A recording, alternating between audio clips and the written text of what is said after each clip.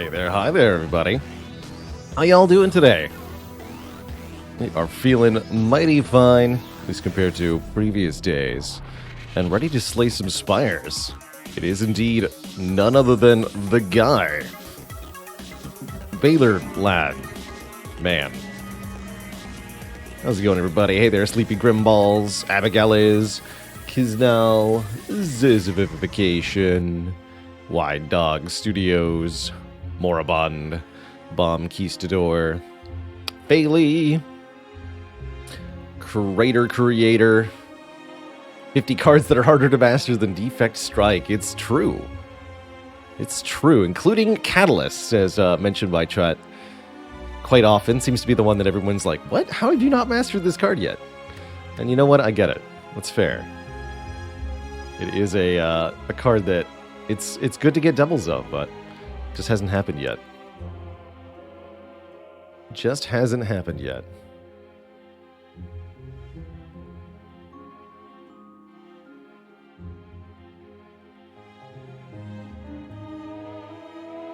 First time catching stream in a while, but haven't missed a single YouTube upload. That's the kind of loyal viewership I like to see.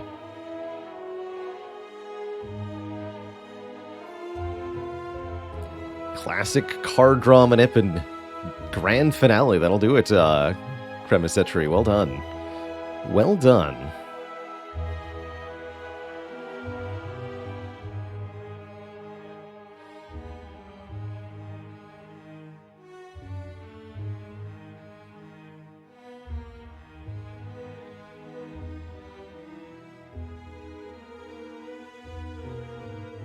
And a dad joke for Zizzy. If the air is too moist, does your hair get frizzy vivification? That's my question for you, Zizzy. Or are you one of those straight-haired people that just like, it works all the time? I'm really running out of puns for your name. Thank you for the many, many, many dad jokes you've redeemed over the years.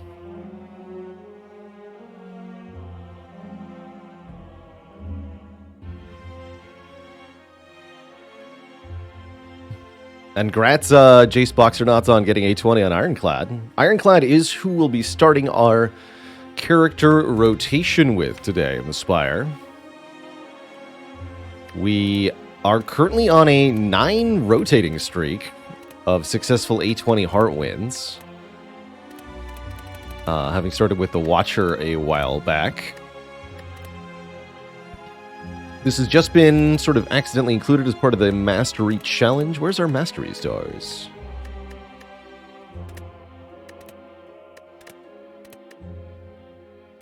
This doesn't appear to be modded Spire. Okay, hold on.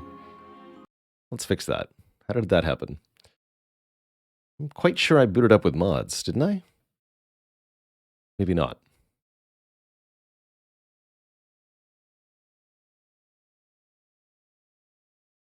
Let's sort that out. I must have missed something at the boot up sequence here.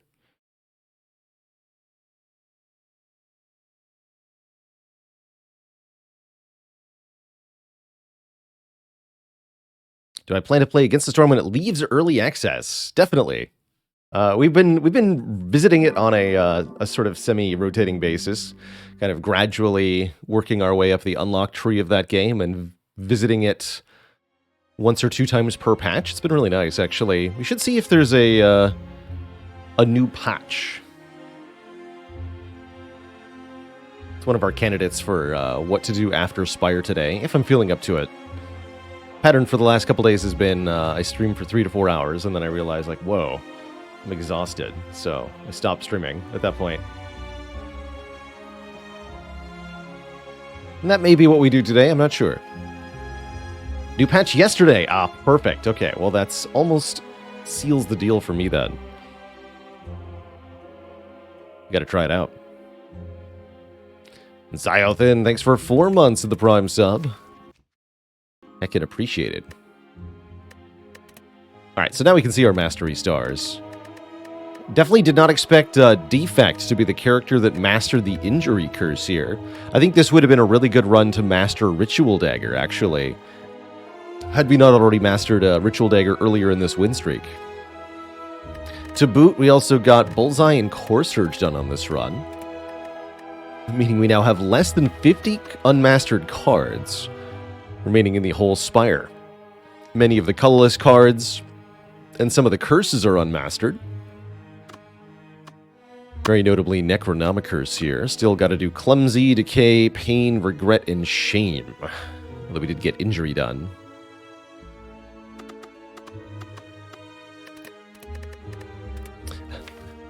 I've heard Tape to Tape mentioned a couple times. It's not the sort of game I would be interested in personally, but glad it's out there. No regrets either, that's right. Do any characters have all their cards mastered? Not yet. Ironclad is closest, with I think only 4 cards remaining. Let's just take a quick look through the Ironclad card pool. We still need to master Ghostly Armor. Funny that that's evaded our attempts. Sever Soul. Brutality.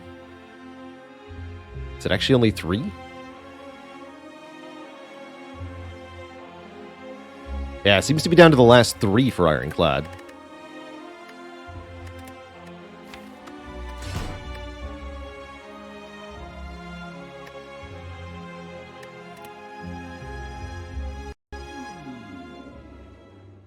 Hello again. Curse, you say? Curse and a rare colorless card. These are both things that we want. Is it a good start for Ironclad? Probably not, but that's Ironclad's problem, not mine. Someone dig this path. Look at all these upgrades. Lots of upgrades going into Guardian, always reasonable. Looks like max 2 elites anyway, right? That's right. Am I going to stop playing Ironclad when I master all his cards? No. No, I like Clad too much, and I think he's too capable of mastering the other cards too.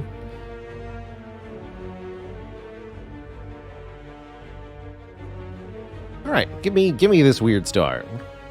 We get a Shame. That's one of the unmastered curses, and no matter what we pick here, it will also be an unmastered card. That's pretty exciting.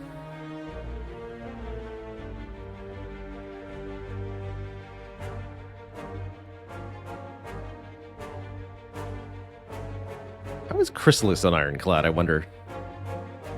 We're fighting Guardian, right? Let's try Chrysalis here. These other two are fine. Secret Technique is pretty broadly useful. Works out okay. Thinking Ahead is kind of like an upgraded Warcry. It's really not that useful on its own. Let's see what Chrysalis can do. This is definitely not the kind of cards you want to put into your deck at the start of a run. I'm sure we'll take tons of unnecessary damage for having both of them. But if this works out, it could be really cool.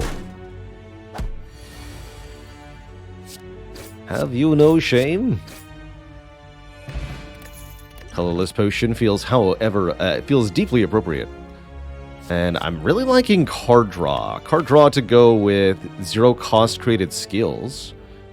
And whatever else nonsense ends up in this deck. Sure.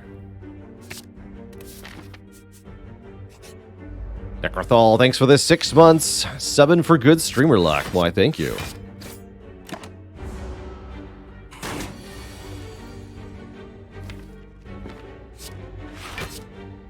Bash the Jawworm. Make it so. Ignore the stinky Chrysalis. To kill this thing. Good. Got some health out of Jawworm there. Perfected Strike. Interesting. Armaments could let us upgrade a card in our hand. Perfected Strike does pretty big damage, and we have added a Strike card, which is quite a good reason to pick it up.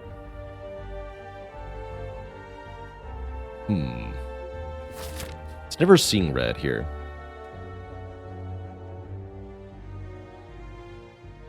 I think if I want to get through these early elites, this Perfected Strike is all but required. I'll take it.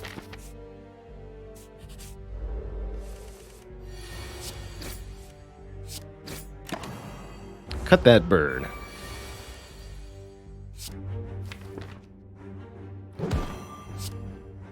Rail hitting us a little bit here. No biggie, though. We're still healing off this combat.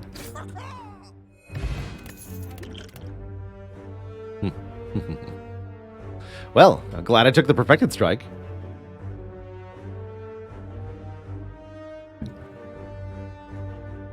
I suspect we want the second Pummel Strike more than we want the second Perfected Strike at this moment. Yeah, where's the strike dummy gonna be? That's what we want to know. Do we have any reason to go to this shop? I don't think so. We're not gonna remove this curse. Lone Wolf and Cub, thanks for the 13 months. The Baker's Dozen. Let's go this way. Let's not strike out now. Ooh, that is not quite enough damage, huh? 22 plus 6 is insufficient. That makes me want to use the colorless potion here. Let's do that. Dark Shackles blocks 9. I guess that's my best line here.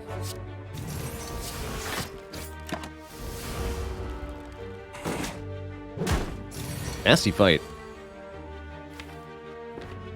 Alright, Chrysalis, what do you got? A free Flame Barrier and a free Impervious. Nice.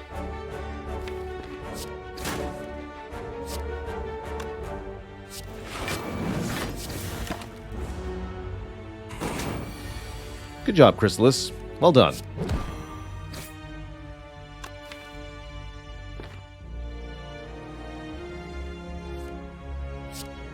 Put that back on top.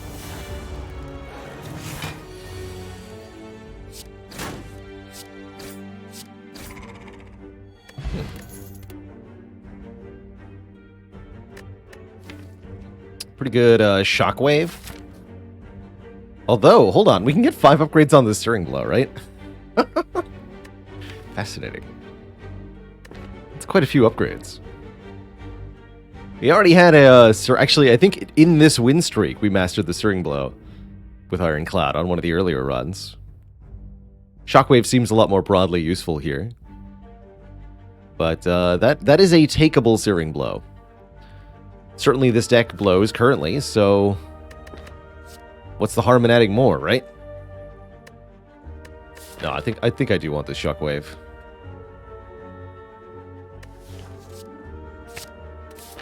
We have already... Hello. 3? Yeah. 3 clicks for a Vajra. We have already a Searing Blow. It's called Perfected Strike. And it will slay every foe in one hit. All we have to do is believe.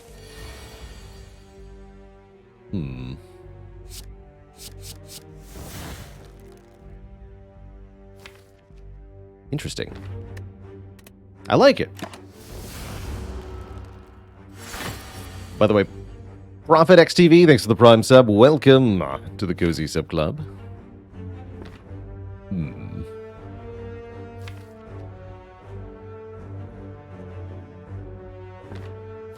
I wait one more turn? I don't think so. Exactly. Bonk.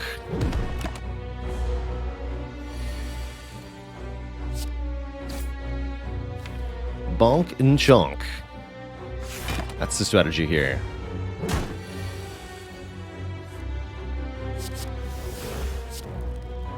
Kerblam.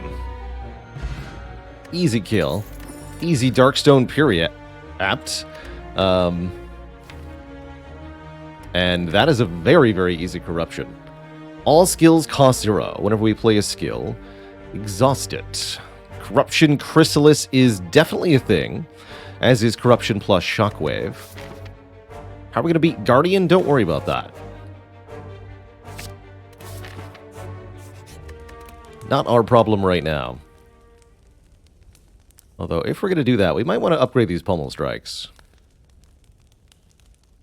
Finally online to watch a Spire stream, watch a ton of the YouTube videos, and they help you got your first A20. Well done.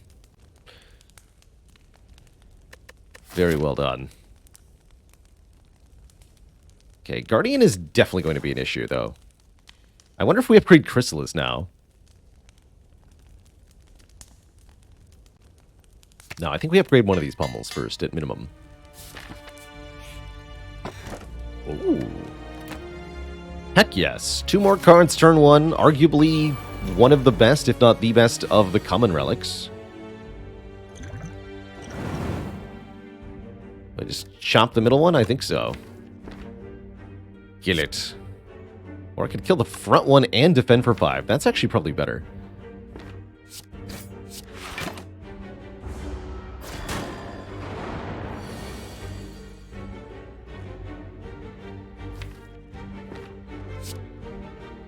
Don't want to corruption here.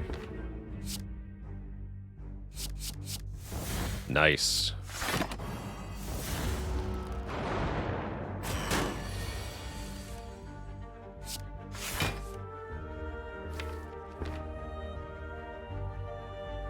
Hopefully dual wielding the upgraded pommel strike. Good.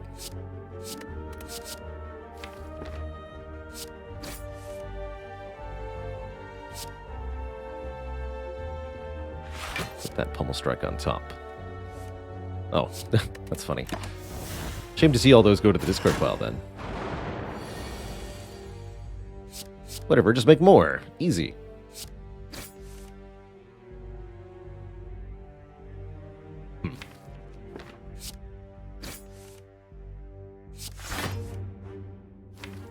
Mistakes were made.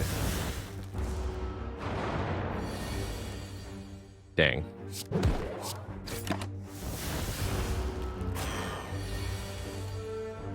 A little concerned about our Guardian matchup. Silky Stab, thanks for 4 months of support. Okay, Boat Thingy will help. Smoke Bomb is curious. Warcry, Clash, and Anger. I don't think so.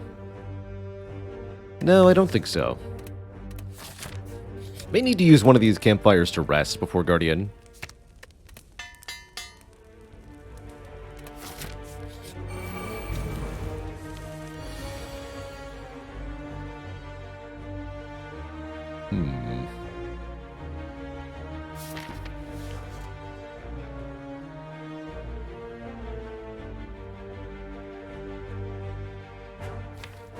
Looks like we want to just corruption.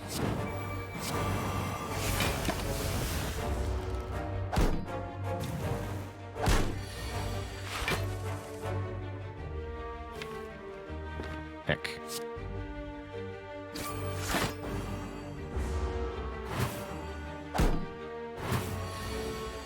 Not the draws I was hoping for.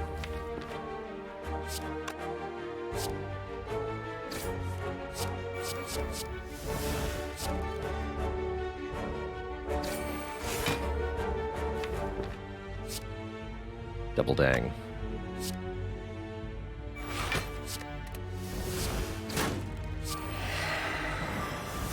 Ugh.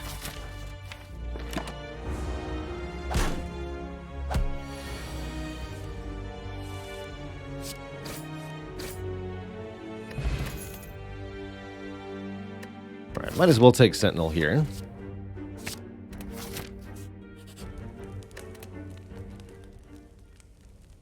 And I think we actually do want one more fight here for a chance to heal 6.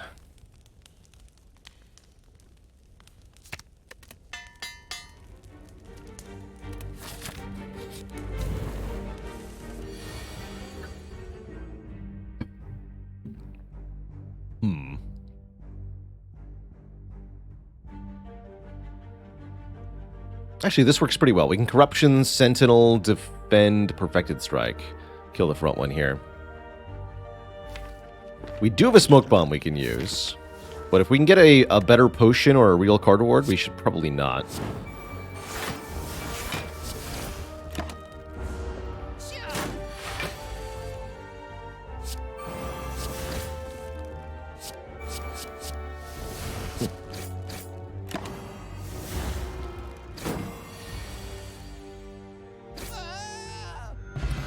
Still healed off the fight. Now we're offered a Shrug or a Fiendfire. Fiendfire seems very potent here, actually. I'm going to grab a Fiendfire. Exhaust our hand, deal damage for each card exhausted, and then get rid of the Fiendfire. We're also going to sleep prior to Guardian, because I don't think 20 health is going to be enough. Honestly, even 42 might not be enough to win this fight. We'll see. We shall see. Don't think I get to Shockwave turn 1. We should Pummel Strike and Perfected Strike. Don't mind being frail here as we get the boat thingy. Guess the question is, do we Corruption right away? This turn's gonna hurt. Guess we want to Pummel Strike. Actually, if we can draw Fiendfire, getting rid of Corruption with Fiendfire would be really good. No luck, unfortunately.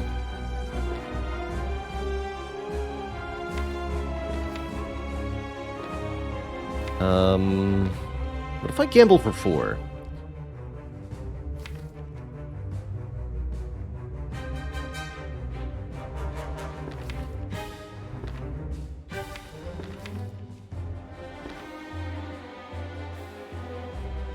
I think that's probably worth it. Gonna lose Bash here? Nah, keep it. Destroy 3 strikes, Sentinel, and Fiendfire.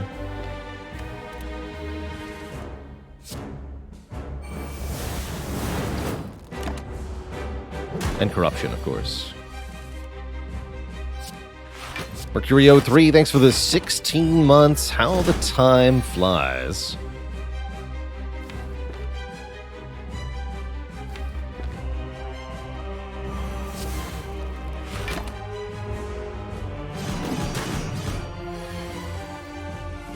Getting a lot of opportunity to play this Chrysalis, unfortunately.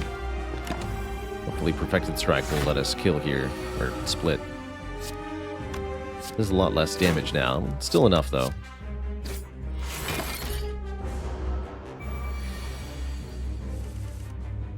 Okay, now we can play Chrysalis. Impervious, Double Tap, and Dual Wield. 3 Double Taps, kind of nice.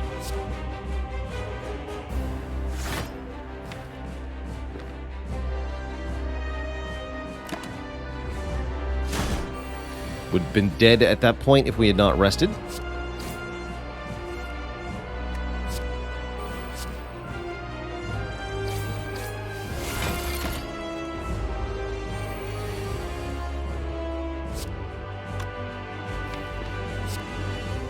Bonk. Okay, we made it through. I feel like the Gambler's Brew was pretty well used during that fight. Here's one of the unmastered cards. Still remaining on this character, Brutality. At the end of the start of each turn, we'll lose 1 health to draw 1. More draw does befit a deck like this, but I don't know.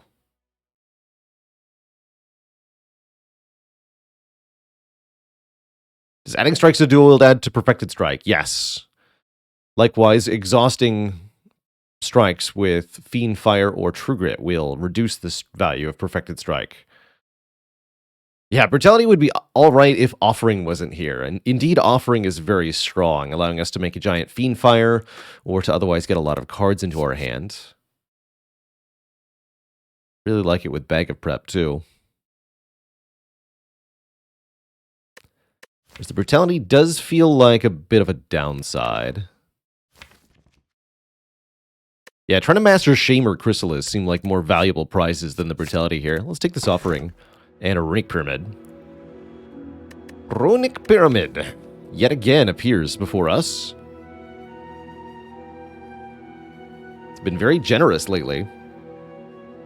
Pyramid is excellent with Corruption, excellent with Fiendfire, excellent with Bag of Preparation. It's a lot of things going on here that make this a better than normal Runic Pyramid. And Runic Pyramid is already very good. With the cards that we have, Snecko-Eye plus Corruption is definitely a thing. Snecko-Eye Fiendfire is also definitely a thing. It's not a bad Snecko-Eye by any stretch of the imagination. Although I do feel like the Pyramid is almost assuredly better.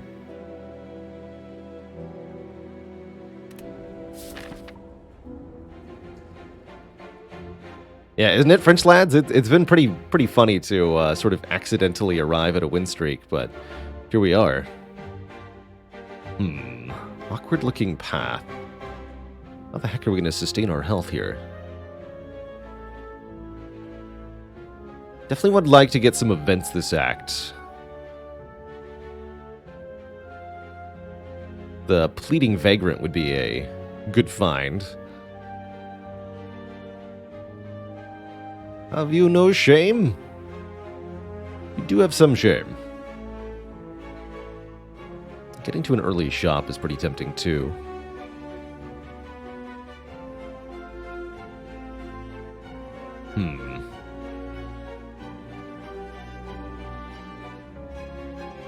Bit awkward here. Wishing there was a shop on this half so that we could take something a bit more reasonable. If I want to go to either of these shops, we have to fight the elite. I guess with a smoke bomb, that's not too much of a problem. Let's see if we can find some shame.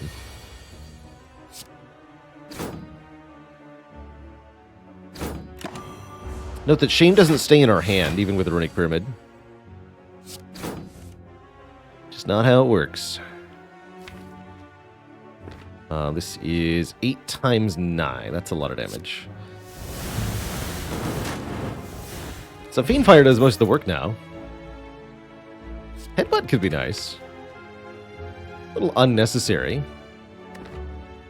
Let's skip unupgraded cards. We don't need to be aggressive with our picks anymore. Well, hello there, friendos.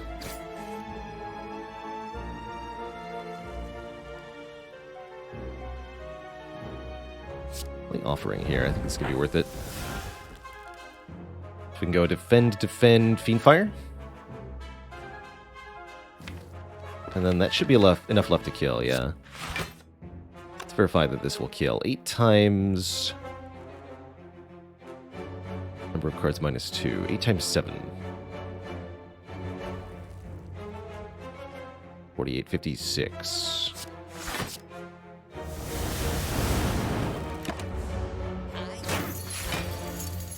Hiya, indeed.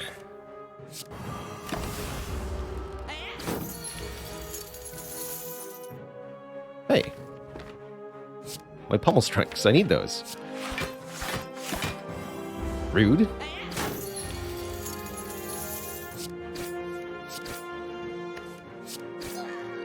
This deck needs a sundial.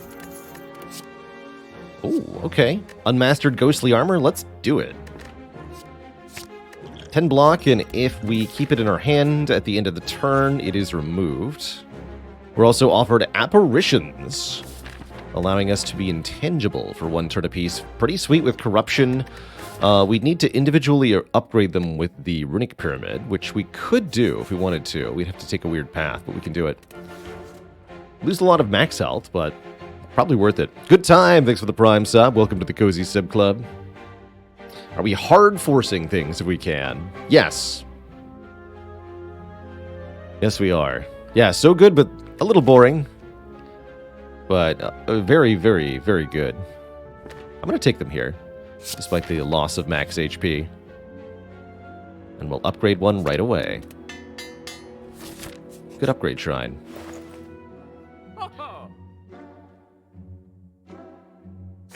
Ka-ching!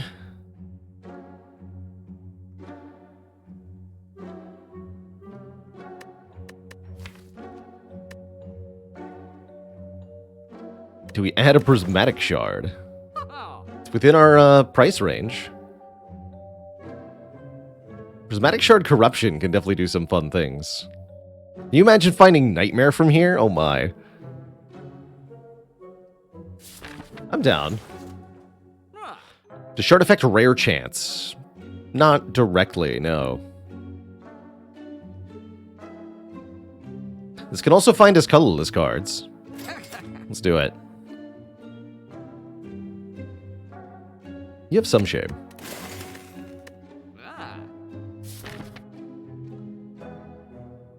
This also gets a few more events, which should be good. Question is, can we beat this? Thank you, Apparition.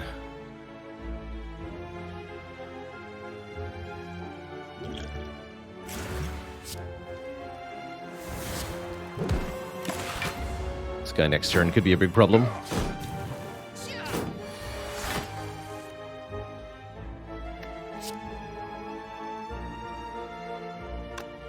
We're going to become vulnerable. Oh dear.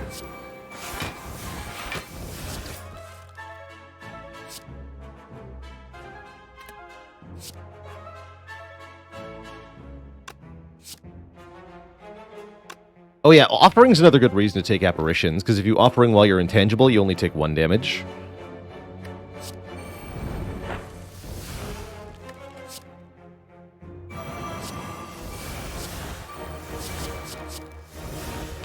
Something tells me we'll be fine.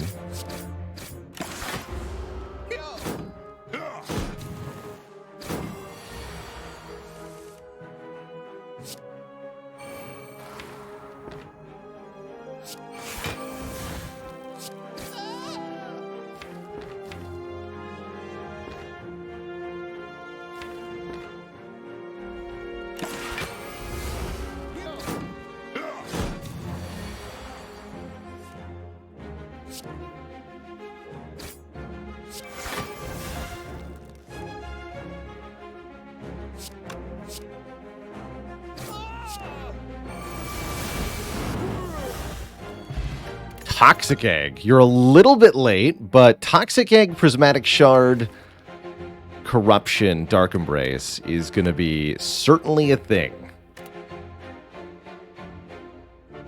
Shit, actually kind of slaps. Wet Lotus, thanks for 8 months of support and the Prime sub. 8 months of amazing games. Heck yeah. Actually, this Flechette's really slaps.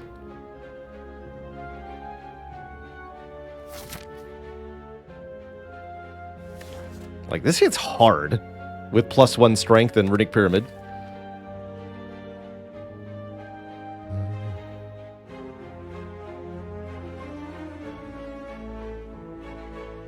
Eventually it stops doing anything because we run out of skills. That's true of the Perfected Strike as well.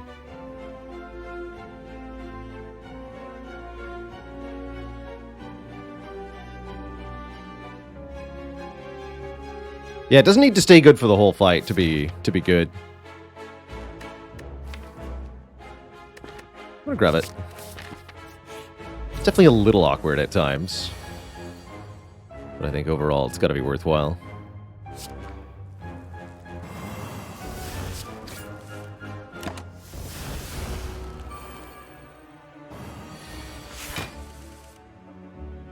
For example, here it's 28 damage for 1 energy. Which is pretty good. It's no Perfected Strike, but it's pretty good.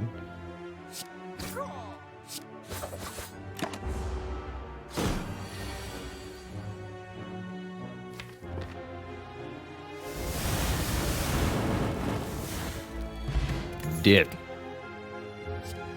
Indignation. Can enter Wrath Forest or Charge Battery Plus is a really good block card. Indignation with Intangible seems kind of hype, actually.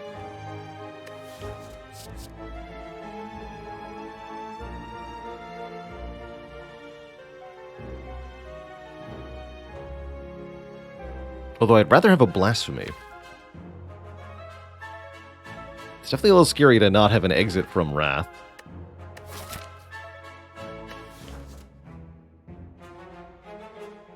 Grab the battery first. Definitely a little afraid here.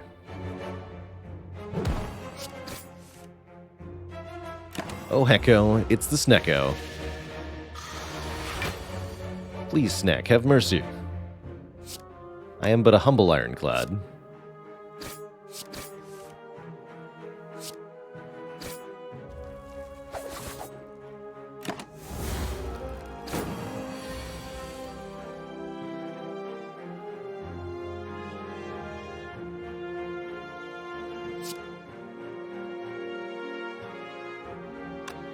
Strike cannot KO, so we need to resort to extreme measures here.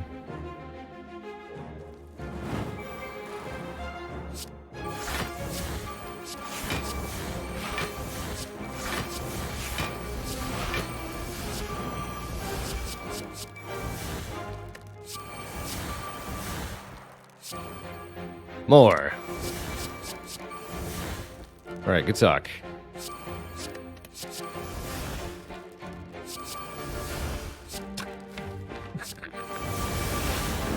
Next one. Oh my goodness. Turbo versus Bloodletting.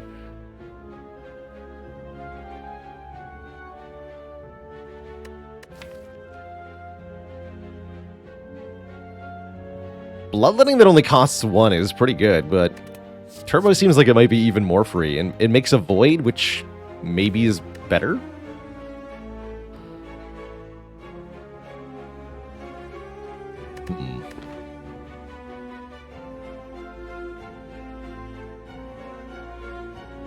Yeah, I think with the apps, we want the Bloodletting here. Alright, so do I actually still want to go this way? We would like more events. Events are very valuable here. I might even actually want to go this way, rather than towards the fires, now that we have Toxic Egg. Oh, we can go to this elite rather than this fire. That's arguably even better. Reason we're valuing events so highly is because there's an event in Act 2 that can give us another shame. And that would be very important for our challenge.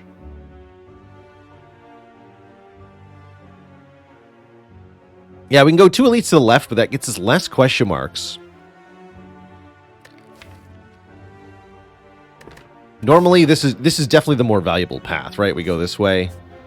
We get a shop with a removal, and we get a whole bunch of stuff, but for this challenge, it's maybe not necessarily the right move. Ooh, question card shard? Yes, please. Question card Toxic Egg shard. 4 different cards per card reward. Don't mind if I do. That's right, we gotta rob the beggar.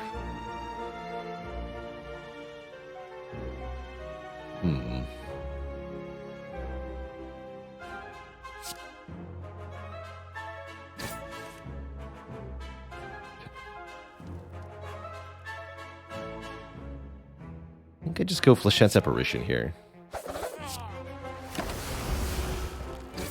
Could have played Corruption.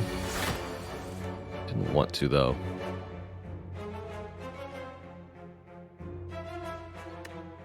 Now I'm going to.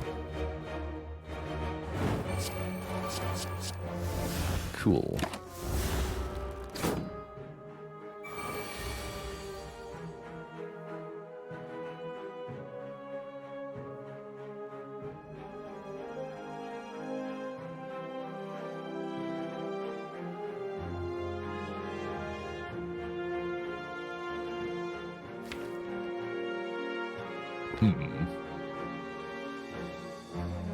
Could do Bloodletting, Bash, Perfected Strike, Fiend Fire on the leader here. Otherwise, we're struggling to get multiple kills. I could do Bloodletting, Perfected Strike, Bash Strike, kill 2 gremlins. Killing every gremlin except the wizard's actually pretty good. Let's do that.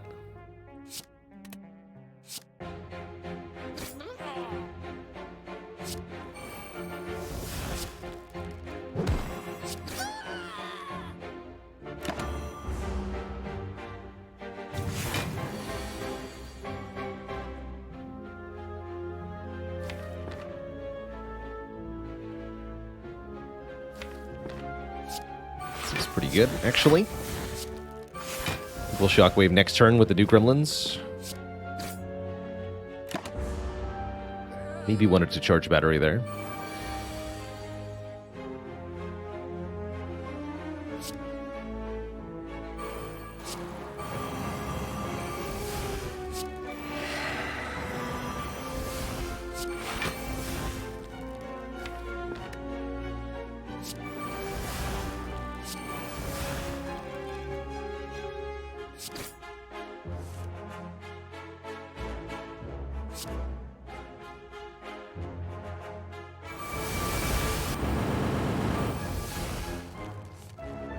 And then this is all I have left in the deck. It's okay, though. I'm intangible. Hiya! Smell you gremlins later. Quinn, thanks for the 2 months of support. We can bottle the Corruption now. Also, these are all pretty insane. Actually, no, we should bottle the Dark Embrace. That's even better.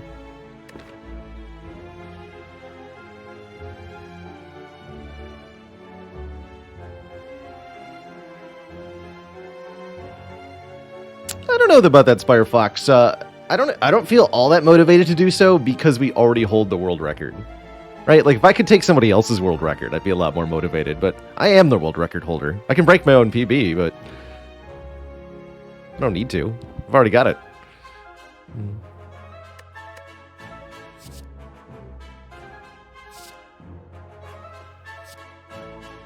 Easy.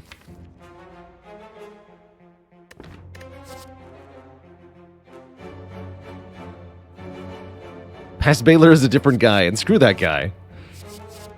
Just think about all the decisions past Baylor has ever made that were future Baylor's problem. Now they're my problems. We need to avenge him. Thus. Or something. Crescendo is looking pretty spicy here. It's just... Well, bottled Dark Embrace, actually. Okay. I'll do it. I'll do it.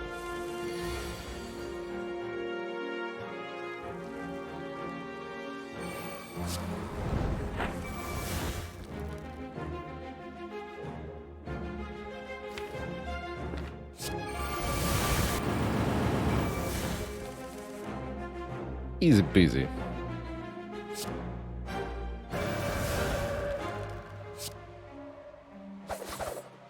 Get flechettes. I'm angry now.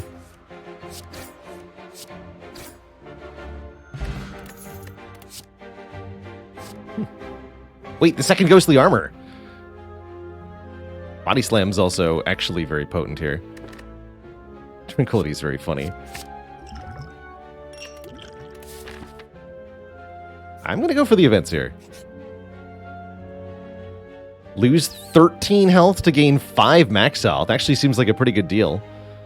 Decay is another curse we haven't mastered. I don't think I want to try to get 2 different curses going, though. Let's just take the hit points. Thank you.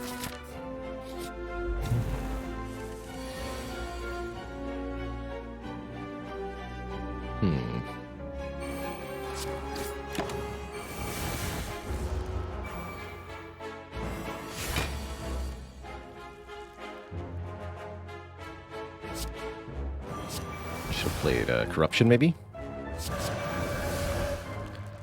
So, Flechette's Doubter is still out here. 10 times 6 is the damage dealt by Flechette's currently.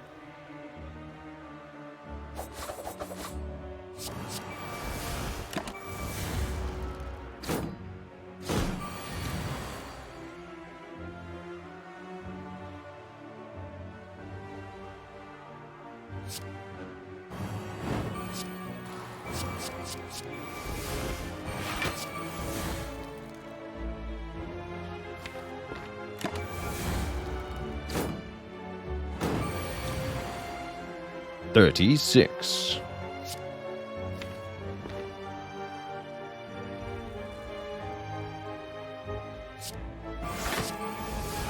This is a bit of a weird position to be in.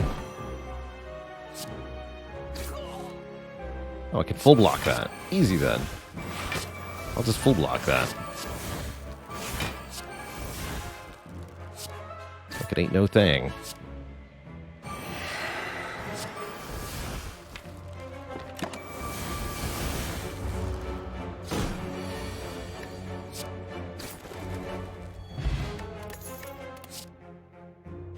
There it is. We can finally master it. Catalyst. Perfect. Tantrums here. That's okay. We already have a way into Wrath. I think True Grit Plus is actually very good. That's what I'm going to take here. Let's just get rid of the shame and more. Last event. The Red Mask Gang, who will happily fight. Give me your mask. Let's do it.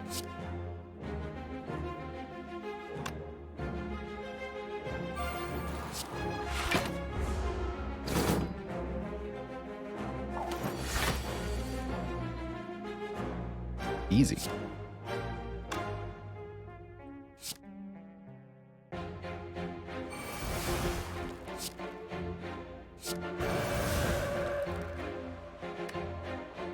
Easy peasy.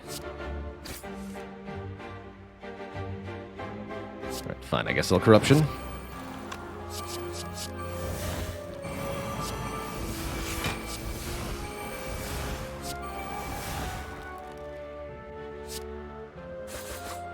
Bear, no.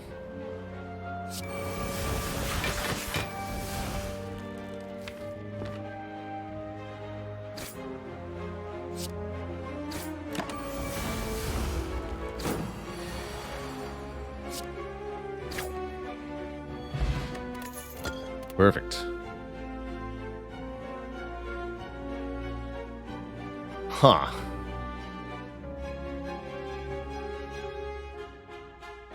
Acrobatics plus on one hand, devotion on the other hand.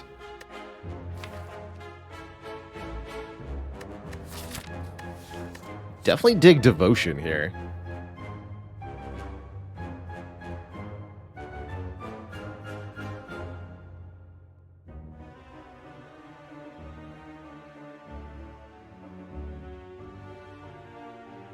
Fights don't even last 5 turns is potentially an issue. How are we going to beat bosses is my question.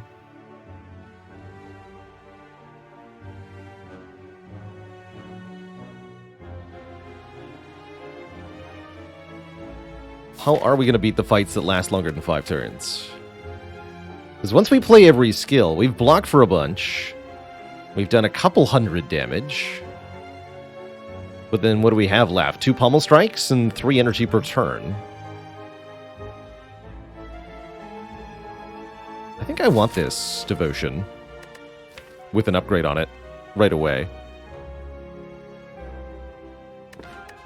Although, no, we need to upgrade these apparitions still, right? Alright, fine. Let's try Acro.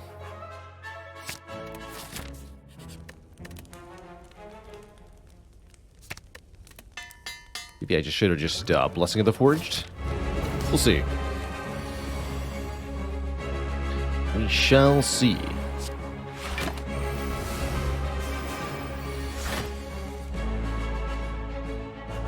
So we just corruption immediately in this fight? Question mark. I'm gonna go with yes. We're gonna use a Wrath Beanfire to kill Collector ASAP here.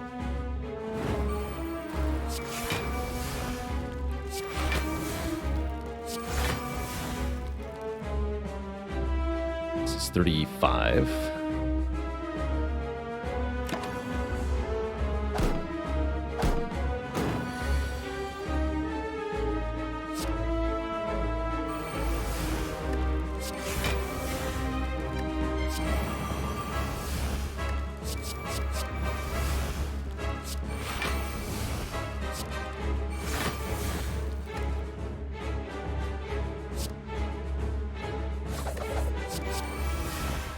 There we go.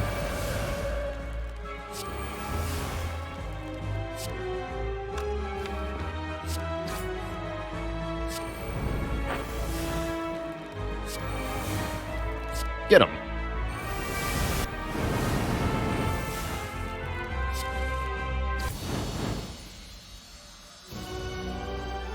Okay, the question of what exactly devotion would be doing is valid, I think. Corpse Explosion, Immolate, Berserk, Sadistic Nature. What a fun set of options here. Corpse Explosion with Corruptions. Extra curious, actually.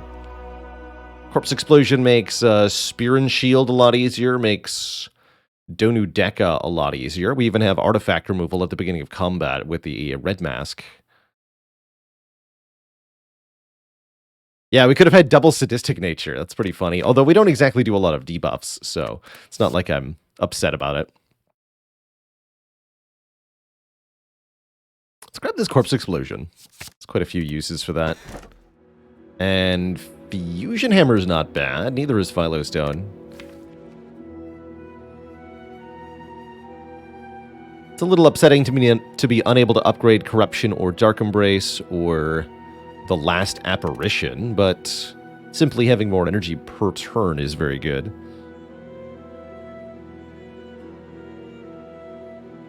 think I like that more than Philo Stone.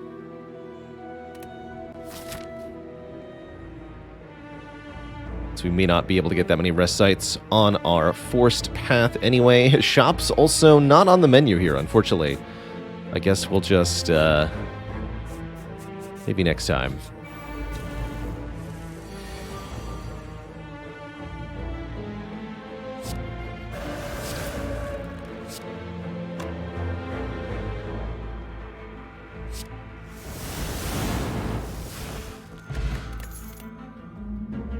Best Watcher imitation. Ooh, glowing Tesseract with question card, Toxic Egg, very strong here. Can we find the second Chrysalis? We can find Apotheosis. Bandage up Panacea. Panic Button plus. Purity plus. This is very good with Bottle Dark Embrace.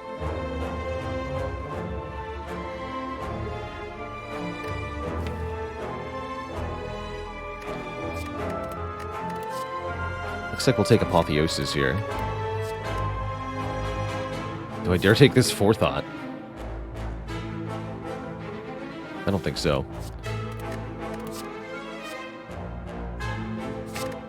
Discovery is pretty good also. Yeah, just as a genuinely useful card. Discovery is very good here. Sure. Transform a card. I could have taken the second curse and transformed it. Foolish. Instead, give me an Immolate.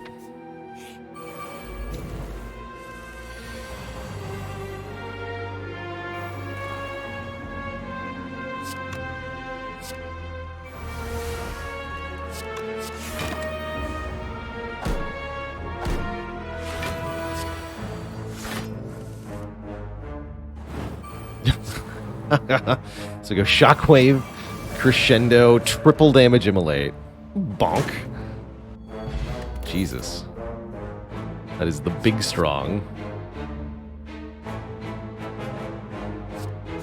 Warcry's just free card draw.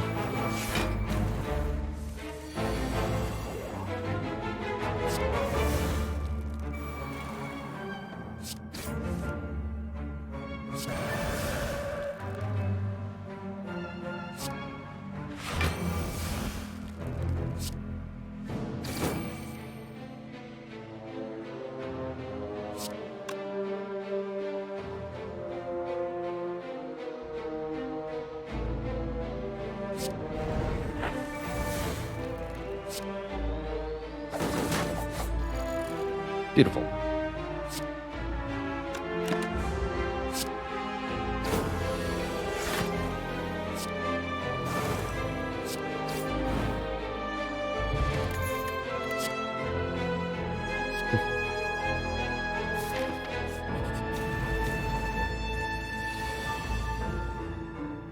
Greetings, Nemesis.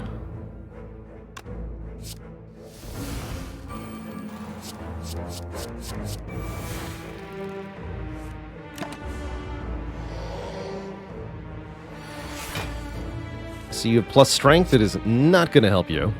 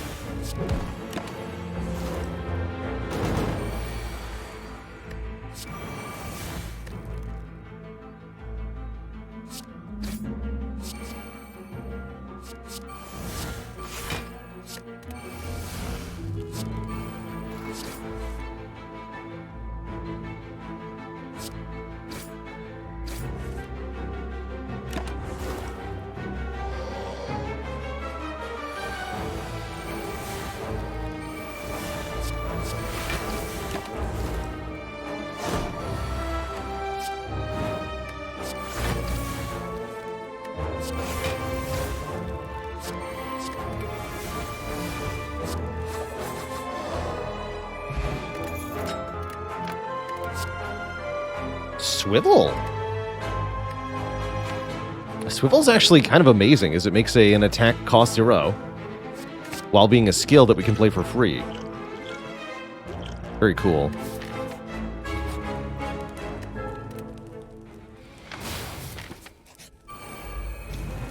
Have we mastered Swivel? Yes, we have.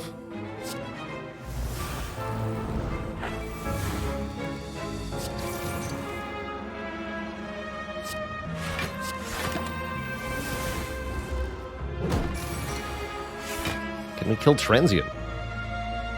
Is the next question.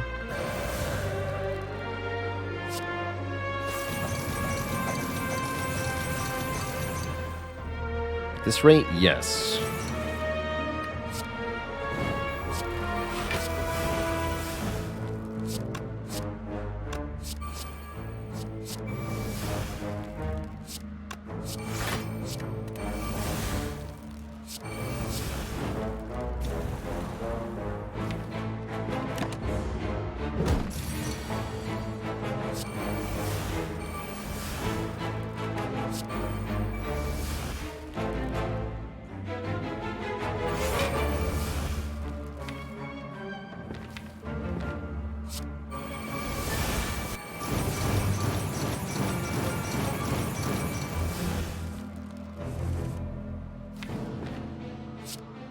Three times 6.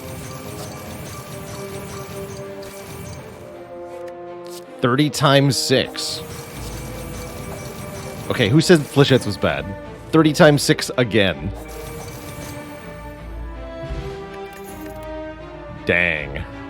Wreath of Flame plus, and it's actually good. Holy crap. Wreath of Flame plus Flechettes, Wreath of Flame plus Fiendfire equals one really, really big attack. And it works with the Corruption. Oh boy. Scripted. Oh, I can't take Stealth from Ring Clay now. That's a bummer, genuinely. Then we find a chest. Doubt. Upgrade all, which we don't need, or fight a boss for a rare relic. Guess I'll fight a boss. That boss... Hexaghost.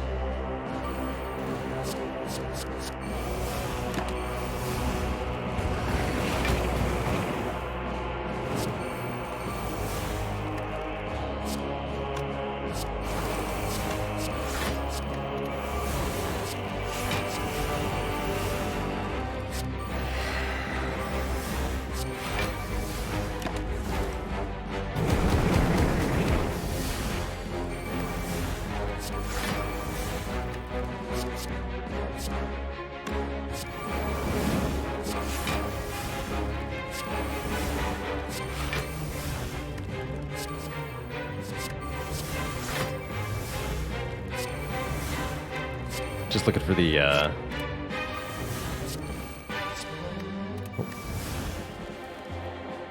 crescendo here. Hello?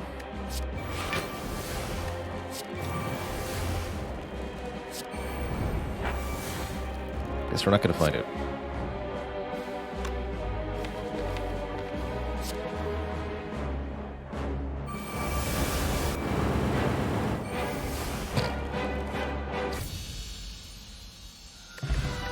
Doodle! 2 points of strength. I like it. Who needs crescendo? Do we add a barrage? No. Empty body? Maybe.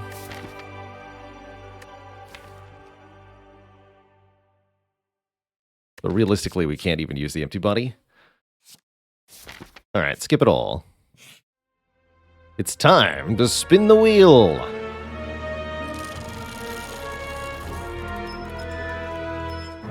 We get a treasure! A gift of a singing bowl. We can skip the final few cards to gain HP. Sure. Sure, why not?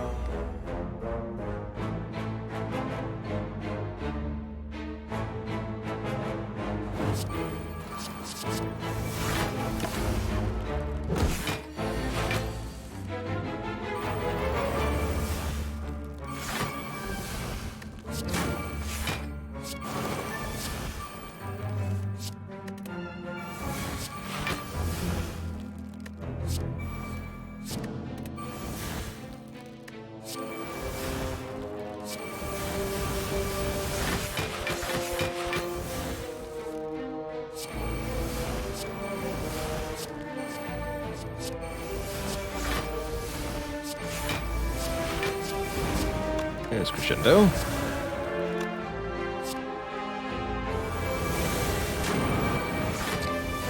This deck is amazing.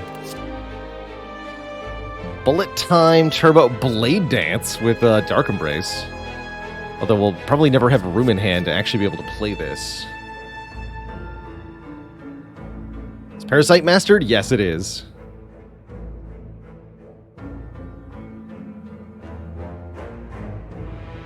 Bullet Time is one of the few things that can stop us from drawing cards. I don't think we actually want any of these.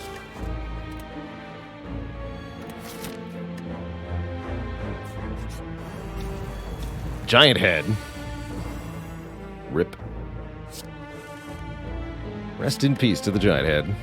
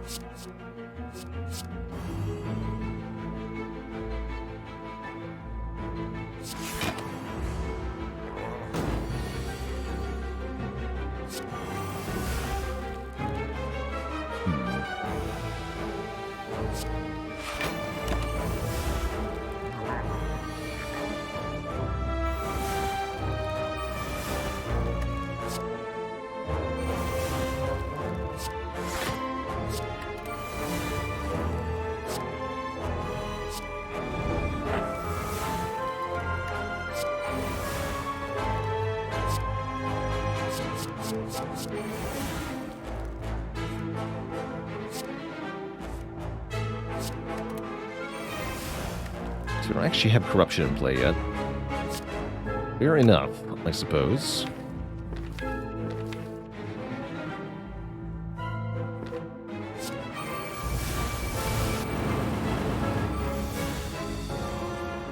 And then Exhume Fiendfire and do that again. Dead. Bird-Faced Urn. Healing we're probably not going to need. Someone called the Juggernaut. But do I want Juggernaut when there's a recycle here?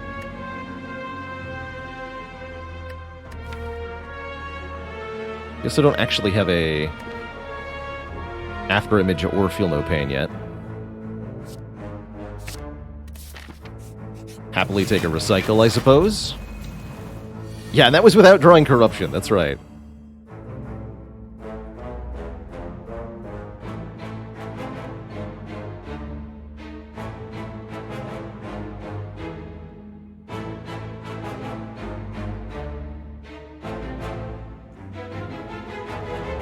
Does 1, 2, 3, exactly 50, right? So this is perfect.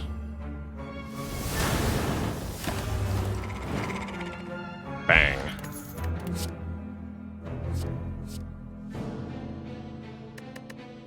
Prostrate. Can't really use this to get into Divinity. None of these really help. Alright, Nerdbird. How do we fare against you and your kid?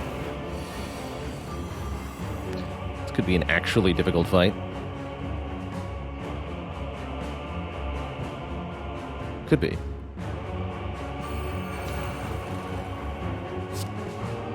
I'm going to tank a little bit of damage here. Got lots of healing.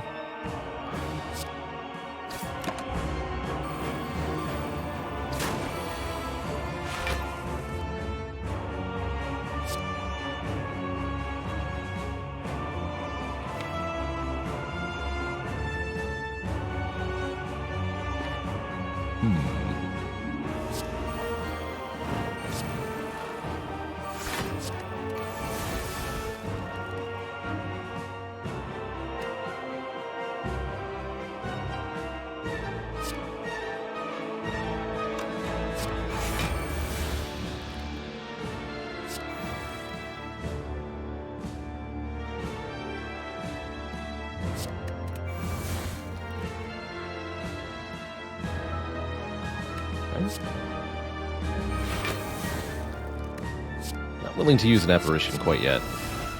Oh, dang. Well, maybe I can get to Apotheosis? Hold on.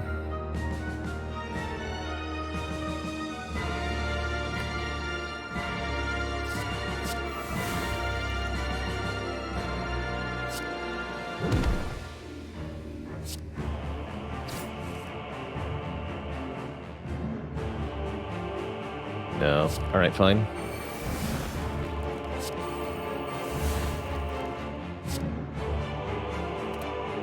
So we just crescendo then? Screw it.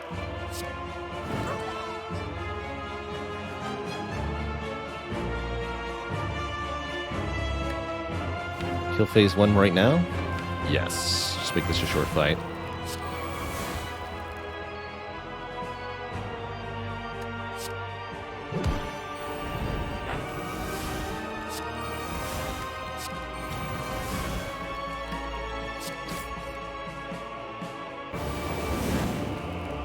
Don't double tap the Fiend Fire. Don't do it.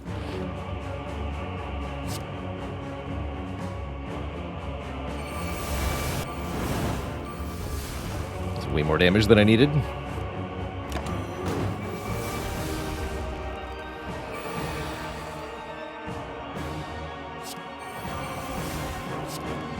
$36 times 4.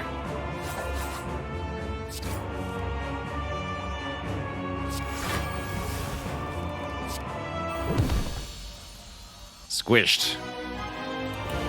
Time Eater's next. Time Eater, I think, will fare even worse here.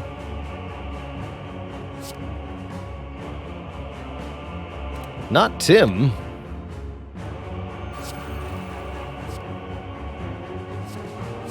Anyone but Tim.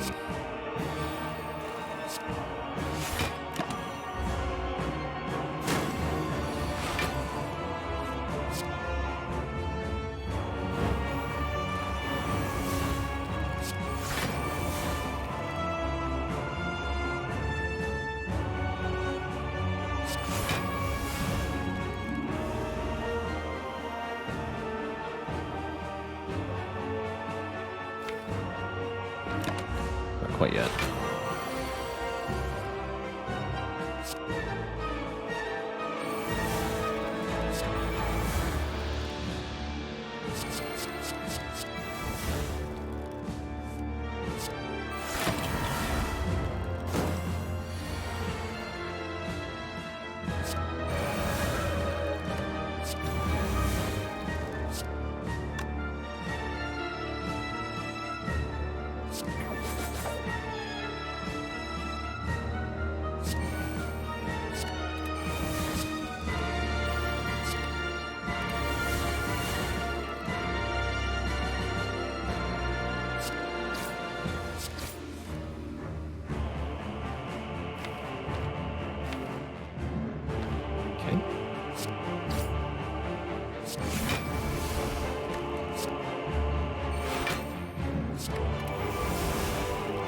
There we are.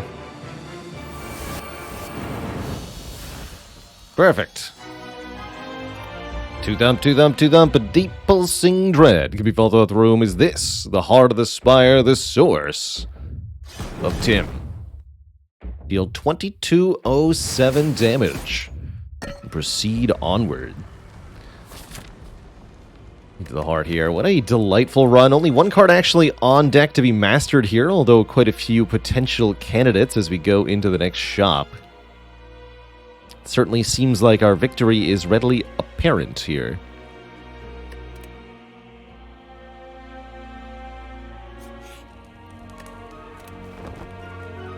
Maybe there'll be a Dolly's Mirror. How about a Chemical X and a Transmutation? One of my favorite pairings to find in a shop. That's cute. Incense Burner looking pretty good.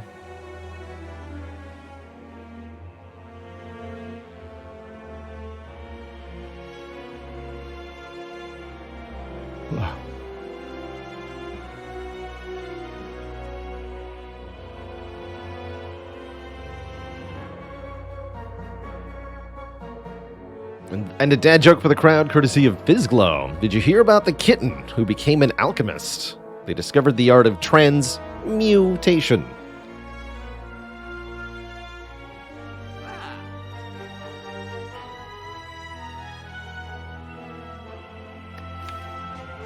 I kind of have room in hand for these cards. Hand is permanently full. I think that's what we learned. Do you want the vague chance this works out, though? You know what? Heck it. Heck the incense burner. Heck everything. Guess we can heck shame now, too, right? There's no chance we get another one.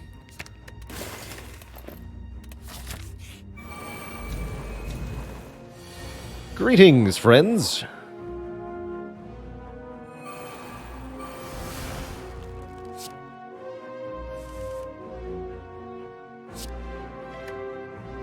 What do you got?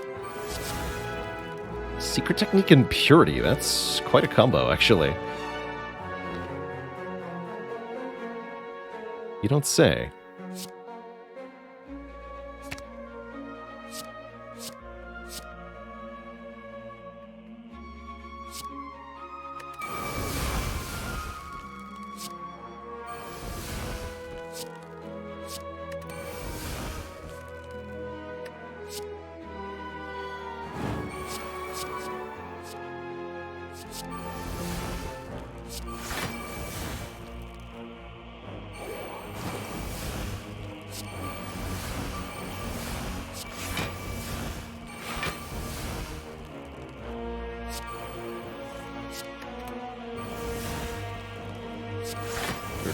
Temporary stuff here. Zeknar, thanks for the 123 folk raid. Welcome, welcome. You're joining us for something quite extraordinary here. Prismatic Shard, Nonsense, Ironclad, with Runic Pyramid, Bottled Dark Embrace, Corruption, etc., etc. So the Shield and Spear fight, turn 1 looks like this. We play all the cards in the deck, we gain 3 intangible, and we also win the fight. With Corpse Explosion. It's a good time. It's a good time. Alas, the Prismatic Shard does not deliver a last-minute colorless card mastery, but it does deliver a last-minute Disarm Plus for the heart. That seems pretty good. Onwards to the heart.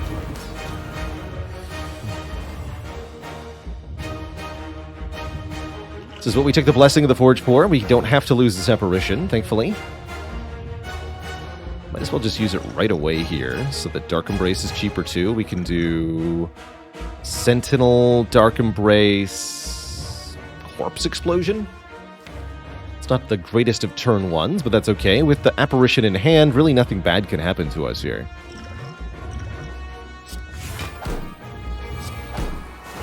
Have some poison.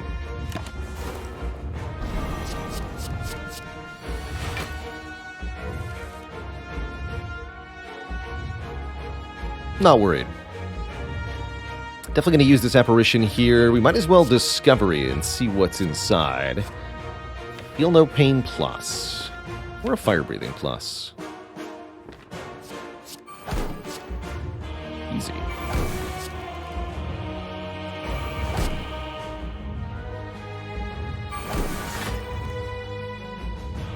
What's Acro here?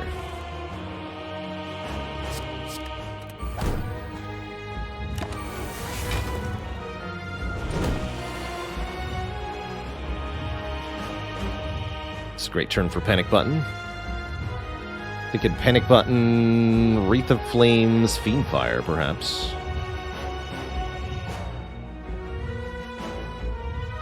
Are we going to need these? Pummel Strikes is one of my questions.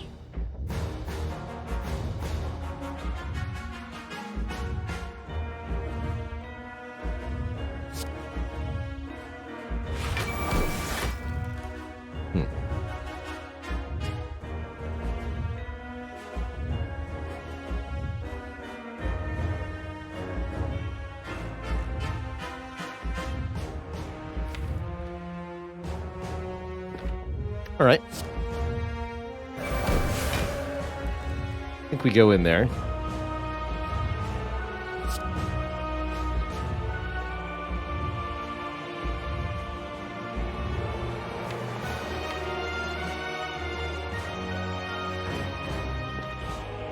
Just a question of, can I pummel first? I don't think so.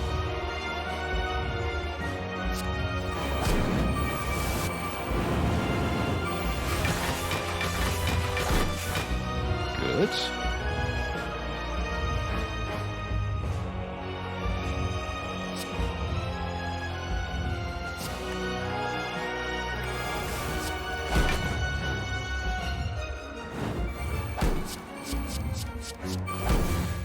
Trench. Right, these don't actually draw.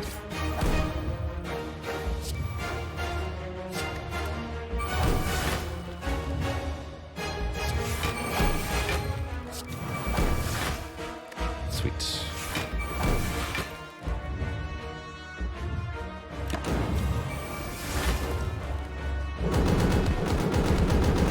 The Blunkening.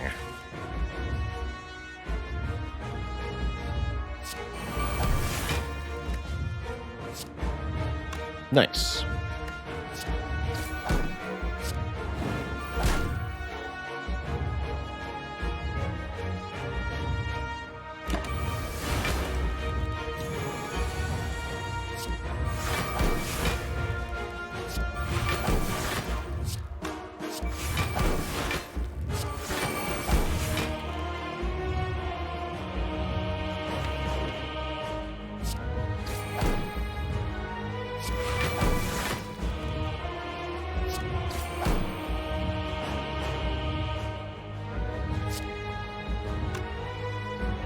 Make some stuff. Hand agreed. I like it.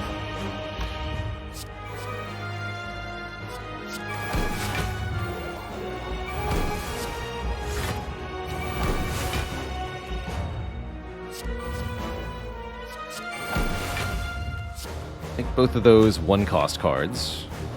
Actually, can we do that to the hand agreed as well? Not with his hand. More energy anyway. Or heck it, let's just play them for normal like.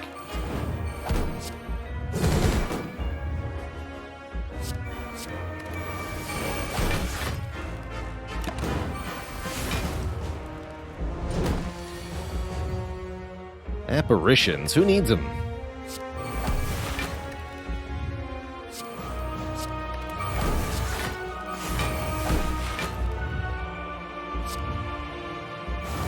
I like that this is 1 times 15 without being intangible, by the way. It's just it's just what the number actually is.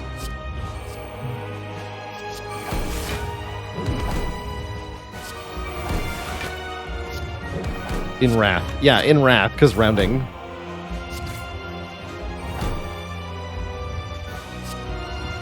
Nah, I'm intangible.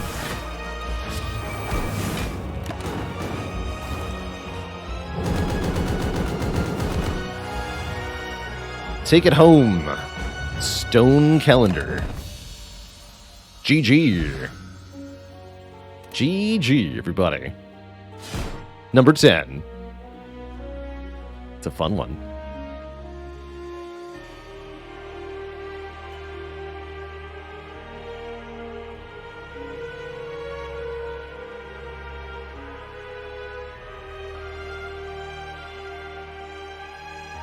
GG.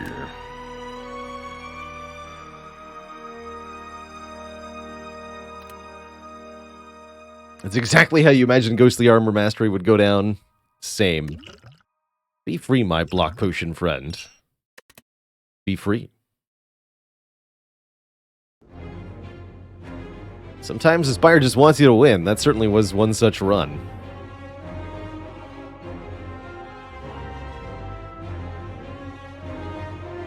The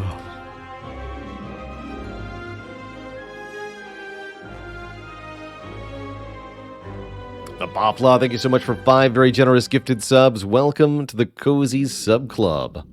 The Spire sleepeth, and so shall I. Wow. 42 card special. 3 apparitions, 5 colorless cards, and more. Pretty absurd. Magic Muffins, thanks for the Prime sub. Welcome to the Cozy Sub Club.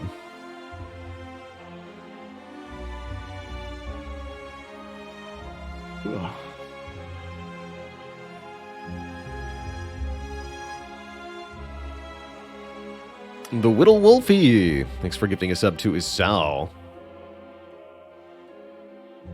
Here's what I'm thinking, Twitch chat. I want, like, some coffee. So I'm going to make myself a coffee before we jump into another run here as the Silent Try one more for the Spire today. Maybe a Shiv deck? Who knows?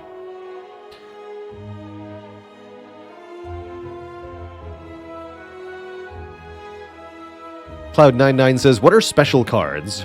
This is the distinction the game gives to most of the unremovable curses. So special, in this case, refers to Ascender's Bane, Necronoma Curse, and Curse of the Bell, primarily. They're in a different category than Curse, even though they're still curses. Delicious life sustenance. Heck yeah. Time to stretch our coffee and brew our legs. Indeed.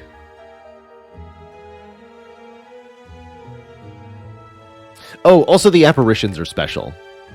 I was looking at one special relic here. We did have 4 special cards. Yes, apparitions are also special. So is Ritual Dagger, I think. Yeah, so this one had 2 special cards. Ritual Dagger, Ascender's Bane. Jax was special, so this had 3 special cards. 4 special cards here. All these apparition runs. Had a lot of apparitions in this win streak, too. 3 app runs out of these 10.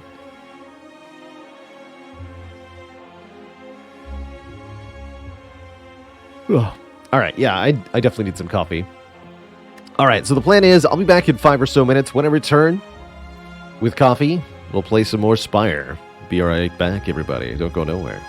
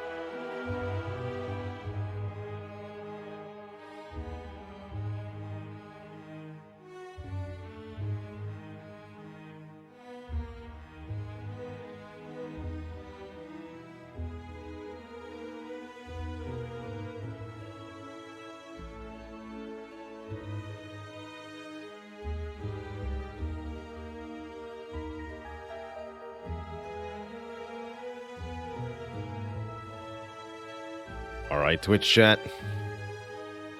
We are back. Get thy predictions in while you can. Will we win 11 in a row? Extending the streak into double digits here. Silent is definitely one of our less well-performing characters overall. But that doesn't mean she won't succeed. We already had a curse for money start options here. Guardian as a rack boss is definitely encouraging.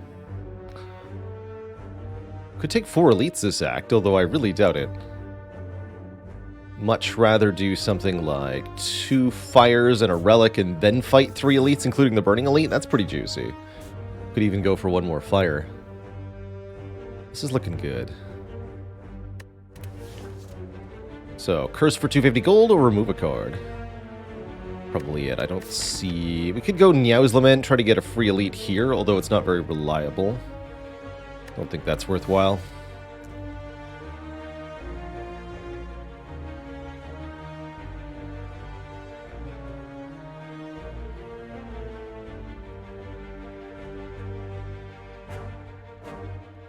I think I'll let the prediction timer expire here before we start making any actual choices.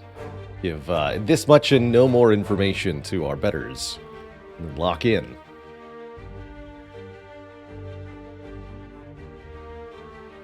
How's it going, Old Soul? Yes, just Ghostly Armor last run. Very fun run, though. Stupid wacky, as usual.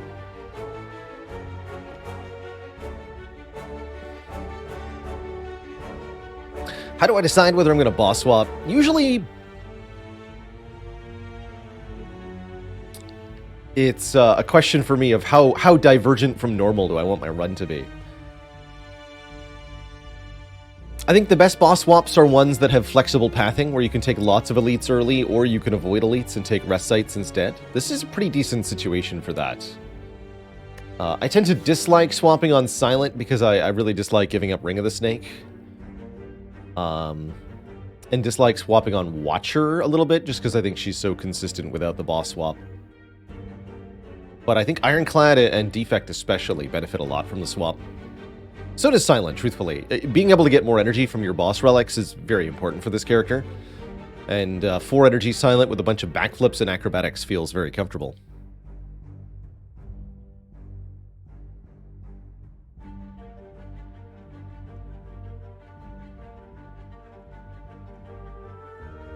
Los Riantos, thanks for 46 months. Here it comes.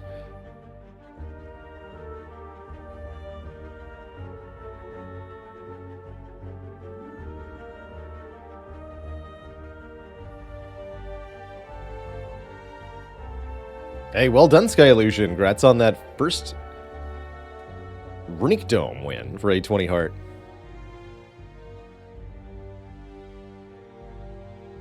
All right, bets are locked. What's our starting curse? Shame. Shame is back. We have shame just like before.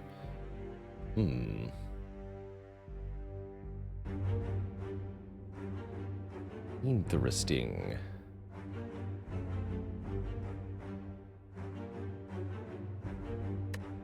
Do we remove that immediately, or do we try to keep it? Fun questions. Definitely suffer for having it in the short term.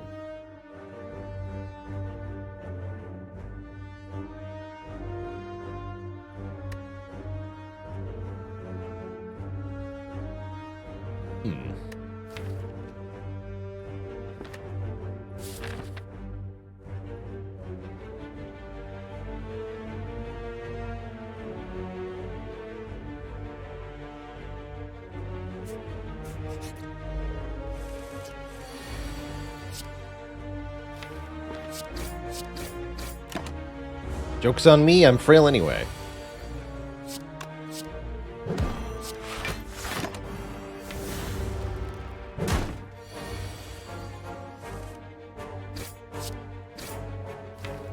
Two strikes to neutralize? One time. Bummer. Okay, so we take a little bit of damage there, as pretty much a direct result of the Shame Curse. Get out of the first fight with a Cunning Potion. I don't love Deadly Poison, but I suppose I'll take one here. Yeah.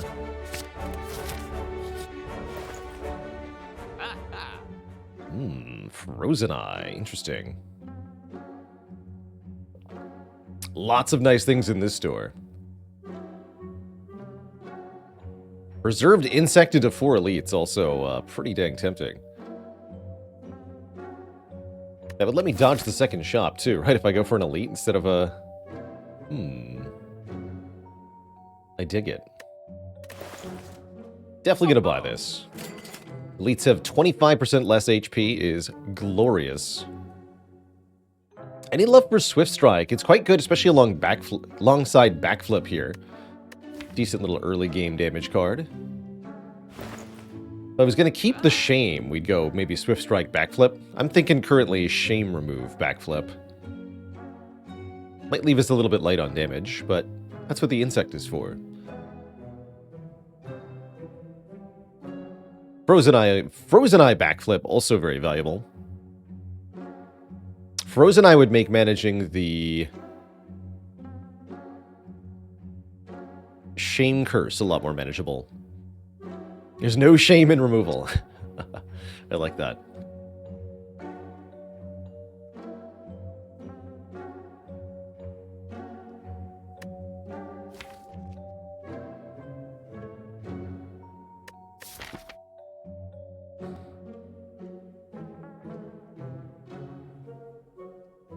Frozen Eye is definitely a very valuable relic. The more card draw you have, the better this is. Helps you sort out which draw order you're experiencing so that you know what plays to make each turn. You know whether you want to draw or not.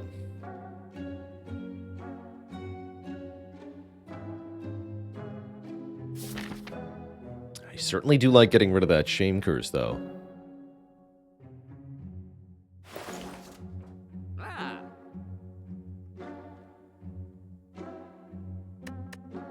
Yeah, it probably is just Backflip Frozen Eye. Let's do it. Take the Eye. The all-powerful Eye. And then we know what we draw every turn. Even if it's bad.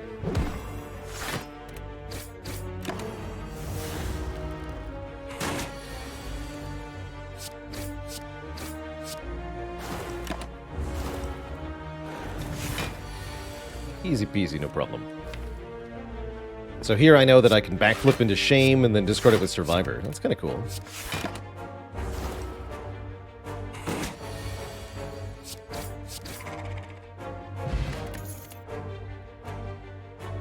That's Masterful Stab a lot in the early game.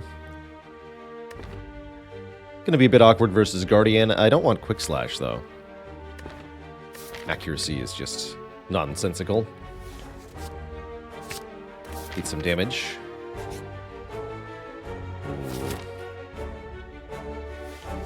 Look up to 3 times here. Ugh, heck.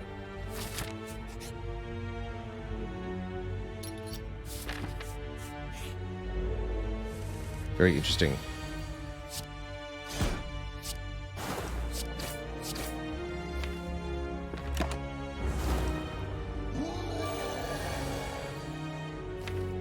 Let's see. I think we just full block this turn. Next turn, we neutralize Backflip. And then if we need to, we can Cutting Potion. For 18 damage, we should have a kill.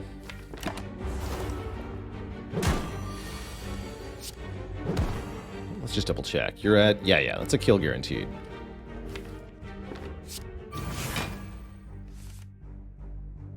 Good. Thank you, Cunning Potion. Get a pretty good relic here. Thread and Needle, 4 plated armor. And I think we should take a Dagger Throw. Draw 1, discard 1. Very valuable with the Frozen Eye. Helps us deal with his Shame. Adds to our damage output in the short term. Looks pretty good. Outmaneuver is kind of interesting with Frozen Eye as well. We know if we need the extra energy or not.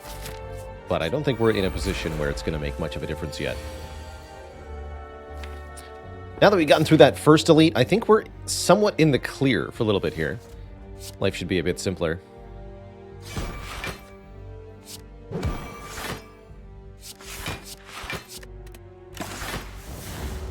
Could have done a little bit more damage to this louse. It does not matter, though.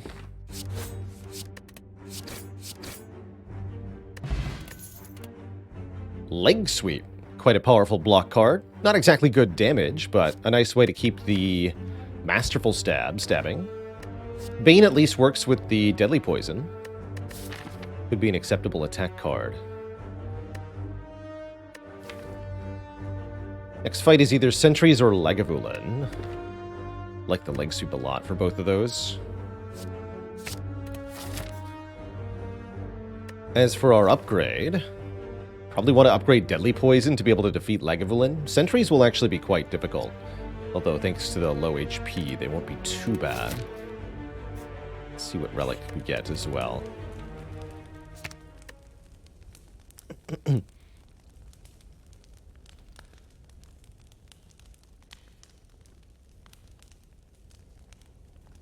Upgrade the Shame, if only. Turn it into Pride. Oh. Well now.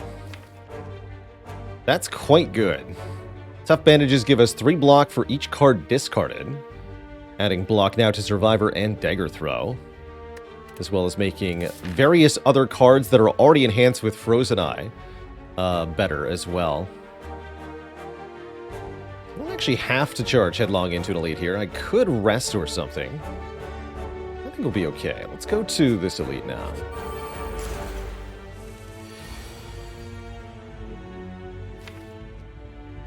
Perfect.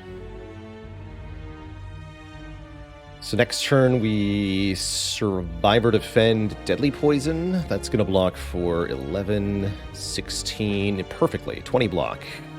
I'm going to use the Leg Sweep to remove Artifact from one of the Sentries here.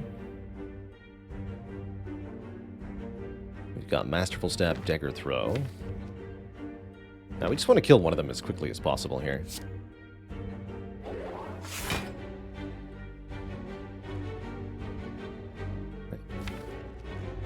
This is 21, 24, 30. Actually, no, we want to do this. Check this out.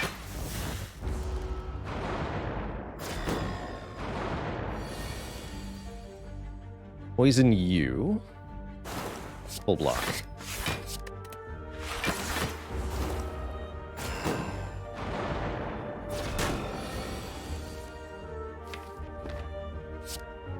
Kill you.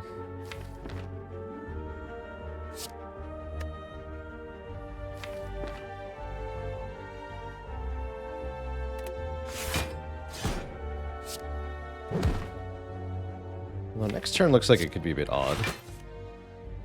Let's see here. Oh, wow. Ah. Not good. Guess we did want to put the damage on the front one after all. Bummer.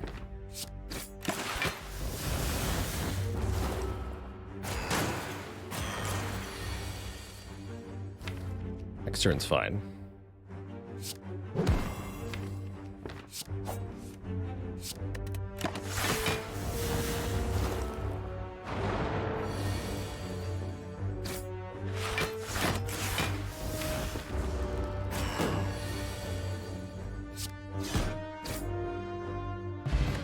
Ink Bottle is quite good, especially again with Frozen Eye. Makes Deflect look pretty reasonable. Caltrop's also somewhat tempting. Yeah, now the additional elites are looking pretty scary here. Also, our potion chance is at 70% here. It's really quite unfortunate. Kind of wondering about this Deflect. Caltrop's solid-ish. We don't need either of these for the short term, though. We skip all this, I think is the answer. Take an event or not? Gremlinob's gonna kill us without a potion. We need a potion. Perhaps we'll do something like this.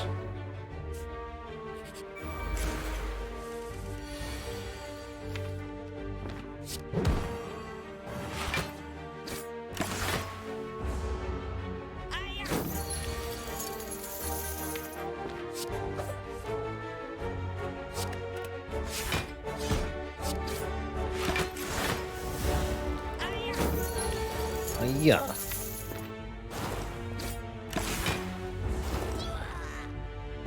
There's a potion. Okay, now we can take a Gremlin Knob. Dash is quite nice, as is Dagger Spray here.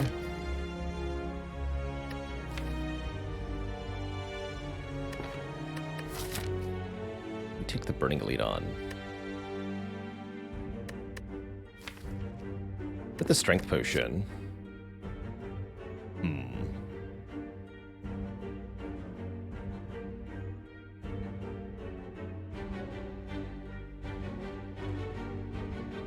Tough call here, actually.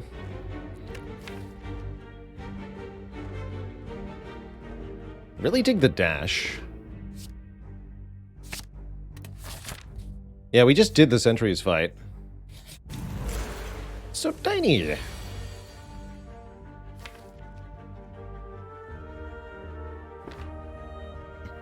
Alright, we get to do a little bit of math here. I'm gonna bust out the calculator.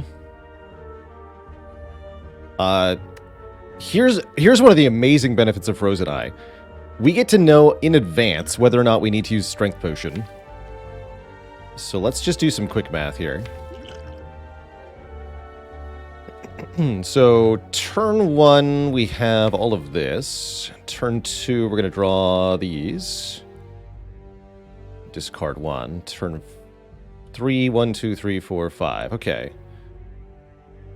So it's probably turn 1, strike, deadly, neutralize. Turn 2, dagger throw, leg sweep to full block.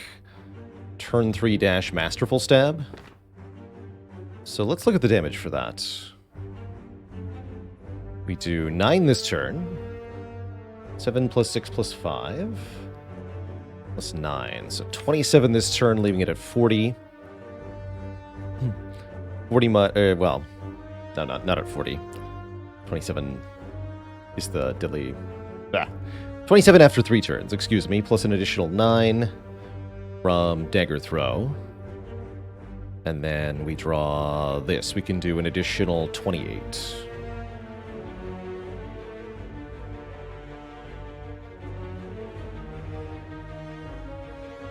So 27 plus 9 plus 28.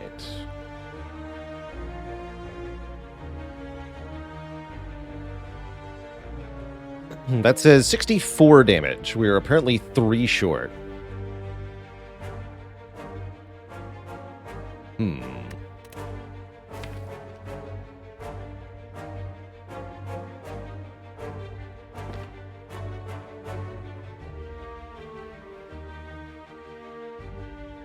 Interesting.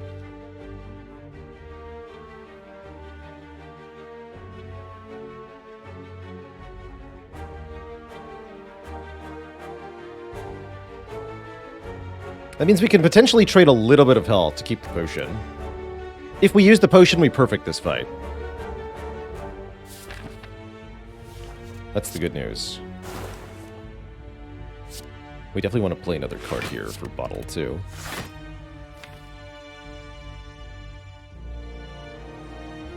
So on turn 3, the Gremlin already has 2 strength. They're going to get 3 more from playing Leg Sweep.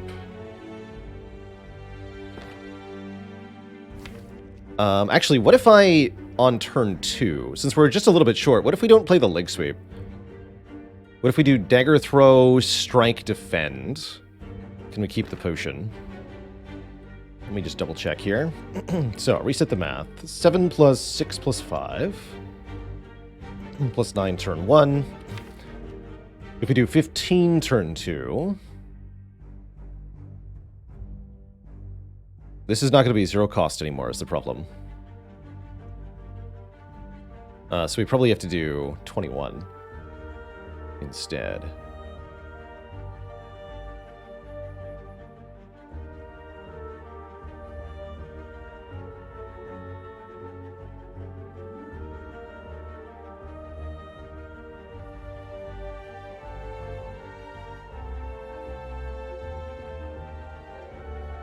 And then on this turn, we can deal 22. Brings us to 70. So we're going to block 7. Nob is going to attack for 10. So we take 3, keep the potion. I'm okay with that.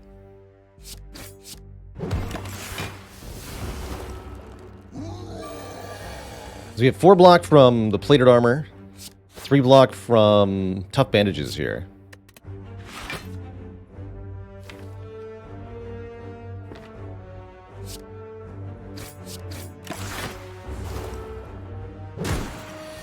And then we go Masterful Stab, Dash. Keep the potion.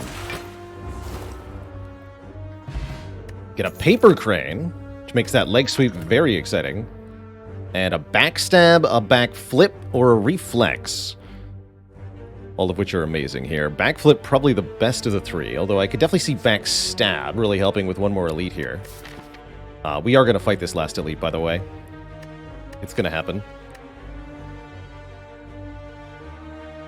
Reflex is sort of nice with tough bandages. You really need the stuff that discards things first, which we don't have. Already got a lot of block, right? Yeah, let's take the backstab. That'll help in this fight, too.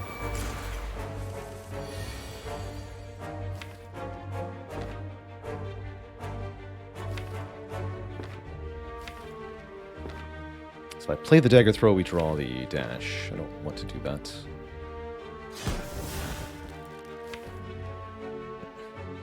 Okay. Right, we just go... Is dagger throw dash next turn going to be enough? Do dagger throw survivor.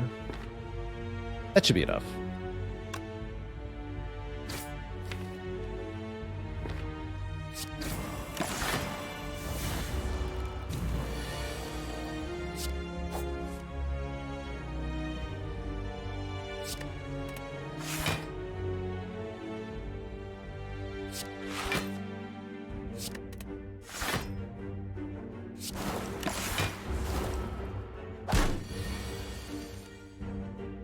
And then we want to play 4 cards here. 1, 2, 3, 4. Here come the potions. Escape Plan. Very nice with Frozen Eye.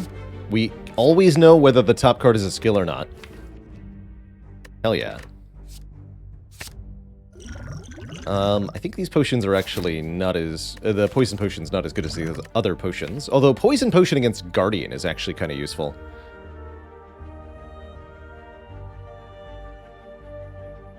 It's also pretty good against Lagavulin. We're worried about that fight.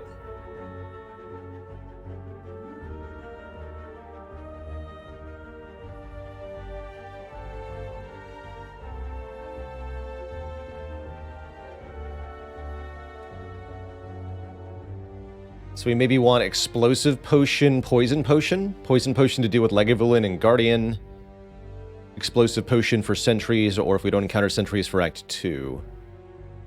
Which means keeping the Strength Potion was the wrong choice. That's funny. Alright.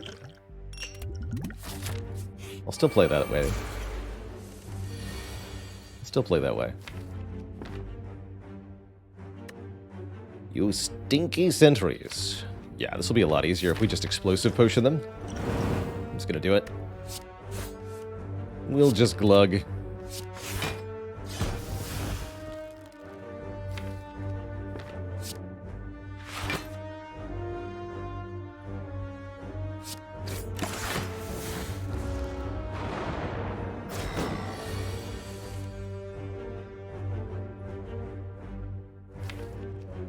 Super dead next turn.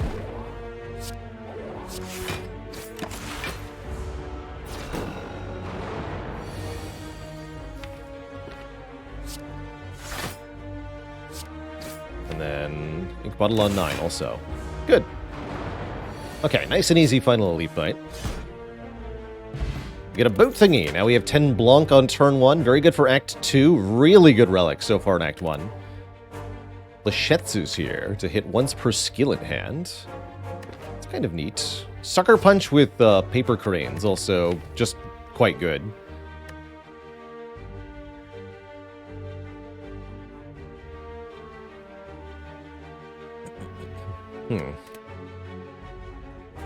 So our relics are fantastic, but the actual cards in the deck are not very good at the moment. That's our main issue.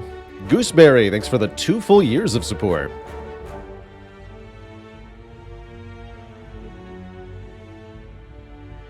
Can't believe the deck managed to get through the route. Again, the relics are putting in a lot of work, especially Thread and Needle Tough Bandages, providing, relative to Act 1, huge amounts of block, like 7 or 10 free block per turn. And that's plenty. Get Calc Gamba next fight from the Guardian? That would be quite a find.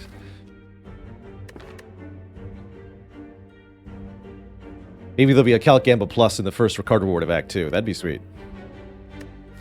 And we do need more attacks. I might have to Desperation click this Sucker Punch. I think the Paper Crane makes it good enough. I also think we might need to sleep before Guardian. Although we have a lot of ways to up our block. Now, we can eke out an upgrade here, I think. If we're willing to use the Poison Potion, we can.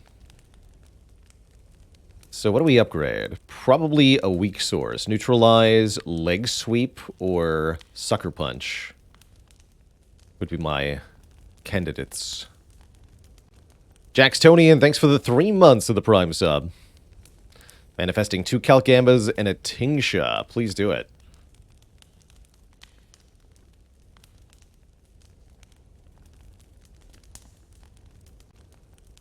I'm going to upgrade Neutralize here.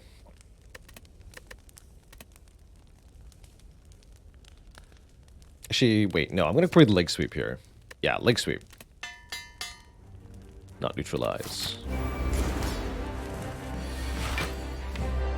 Okay, Deadly Poison's a little ways down. I see.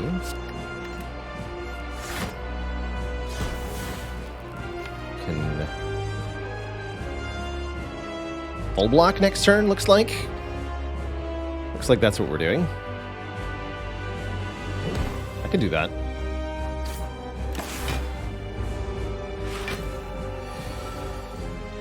Uh-oh. 36. How are we ever going to block for 36? Oh, well, that's a much easier number.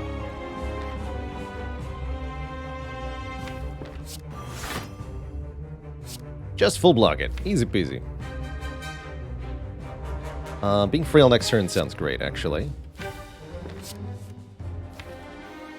And I do want to draw Deadly Poison next turn, so let's backflip too. Bonk. And now we're going to poison you.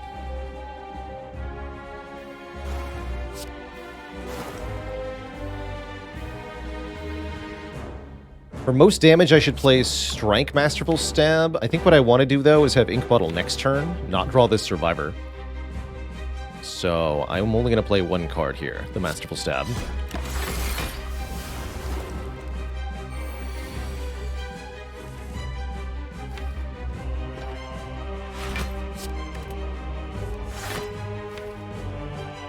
This is good next turn. Still weak next turn, so we can do Backflip, Defend, Deadly. This fight's going well. Second application of Deadly Poison really gets the damage going.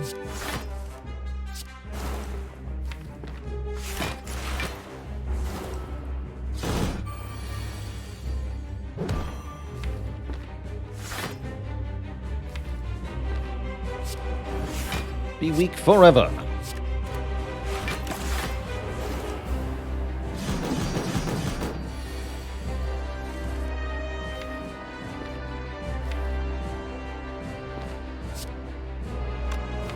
I'm going to draw 1 card off the Ink Bottle here. Next turn I want to draw Survivor Shame and discard the Shame, so let's just Ink Bottle.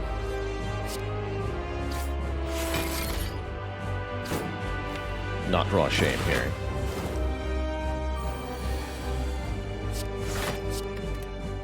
And then we can Leg Sweep Deadly Poison next turn.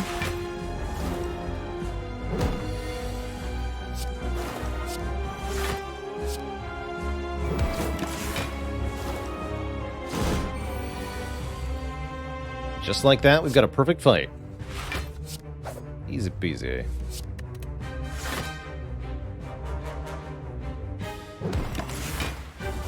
GG.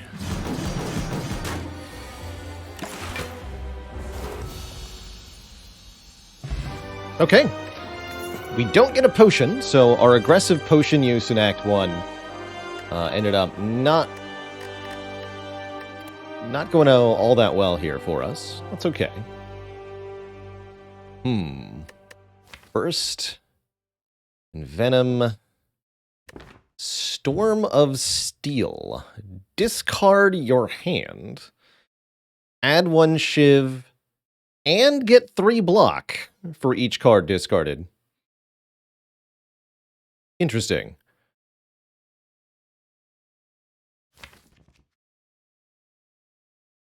It's a way to do damage and block at the same time. It's definitely got some utility to it. Works really well with a bunch of relics that we could find from here, although we don't have any of them right now. Shuriken, Kunai, Ornamental Fan, Dead Branch, that sort of stuff. And Venom would be a slow, gradual way to scale. I don't love it that much. I don't love Burst that much either. Let's try this, but I'm a bit iffy here. Storm of Steel does get better if we find, say, another Runic Pyramid, or a myriad of other things from the boss relic here. Dripper Dome Tiny House, huh? This actually seems like a very good Coffee Dripper deck. Why is Coffee Dripper favorable here? Well, Coffee Dripper is extra energy in exchange for being unable to heal. In order for Coffee Dripper to be good, you want to avoid taking chip damage in most combats. So you need consistency, good block, and a good turn 1. We have extra draws and extra block on turn 1. We know exactly what our draw order is going to be. We've got lots of good blocks. We've got relics that are helping us block. And Paper Crane makes enemies deal dramatically reduced damage. It's actually pretty hard for us to take a hit from anything at this point. And so I think Coffee Dripper is a very good way to get some more energy here. Welcome.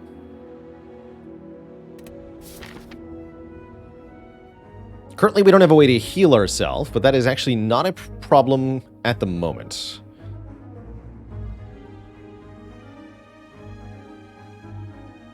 I think we should continue to be a little ambitious with our pathing. Although, shop after the elite, huh?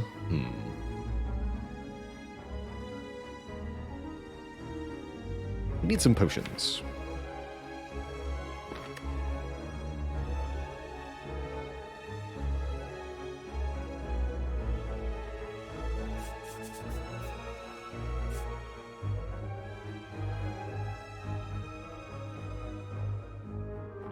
Any tips for pathing strategies in Act 2?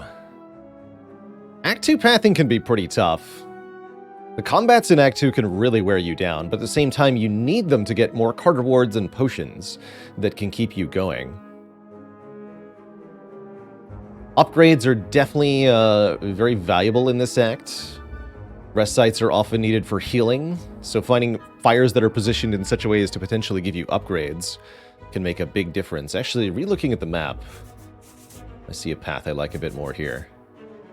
Upgrade shop, upgrade, then fight the elites. This path. This is the path, yeah. 2 chance at thwack as well here. Ooh, I like this. So 3 upgrades, then we fight some elites. Excellent. Excellent. What is thwack? Thwack is what I colloquially refer to a particular event known as the Colosseum.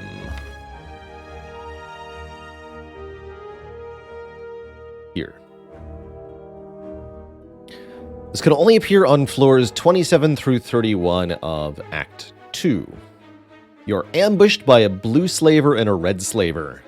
If you win the fight, you can take a second fight against a Taskmaster and a Gremlinob. Win that fight, and you'll get 2 relics and 100 gold.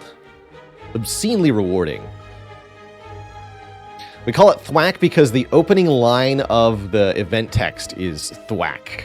Thwack! You were knocked unconscious. That's how the event starts.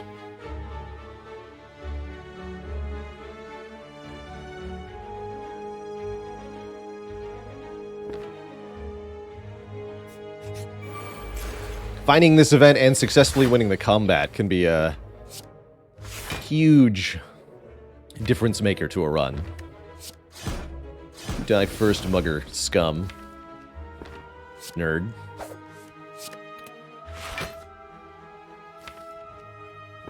Let's see, 13 means you die to this, so let's just weaken you. Frozen Eye sure is nice. 4 energy sure is also nice. Fear the wrath of my storm of steel. Shivtacular.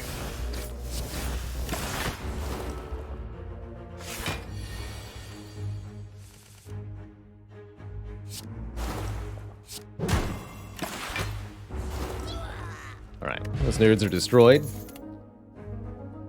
Footwork.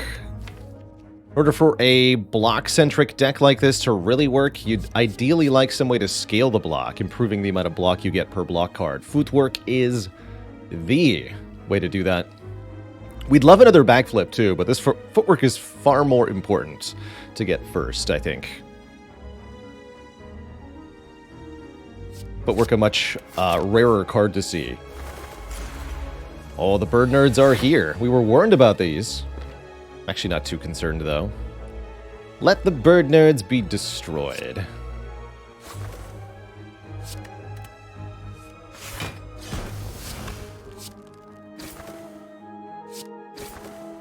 Get thee gone. Poison you.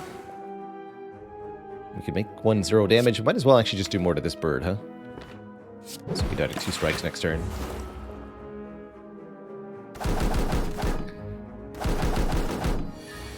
Again, I think we'll find that basically nothing can really stand up to us with this deck.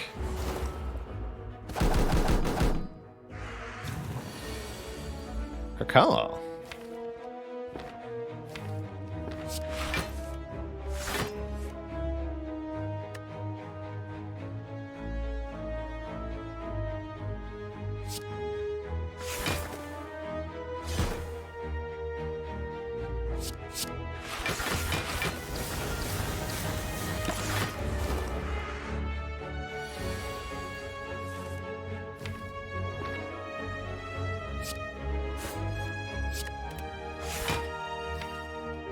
See if I can win without playing another card here.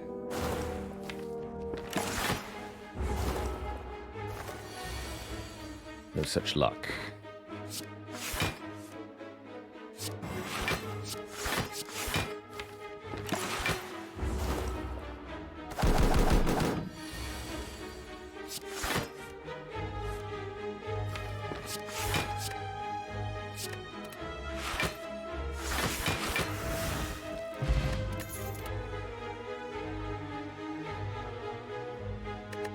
I like both dodge roll and expertise if they were upgraded. Without an upgrade, they're a little underwhelming. This is an okay expertise.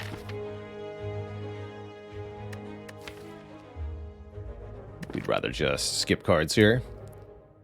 Expertise does have some nice interaction with Frozen Eye.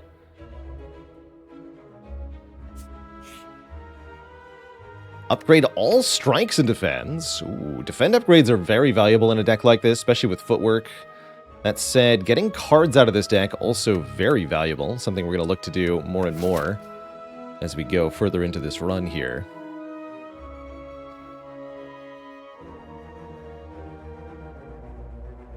But 10 upgrades sure is a lot.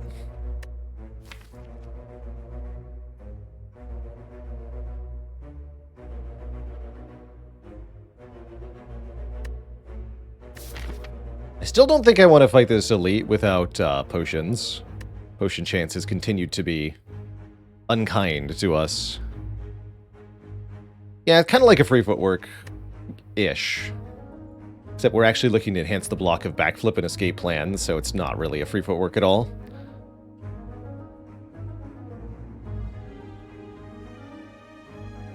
I think this deck really wants less basic attack cards in it. I'm going to go with the remove line here. Even though that is a full 10 upgrades. Yeah, I'm not feeling it.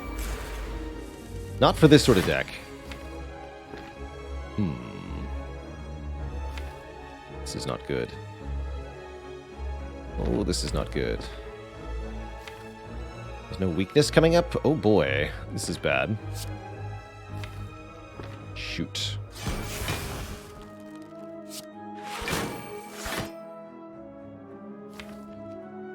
Next turn we get to backflip, defend 3 times. Ew. So Snake Plant's definitely going to do damage to us. Doesn't seem to be a way around that. Shivs don't really do any damage.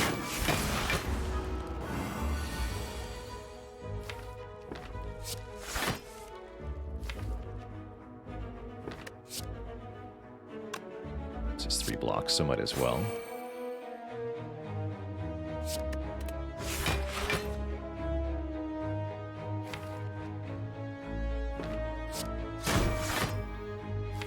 Draw that strike, but that's not very good.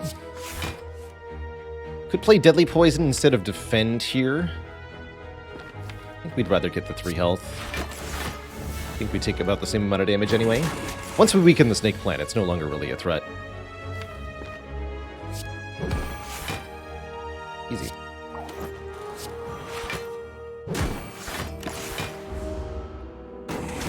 Yeah, not that bad all told. I would have preferred that we not take any damage, but this is fine. Should have played the Deadly Poison, though, I think.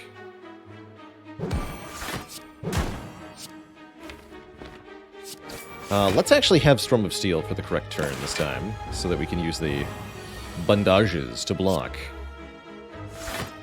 Oh yeah, we actually just full block this. Yeah, no problem. Didn't think we were under threat here.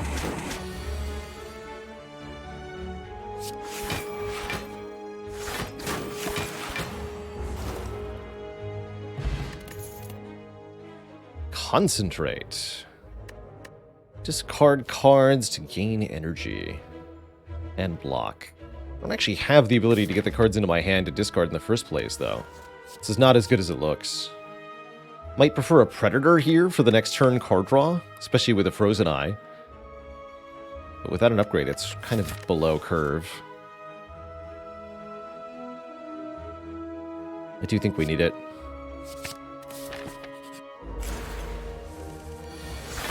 Hello. Pleased to beat you.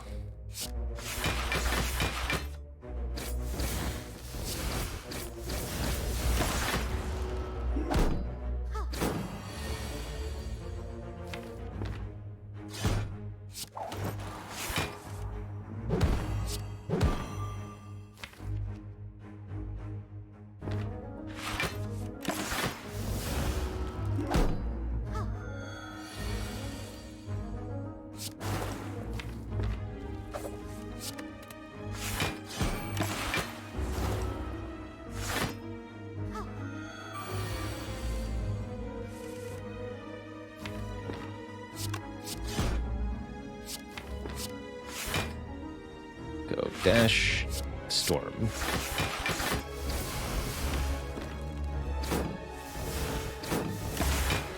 All right. Night, night.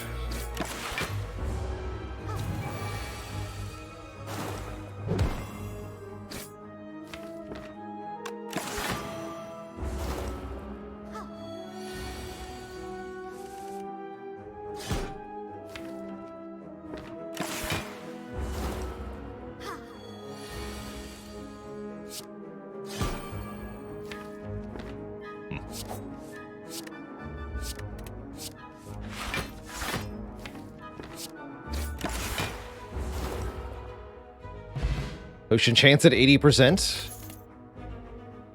We're offered it. We could have had 2 concentrates.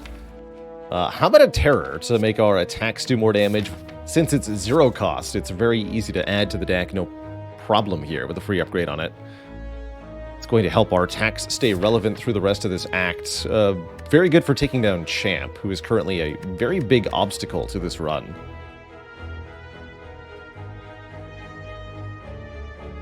The Crippling Cloud is worth considering, but I don't think it's as good as the Terror here.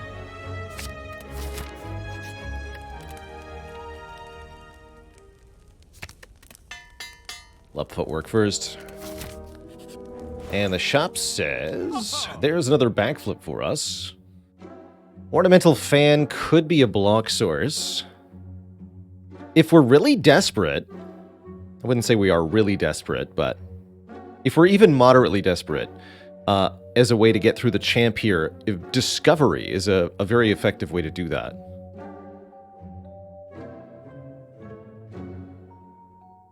Chat like an Eviscerate here. I'm not convinced that it's very good.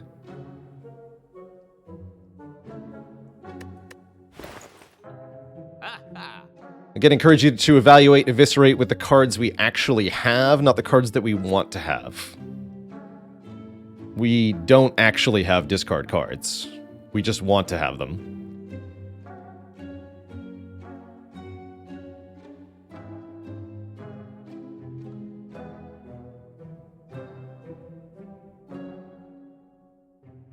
Can I afford card remove, Discovery, Backflip, and a Potion?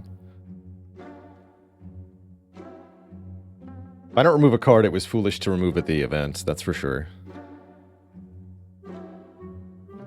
57, 59, 89 equals 280. Yes, we can afford all that. How often do I pick prospective cards that would be good if other cards were in the deck? Very rarely. When considering prospective cards like that, the most important thing to think about is how many different other cards can complete the combo you're trying to assemble. If there's only one, then you're setting yourself up for failure. But if there's 5 or 10 or more potential combo enablers, that's when prospective cards can be worth it.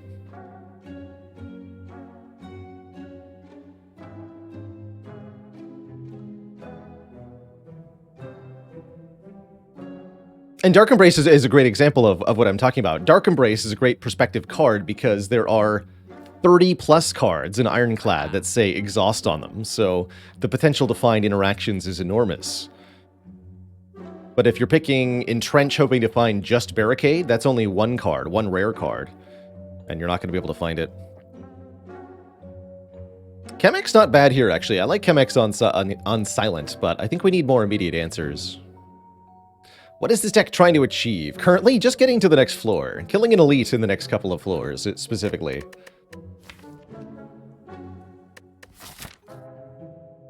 Kill this elite in 2 floors. We leave the shop, we get 2 upgrades, we fight an elite. Not the worst 1,000 cuts, I guess.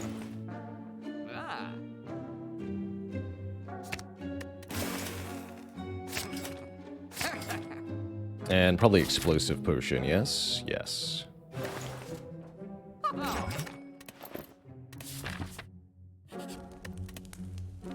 Could also take a fight instead of a upgrade here. I don't think we're looking to do that. Kunai? Meat on the bone. Actually, love it. That's great news. Sure. Sure, meat on the bone. Definitely meat on the bone. You know what? I'm going to preemptively upgrade this. This is our champ solution now. Storm of Steel upgrade makes the shivs upgraded, so it adds essentially 2 damage per shiv. Let's see, Terror's way down there. Hopefully this Book of Stabbing has less than 100 hit points, so not concerned.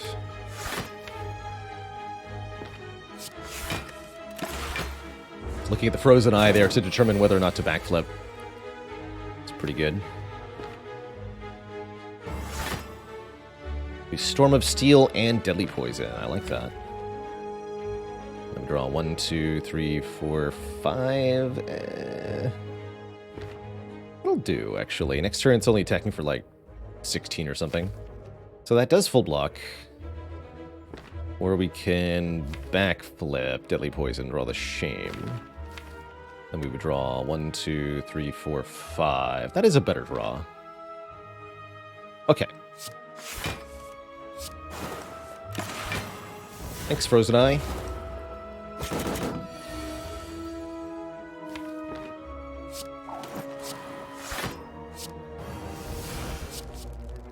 Calculated gamble. Cute. Just gonna take a poison stab here.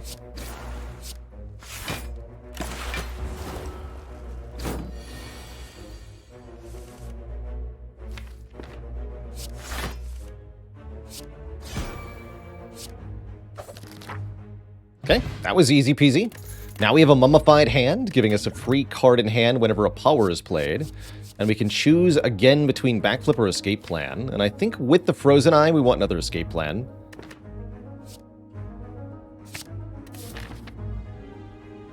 Excellent. Event number 1. It's the Nest. A long line of hooded figures offer us a Ritual Dagger. Usually like the Ritual Dagger if it's offered to you early in Act 2. This is way too late to be very good, so we'll take the 50 gold. And I am going to take one more event here. Chance at Shame, chance at Black. It's neither. It's a library. Let's read and choose one of 20 cards to add. There's quite a few things we could take that would be good here. Yeah, well-laid plans would be nice. Fume's okay. Concentrates back. Third escape plan. Eviscerate, Bouncing Flask. Again, note the lack of discard effects, other than maybe Prepared. We could take an upgrade Prepared. That's actually pretty good.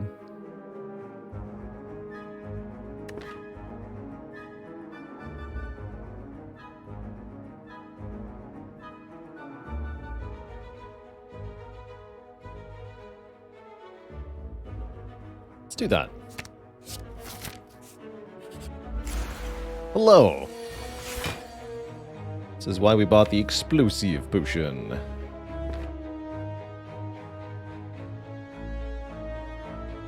Let's just use it. No need to overthink it. Just do it.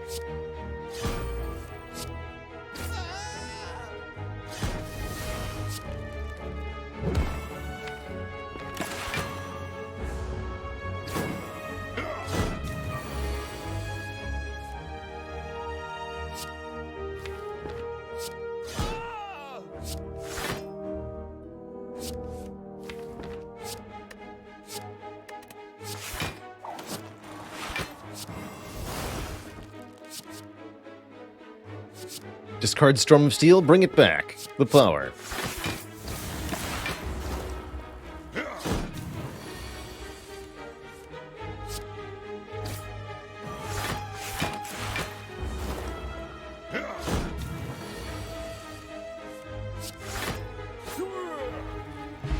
Question card and a fruit juice. Okay.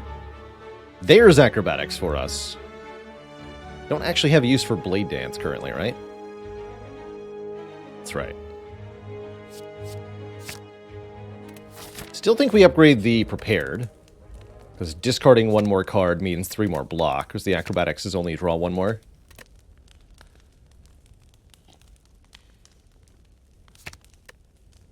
Gonna be a weird fight against Champ. Paper Crane and our block relics make it very easy for us to stay alive. But what we don't have at the moment is damage scaling, beyond just playing Deadly Poison over and over again. So we're going to be dependent on this Discovery to make powers or scaling cards that work for us. That's why we upgraded the Discovery, so we can use it multiple times. Extra copies of Footwork sound like the right step, a step in the right direction here. Definitely.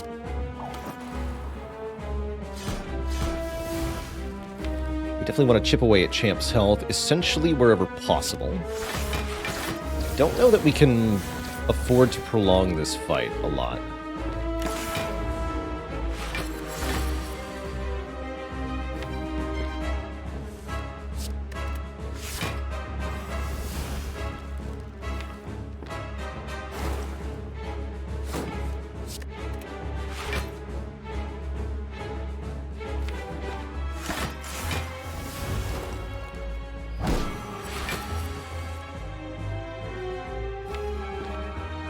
Already maxing out his Metallicize. That could lead Champ to buffing Strength a bunch, too.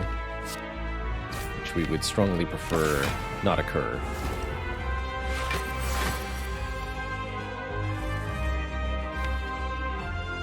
Discovery is the bottom card. We're not exactly happy about that either.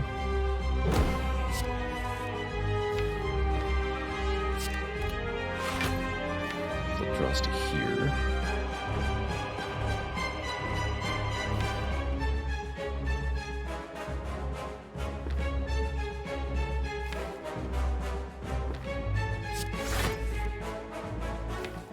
Keep that weakness going. No, we can draw to the leg sweep now.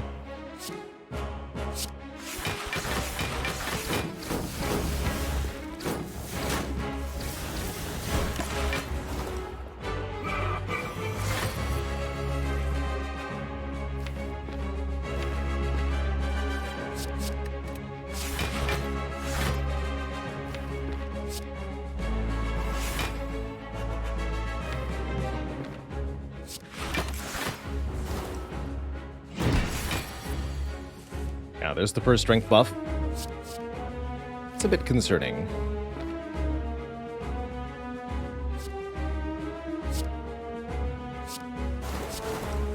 So we just add more poison. Maybe we want a poison potion soon? Try to rush Champ down. We can time the split such that we bring Champ below half without being vulnerable. That'd be really helpful.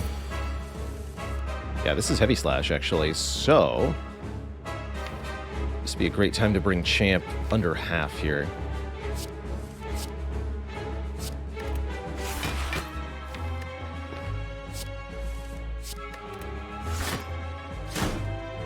We do enough damage.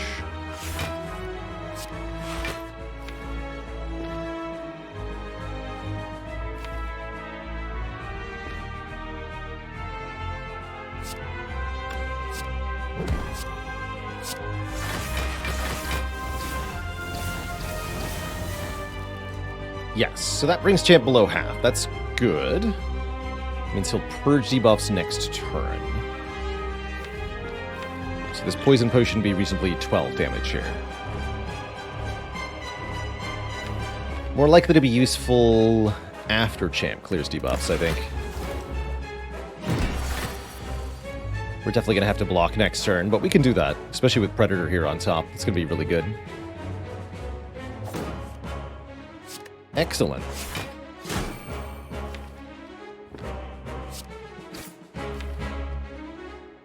We draw 7.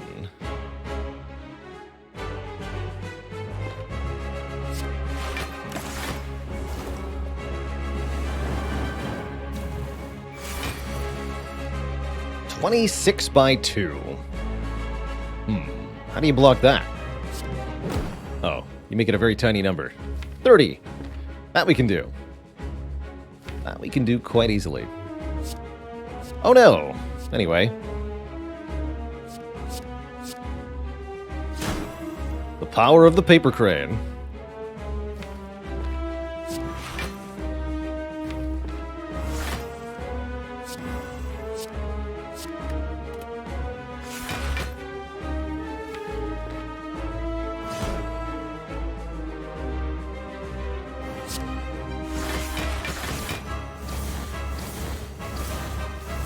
I want to draw my leg sweep. I'm also not thinking we need this poison potion anymore. Seems like all's pretty well.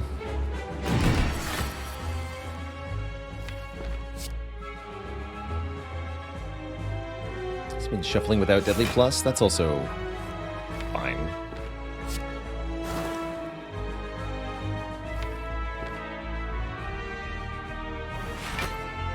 $18.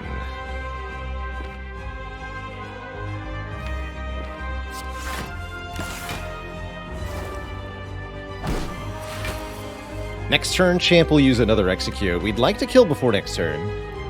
Maybe I should have used this poison potion. Don't do damage that quickly, do we? Okay, you know what? Don't throw here. Do use it. Just do it. Simply make it so.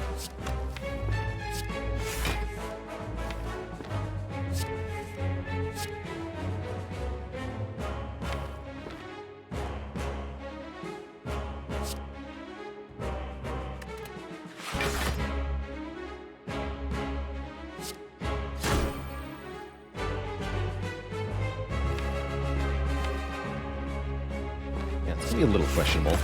We have choke next turn, which will help. Might be able to kill with that.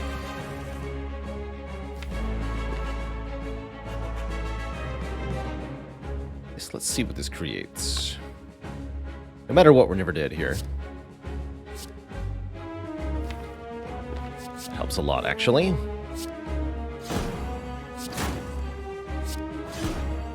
Get him.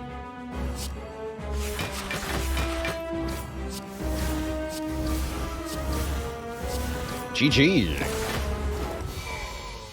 And yes, that poison potion did make a difference.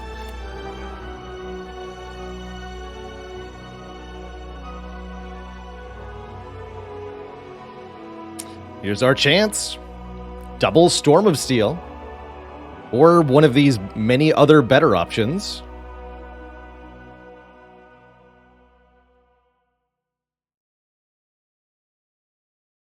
I think we all know what's going to happen here, though.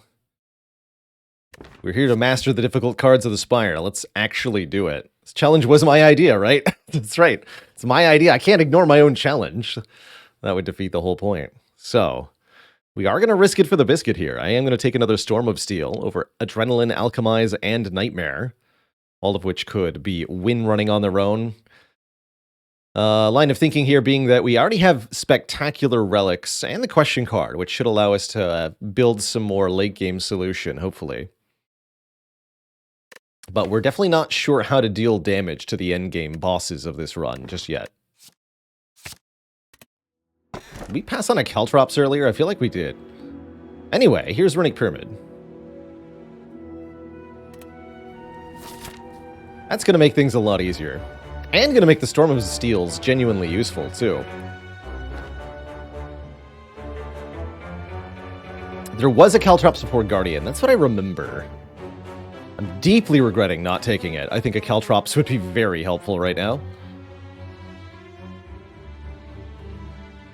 Have you no shame?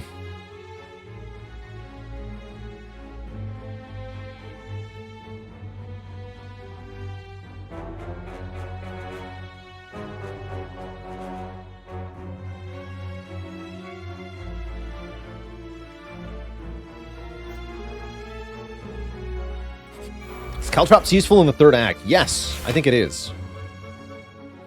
More than you'd expect.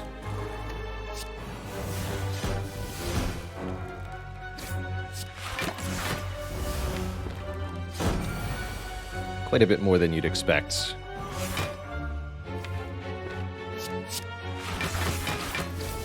Ink bottle is so much better now.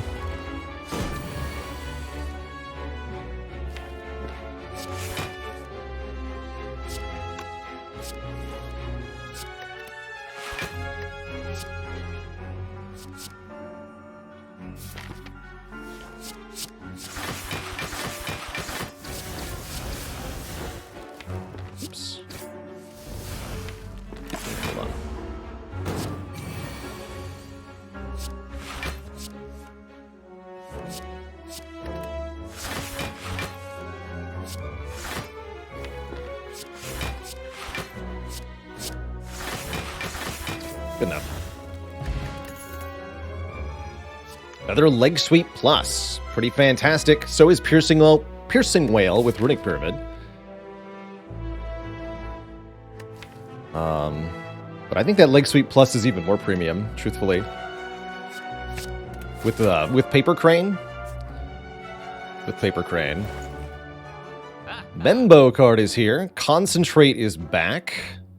There's the Caltrops I was begging for a moment ago. I'm definitely going to buy that. Caltrops can certainly make a difference here. Dark Shackles also exceedingly lovely. Although I can't do membership card and... Oh, I can do membership card and Dark Shackles. Can't do membership card and Dark Shackles and Caltrops. And the Caltrops is the more important pickup here.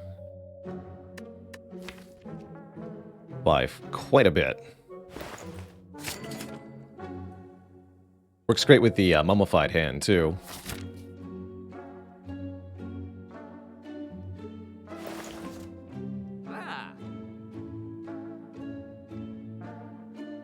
Can't believe how many pyramids we've seen.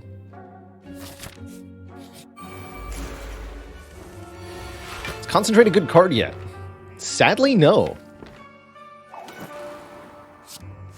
You want it to be, but nope. Don't have the draw for it, even still.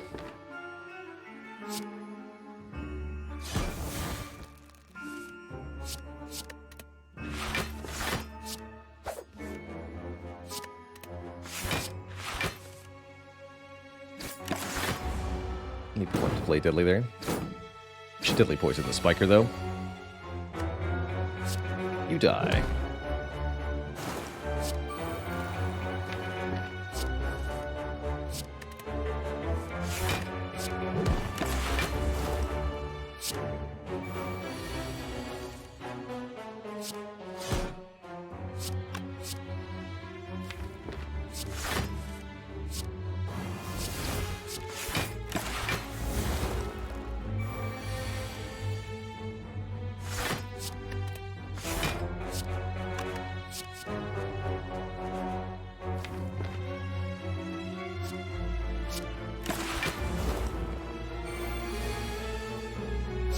Grand finale.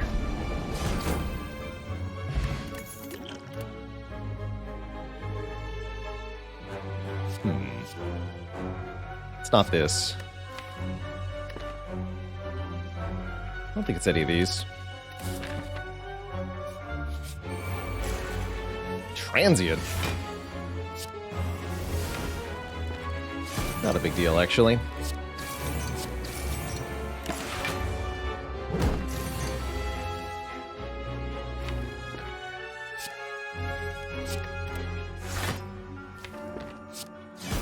Storm of Steel surprisingly good in this fight.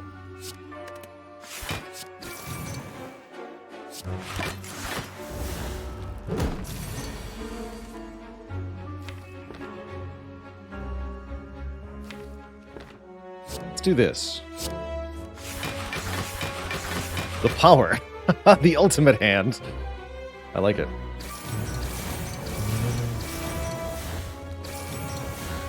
Thanks, Frozen Eye.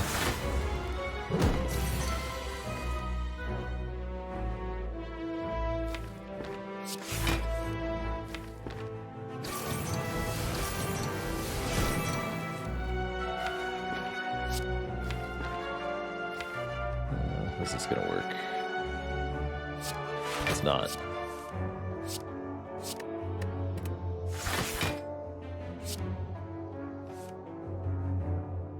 I discarded Sucker Punch. That was foolish.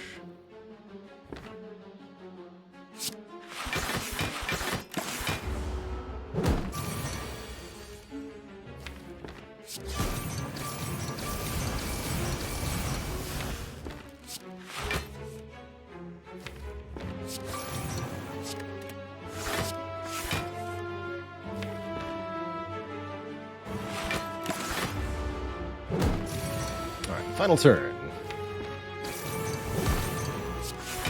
Oops.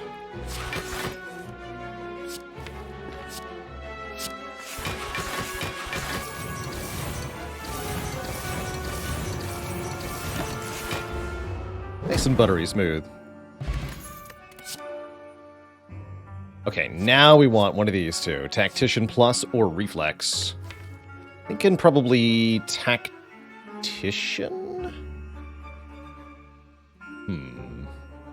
Only because of the free upgrade, actually. They're both pretty good. The Storm of Steels make the Reflex arguably better.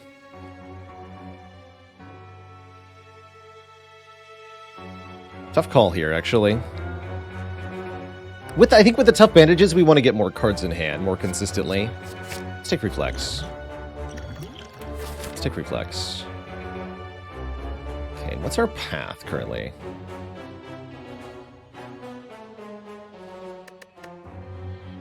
Want more upgrades. Reflex upgrade, Caltrops upgrade, both very important. Got a recall too.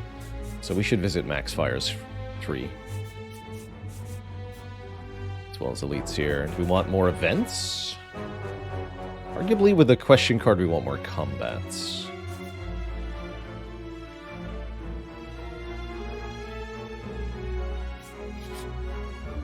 This is a good one. Tough fight. More than willing to use a potion here. We're not that good at this fight, but gonna risk it for the so-called biscuit. Biscuits. Early terror is definitely great. I think I'm also not even gonna question whether we use the potion or not. We just do it immediately. Hello there. That sure is a helpful card.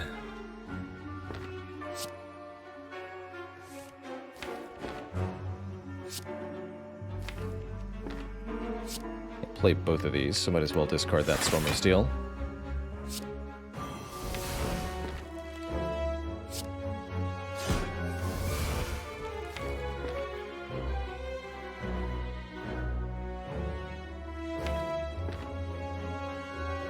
Escape plan. Caltrops. Dash. Might as well Sucker Punch.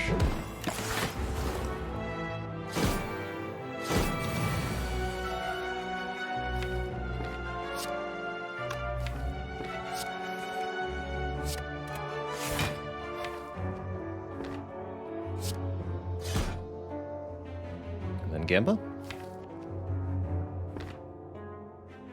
Or is it leg sweep here, then Gamba?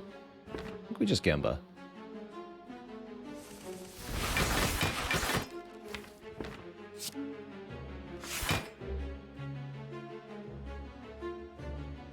Set you up to die next turn, or we can reapply poison here.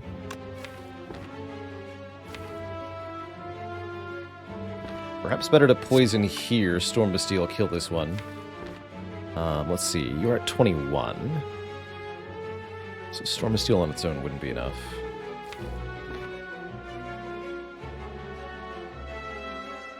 Okay, no. In that case, let's do it this way.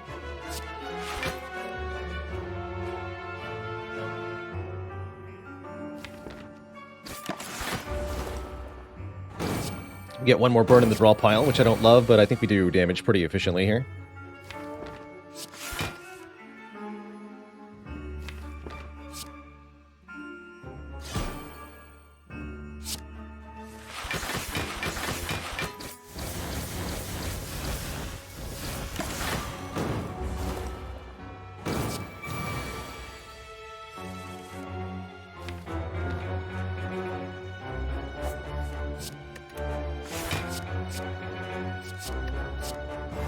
I'm a spooky ghost. Good.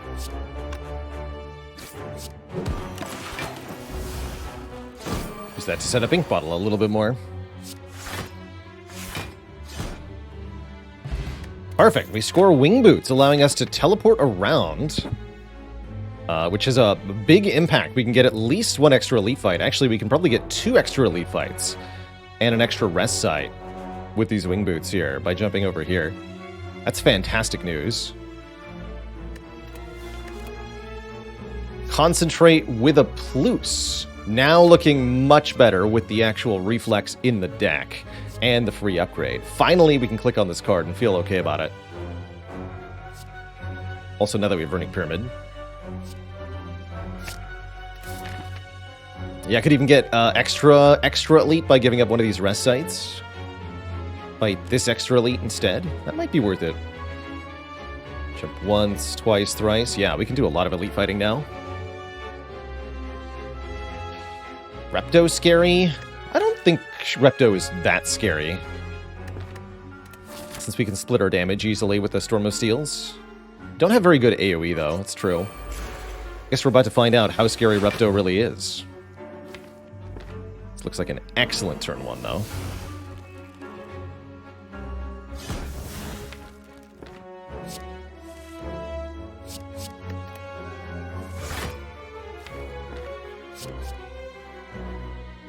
This seems helpful.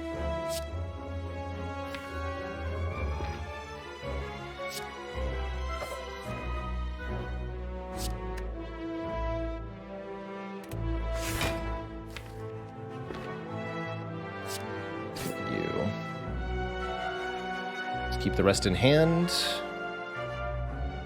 Draw 4. That'll do for now.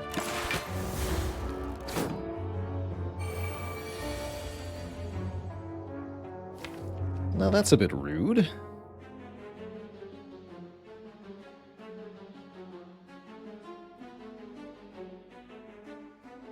How am I supposed to grand finale when you're doing that?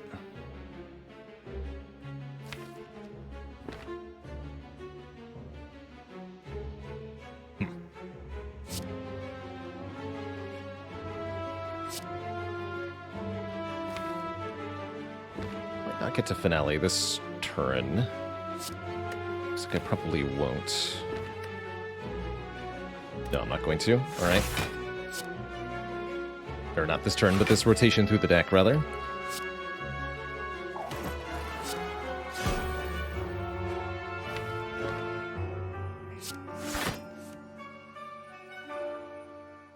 Although...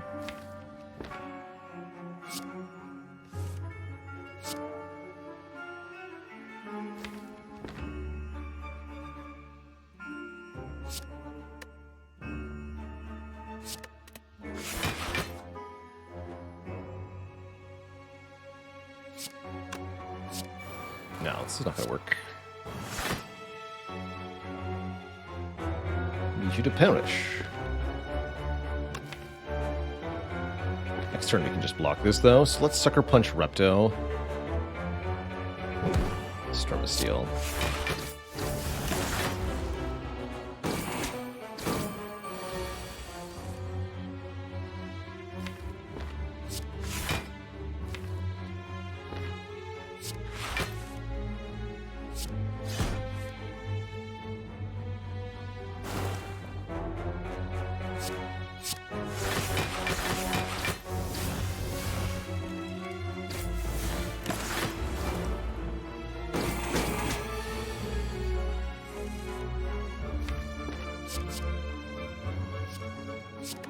Don't choke now.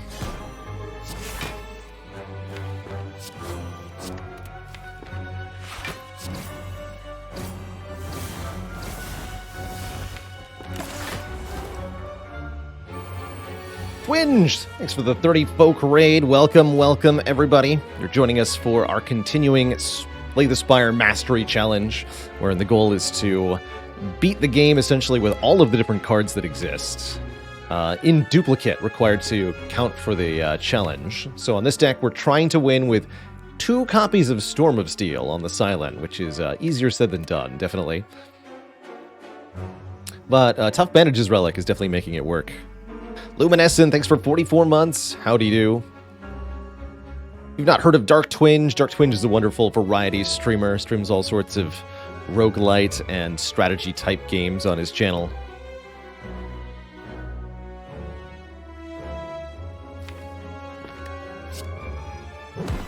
Really wonderful, cozy place.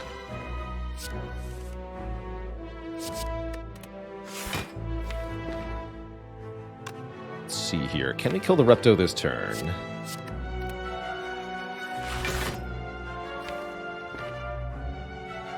Can't play that Predator, but I don't think I need to.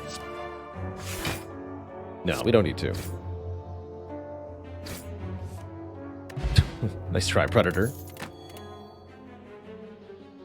Wow, Corpse Explosion or Piercing Whale Plus? Corpse Explosion definitely helps answer the question, how the heck do we kill things? Specifically, Shield and Spear and Donu Deka. Piercing Whale buys us more time, but that's all it does.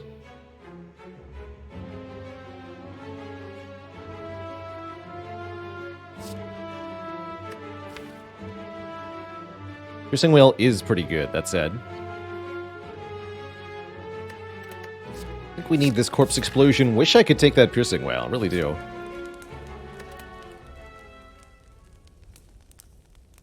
So many good upgrades here also.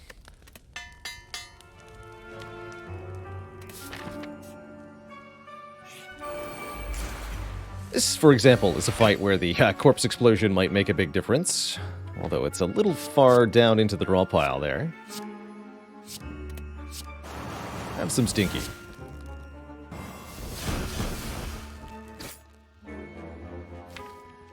Extra stinky. Oh, right. That was definitely supposed to be using the wing boots. Definitely. Right, because I can't use the map marking mod to mark wing boot stuff. Okay, yes, noted. Duly noted.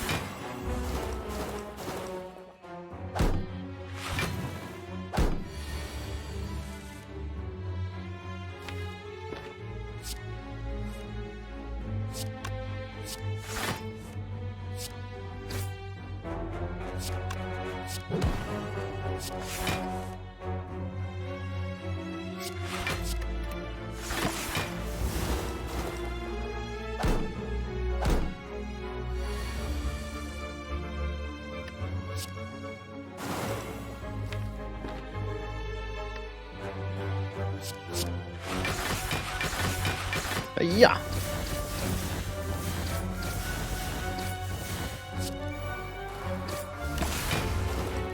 Explode to Caltrops.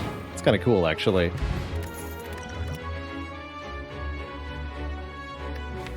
Finisher isn't completely terrible. It is mostly terrible, though.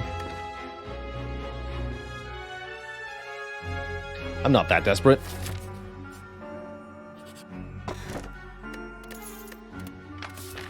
Okay, so we're gonna go here. 1, 2, 3.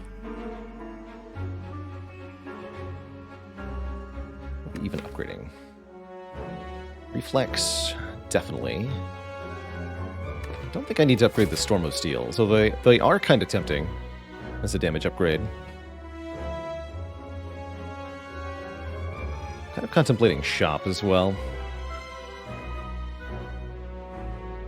But I can't do all of that, right? No, I can't. Okay.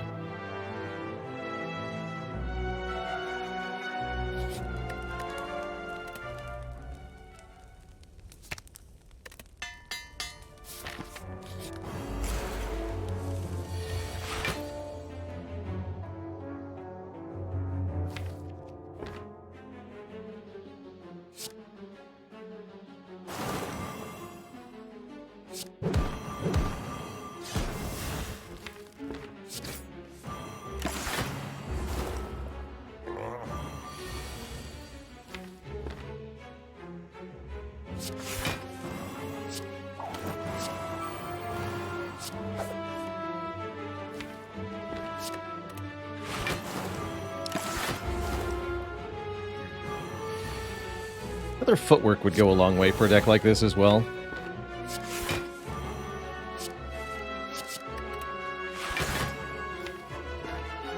You should stay weak for a long time.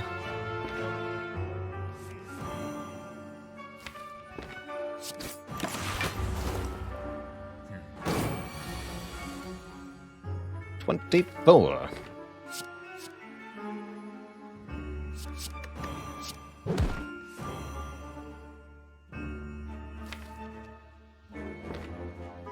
Gonna Storm of Steel here.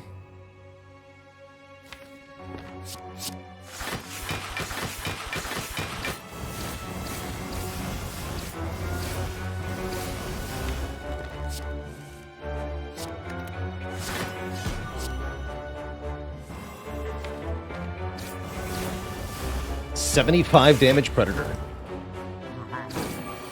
Dang.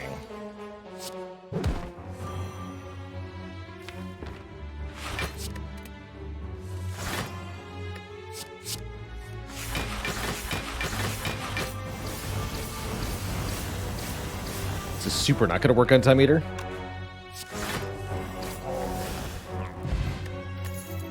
Rakalcum. Gives us guaranteed block. We can take another Caltrops here. Stack the Thorns damage even more, or a arguably much needed Piercing Wail.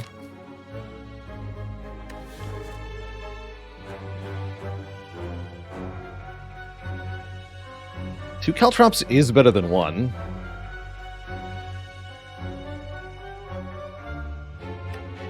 Let's do it. That could be all of the damage we need.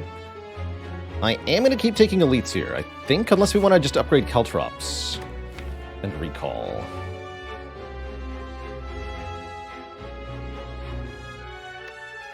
Still could use another footwork.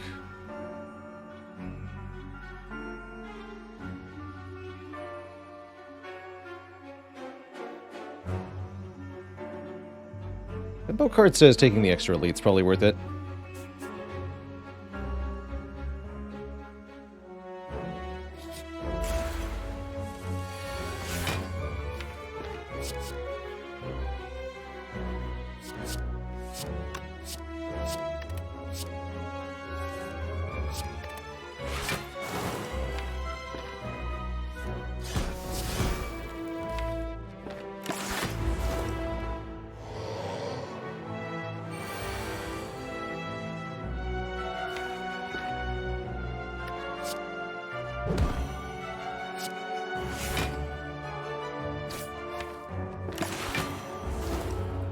Featherball TT, which card is the best card in this deck?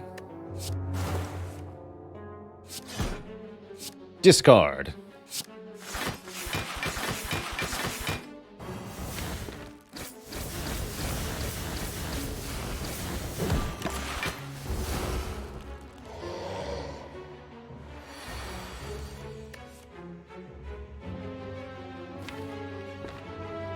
Oh.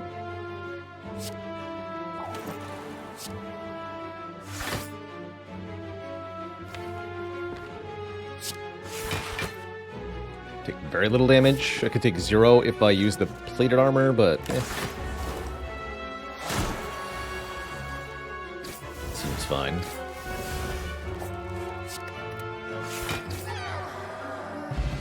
Singing Bowl, a bit late. Ah, there we go, though. This is what I was looking for. Now that we have 2 footworks and 2 Caltrops, I think we're ready to tackle the late game. I think we can now win the run. I wasn't confident we could survive with only 1 footwork, but 2 will be plenty. The feet are working. And that means I'd rather take an event after this elite. Maybe I didn't even need to take the elite, although Corpse Explosion versus the daggers actually kinda hype, though.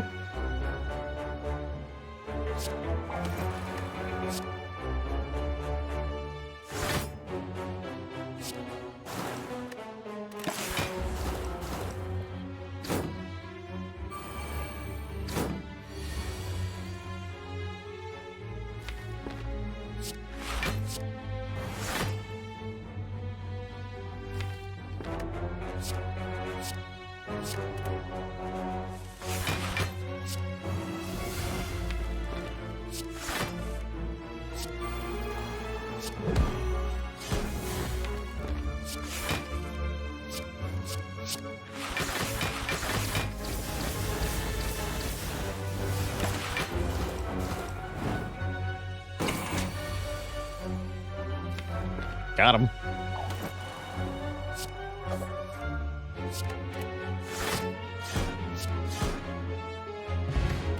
No problem.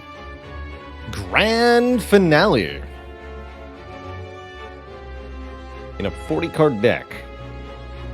Kind of interesting. Maybe better for another acrobatics here.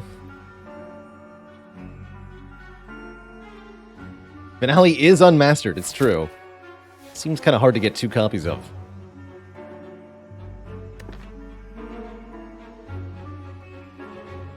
I think we take this acro. 1,000 Cuts also not too bad. I was hoping we'd see this event. 1,000 Cuts not too bad. But with the 2 Caltrops, I don't think we're going to need it. And Mind Bloom's awesome here. Actually, wait, is this an upgrade all? How many meaningful upgrades do we get? 1, 2, 3, 4, 5, 6.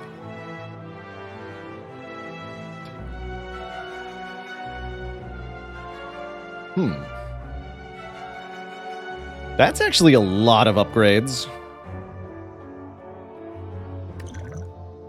We're at most of our health currently, and we have very, very good blocking game. This is a situation where taking all of the upgrades could really, really have a big impact on how the last bit of the run goes.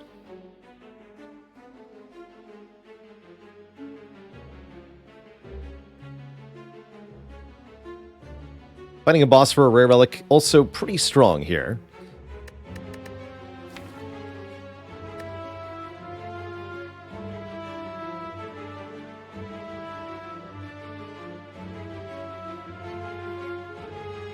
Yeah, we wouldn't be able to use the max health anyway, actually, because of Coffee Dripper. We don't have any heals coming up.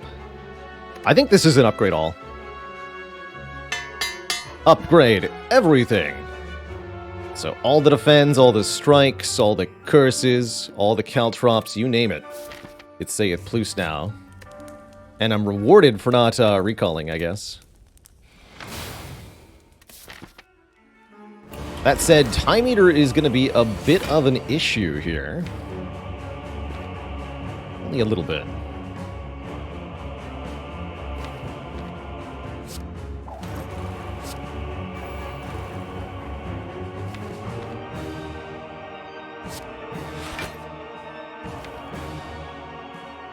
Quite frankly, the less cards we play, the better, right? For the most part, that's true.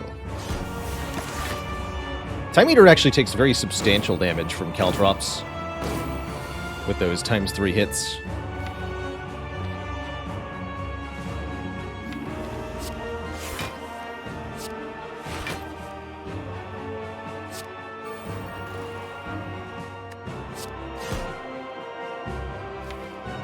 Let's see here. Survivor, discard reflex, draw 3. Yeah, I can play 4 more cards.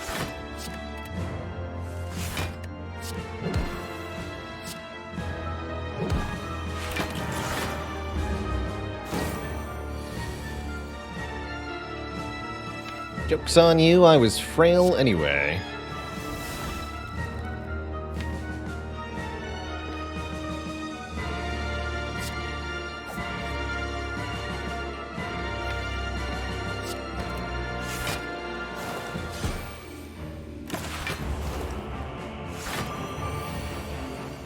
Thanks to Paper Crane, we only have to block for 30. That's not so hard. Even while frail, we could do that.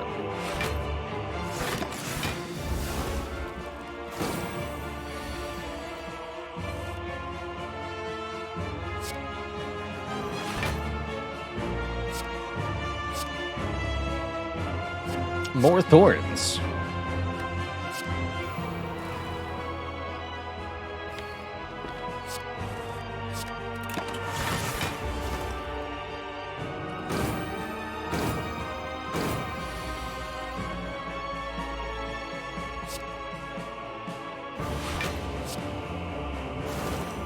The less cards we have to play, the better. Look at that health going down. Easy. Stop hitting yourself, Time Eater.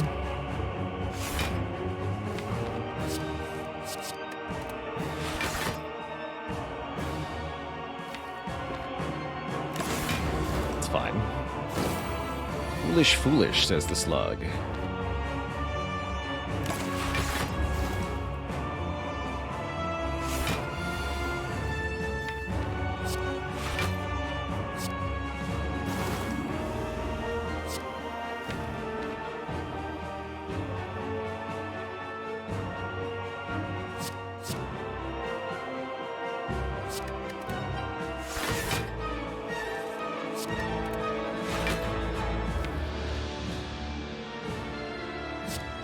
Dagger Throw, Escape Plan, Deadly Poison, Acrobatics, I guess.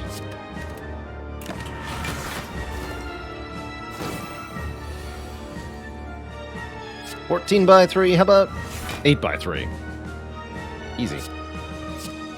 Have some more poison.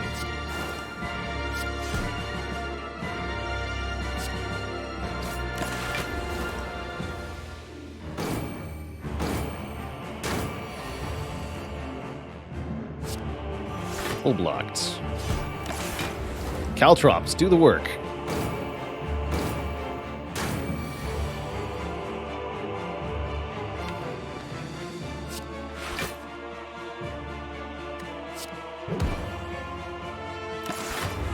GG.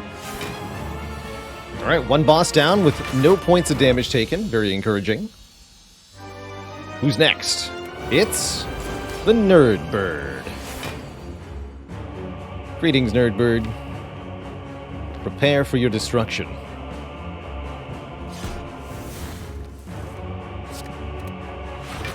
Don't have that many powers to play.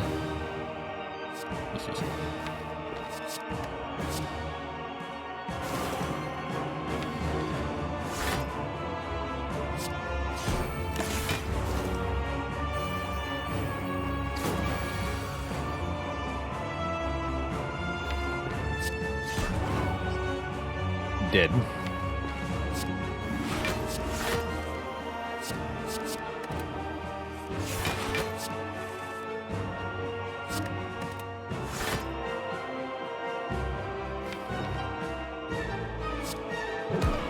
Also dead.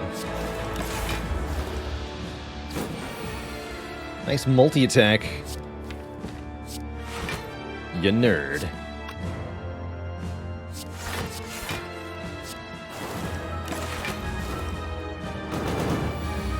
Patiently wait on the Caltrops until Phase 2. We could play them in Phase 1 here, but we don't have to. I suppose that's true of this footwork also. We could play at Phase 1, but we don't have to.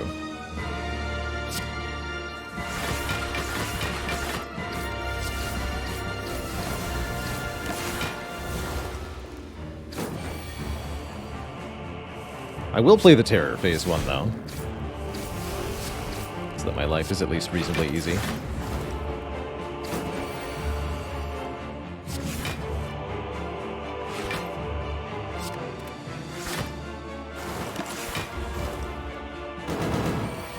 We just do so much more damage with the whole deck upgraded.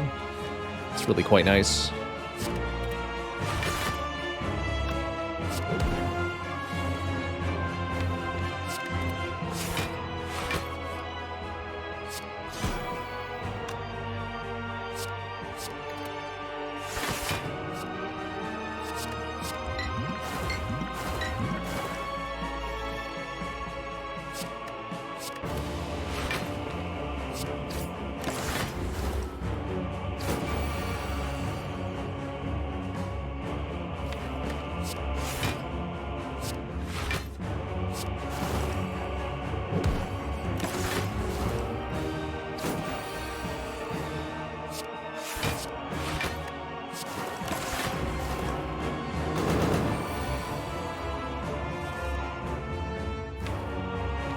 Essentially all the powers in our hand. That's great news. Meow.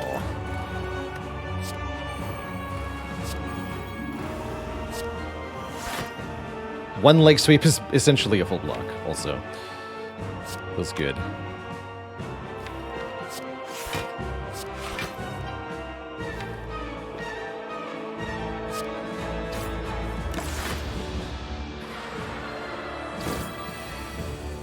Please enjoy your thorns.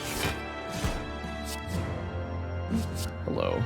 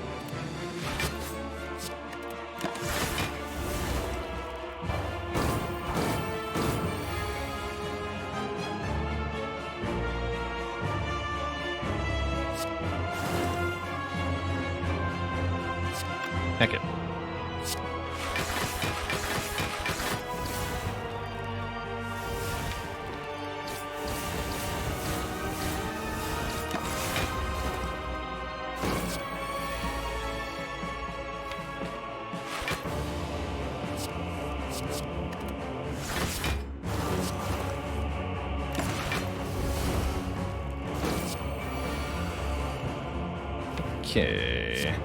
Boss should be dead to Thorns, so all we want to do is set Ink Bottle higher if possible, which we can do with Storm of Steel. GG. Okay, we're through the bosses. We haven't taken a single point of damage since choosing Mind Bloom, and I think that might continue to be the case. We deal 27-22 to the beating heart of the Spire.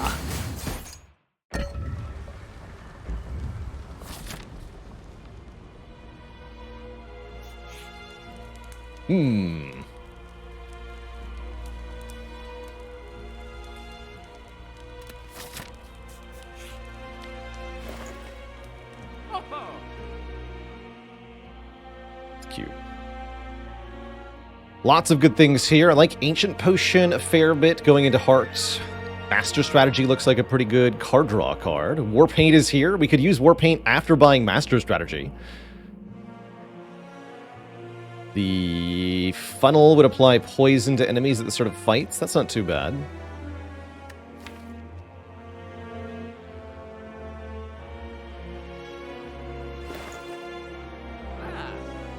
So I could do prepared Master Strategy Warpaint, for example.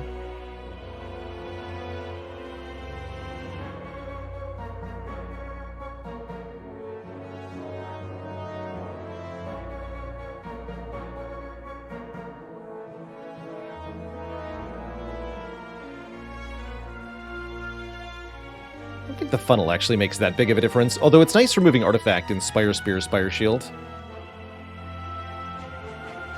That's pretty important, actually.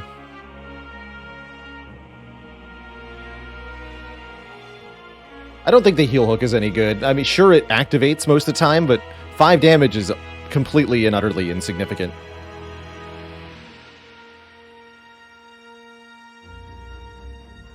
Gambler's Brew is very good. Yeah, actually, I didn't even notice that initially. Gambler's Brew is amazing. I actually don't even think we need the Ancient Potion upon review. Most of the value of the Ancient Potion is lost because of the Paper Crane. It's only going to block for like 10 instead of the usual 30-ish. So let's lose the Essence of Steel. Take the Gambler's Brew. And I can still afford Prepared Master Strategy Warpaint. That's just kind of too cool. Let's do it. Upgrade the new cards. Easy. So we still have the Shame. Shamefully, it's not really relevant anymore, but we still have it. Corpse Explosion, huh? I like it.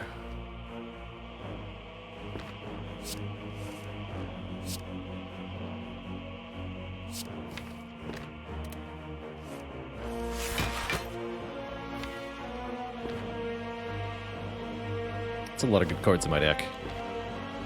Next turn looks a little nerve-wracking, but only a little bit.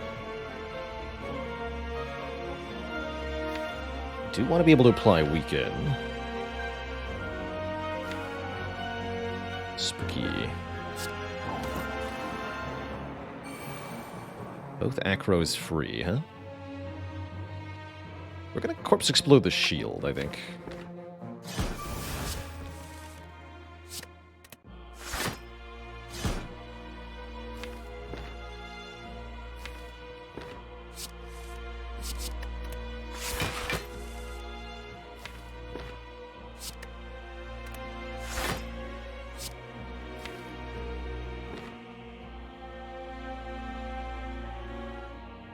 Although we might not even do any exploding initially.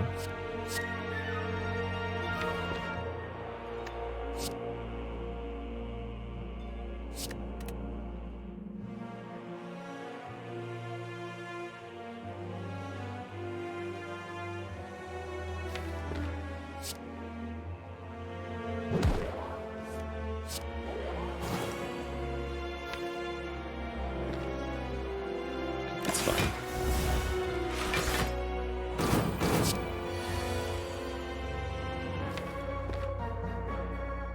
This turn's a bit questionable.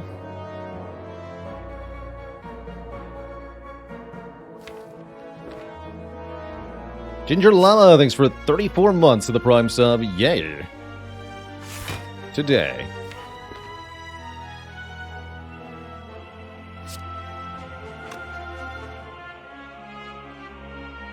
Let's do like leg sweep dash or something. We might energy potion here.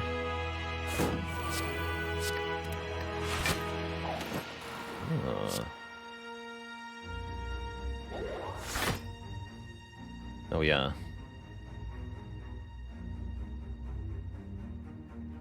That's not even close to enough. Okay. In that case, yes. Let's energy potion.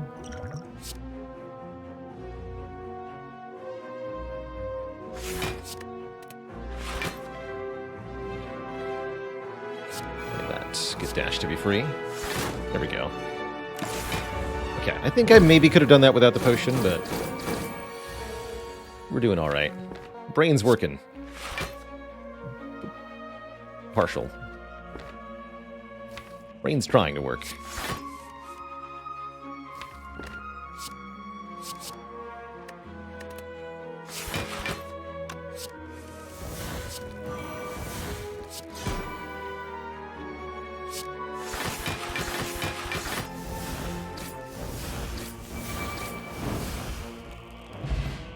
Kunai!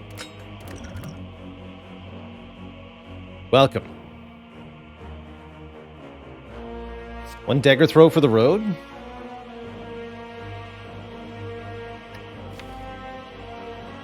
Yeah. Alright. Storm of Steel Kunai versus the Hearts. It's pretty exciting. That is pretty exciting. If I do say so myself. Let's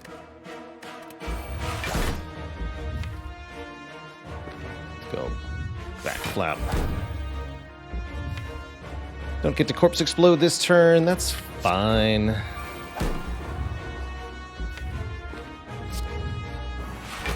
Might as well play that.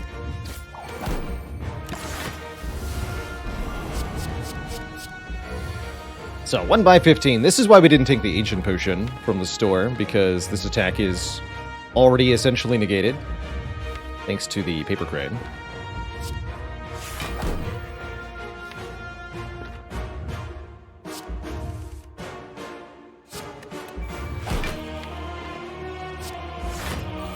Definitely want to get this Caltrops in place, so we're doing essentially maximum return damage.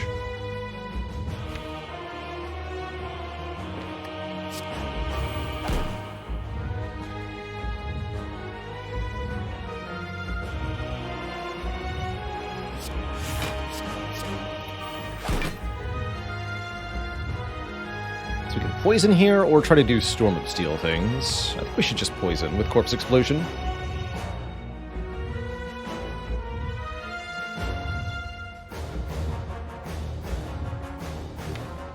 Next turn we're in very good shape. Storm of Steel probably next turn or something.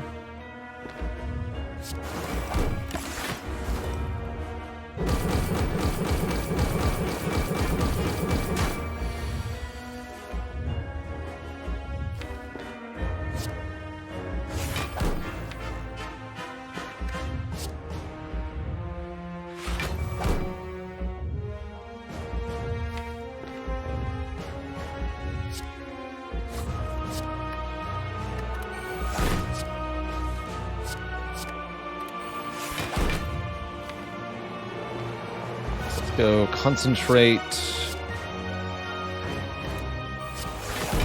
Master strategy. There's the footworks. Guess let's go Masterful Stab footwork here. It's dash free, that's good. Storm of Steel draws a bunch of stuff. Draws these three.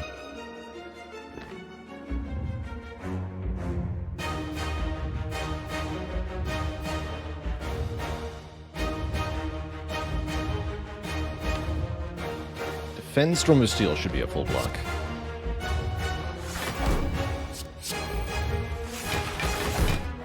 I can only play one card, though. I don't want to take any damage here. I'm cool with that. Let's just stop the turn. Get to retain the shivs after all.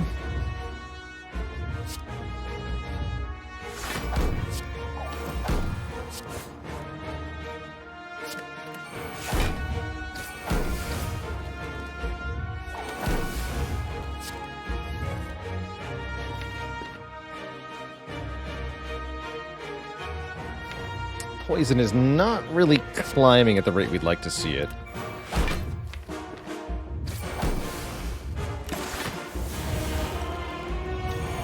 We have 9 dexterity, though, so blocking these attacks should be quite trivial.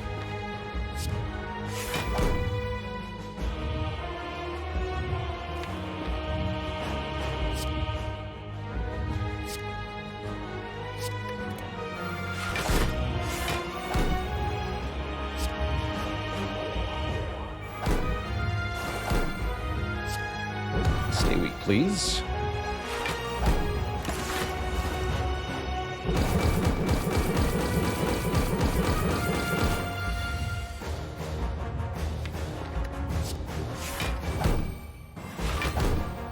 Storm of Steel? Let's do it.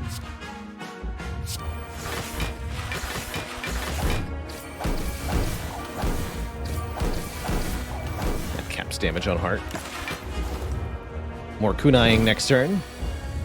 Heart's health is going way, way down. A lot of it is the Caltrops. Everything else kind of just sort of contributing, but not really. Oh. Well, that's one way to win.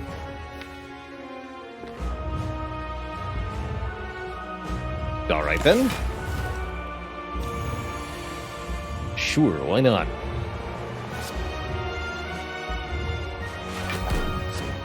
Grand finale!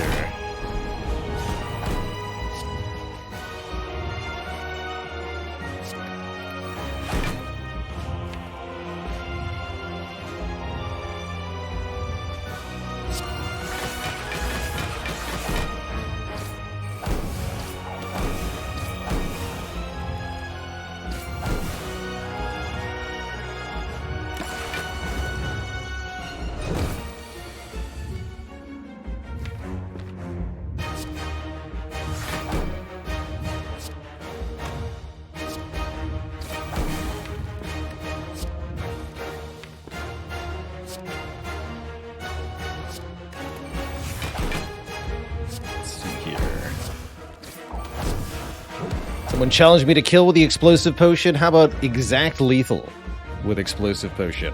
Hiya! The spicy kill. GG. Easy peasy. Storm of Steel easy. Yeah.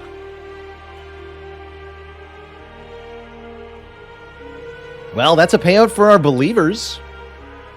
That was quite a run.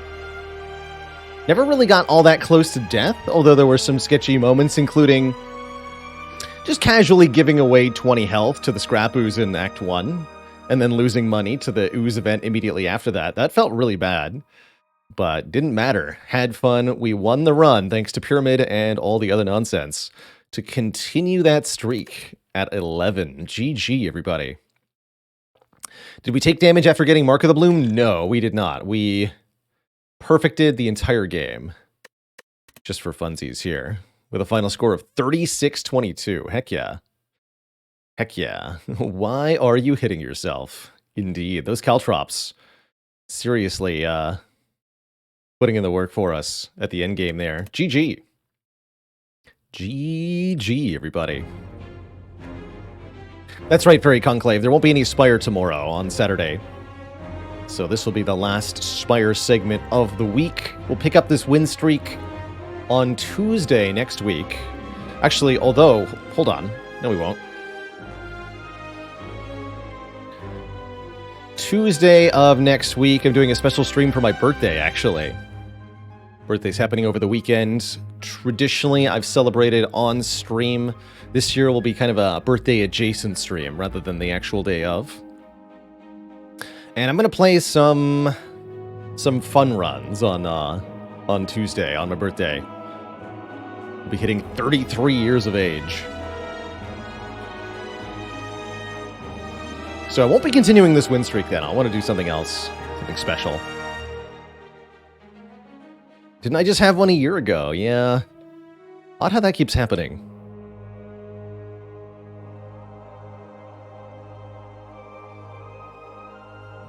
Yeah, what has it been done? The Spire sleepeth, and so Twitch chat. Shall I? Yeah, 30s are good. They feel good. Don't look a day over 32. Well, I am almost 365 days over 32, actually. Cade Woo, thank you so much for the 11 months of support. The dad's dozen. Dad ate one on the way home.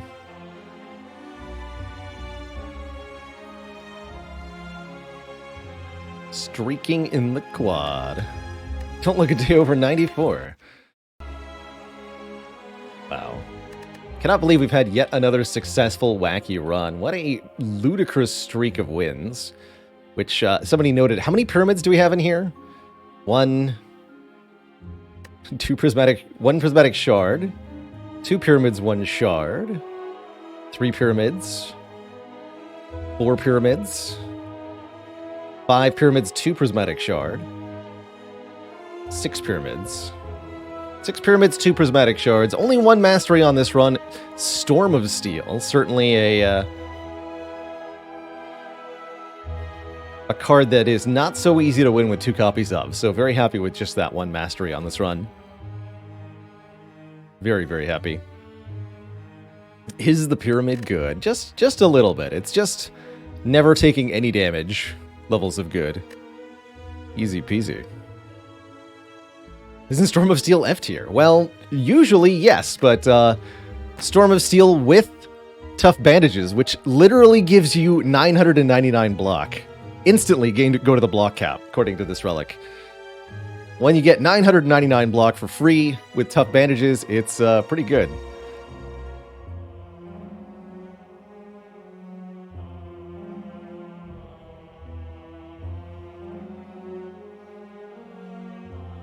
Yeah, 38 block per combat. Also, Rip Orc. Oh no, Orcaka went off 3 times, actually.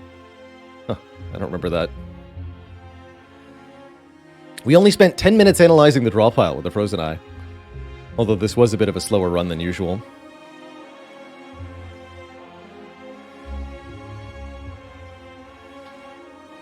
Is that capped, or did we actually get exactly 999? We did get exactly 999. You can go into the 4 digits with these. Meat stats? 0. Meat never activated. So we didn't take damage in any boss fights. We perfected every single boss this run. Even before we hit the pyramid. Perfect Guardian, perfect Champ, perfect Time Eater, perfect Awaken One, perfect Heart.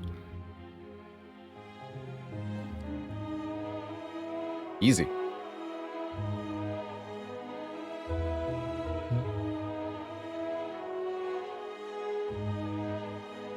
What point would we set aside Mastery? I guess we're getting kind of close. Maybe if we get to 15. I'll, like, Serious Face it or something. Really, the game's just being very nice to me at the moment. Okay, so... how do we want to do? I think we should do a little bit of Monster Train. That's how I'm feeling. I got enough energy in me for one more deck building run. Let's make it a Monster Train run. We're behind in the Monster Train challenge relative to the Spire challenge. So go to hell, Twitch chat, I suppose. That's exactly what's going to happen. Before that happens, though, I am going to take a quick break, refill the legs, switch the water. Upon my return, Twitch chat will be back. To hell. BRB.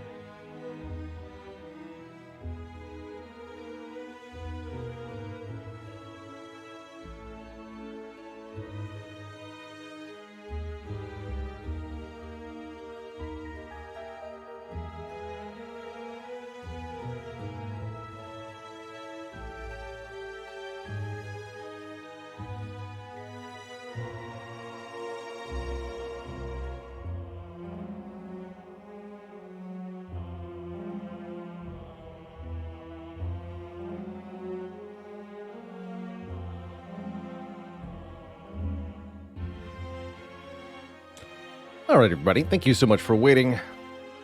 We are going to hell now. Not in a handbasket, but in a train.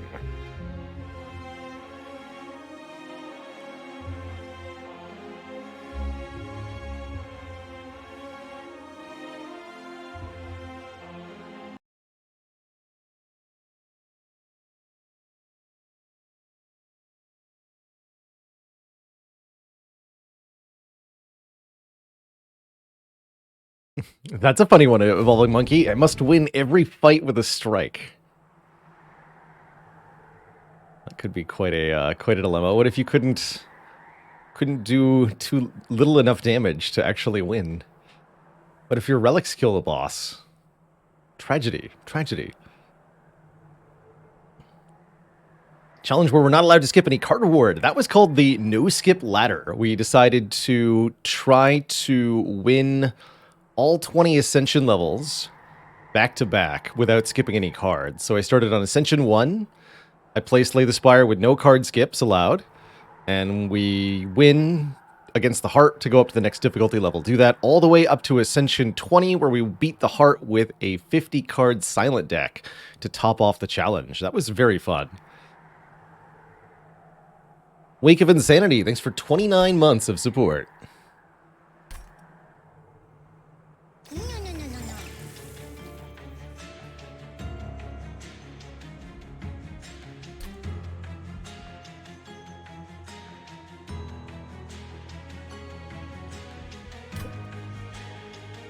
So, many clan combos yet to win with in the logbook. I think we should give it another go of Wormkin plus Hellhorn here. I really like Echo Right as a champion. So let's just, let's do. Any plans on playing Inkbound, I think it's called, the new game from the devs of Monster Train here. Their new game, which just released to early access this week. Definitely an unusual mix of genres. It's roguelite, turn-based, multiplayer, odd game. Very unique visually, very unique mechanically. It's definitely not something I want to play in its current state. I'll be keeping an eye on it as it develops further, but doesn't quite seem like the right flavor to me. Any tips on using the Stygian Guard effectively? Always feels like Tethys is too weak. You really have to lean into the spells with Stygian. They can really make a big difference. Stack some spell power on a decent spell, and you can kill bosses or all of the tough enemies in a wave with your spells. You'll probably want a reasonably beefy unit to sit in front of Tethys. The Titan Sentry is one of the best for that. The shark that provides frostbite when it gets struck. I played The Witness. Yes, I quite enjoyed The Witness. I thought that was a very good... Wait, hold on. The Witness. No, I'm misremembering. Which game is that? I feel like I have played The Witness. That was the island one. Okay, yes. I have played The Witness. And I think it is a pretty good puzzle game. I did not get very far into The Witness because I didn't want to only do drawing line puzzles, but that is what The Witness is at its core. You have to like drawing lines with the puzzle grid that they're giving you, because that is every puzzle in the game.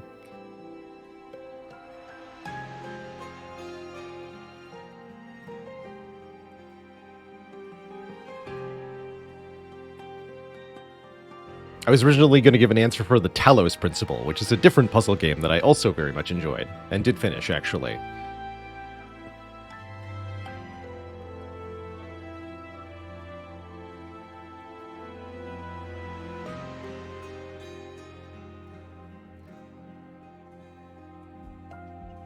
Who's our champ today?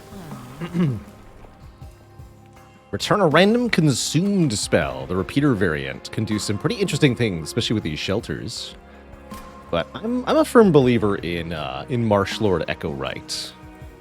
This version of Echo Right creates an egg when you play them, and then when you consume a card on their floor, additional shell is removed from those eggs. Additional max capacity for charged echoes. Not often relevant for Echo Right, but could be. Consume Crown is nice for scaling your units. Did I finish Disco Elysium, the drunk detective? Yes, we did Evolving Monkey. Very much enjoyed Disco Elysium. Yeah, definitely a good experience.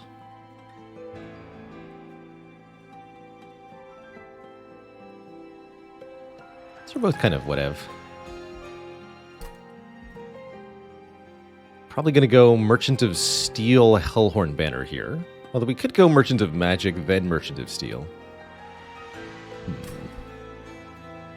Alright, let's do Mind Horde. And I always take the extra artifact at the start, even if I ought not to. We'll take the Cheater's Hand, allowing me to draw one more card each turn, then put one card back on top.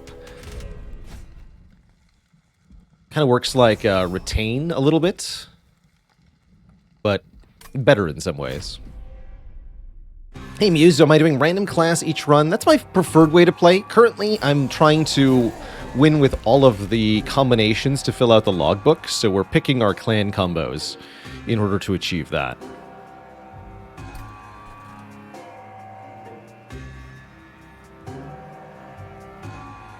I think we just want to focus on hatching the eggs here.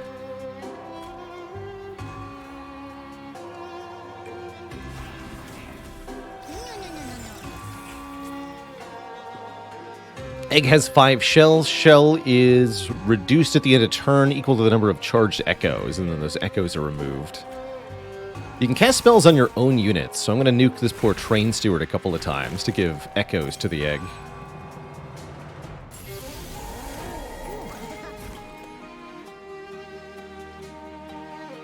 Armor Challenge Floor 1 is pretty nasty. How nasty exactly it is depends on which particular fight you're up against. But yeah, it's not an easy time.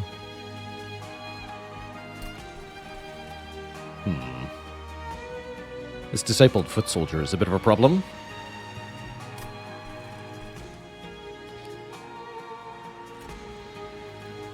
Let's do this. This is fine. Just one shell, huh? This guy's probably going to punch the pyre a couple times.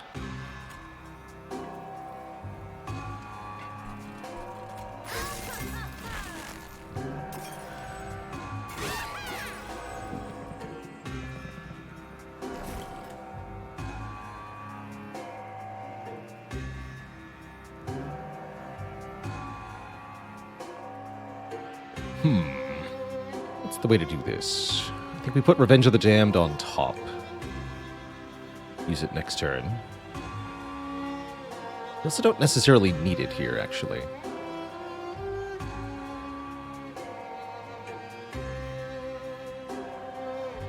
Food for thought. Flat is losing 20, which means he'll punch the pyre 2 times. That's not great.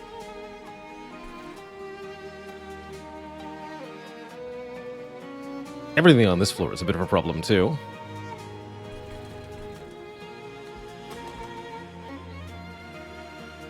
Realistically, we want these flies to hatch, or else. So I suppose we ought to use the shelter up top. Shelter Echo Break hatches this egg. We'll take a bit more damage to the pyre this turn. That's okay. And then... guess we Molting Imp. That'll remove the damage shield, but he'll get a new one. Don't love that either. Otherwise, we could go Train Steward, Molting Imp. Could kill this middle guy. But then we're not hatching the egg. I feel like hatching the egg is probably important.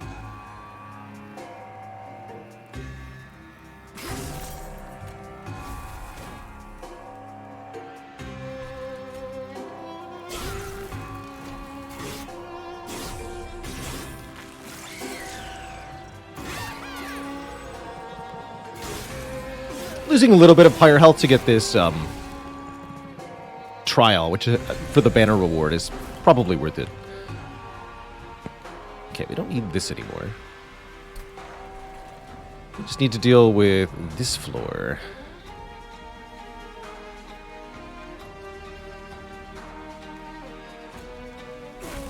Kill you.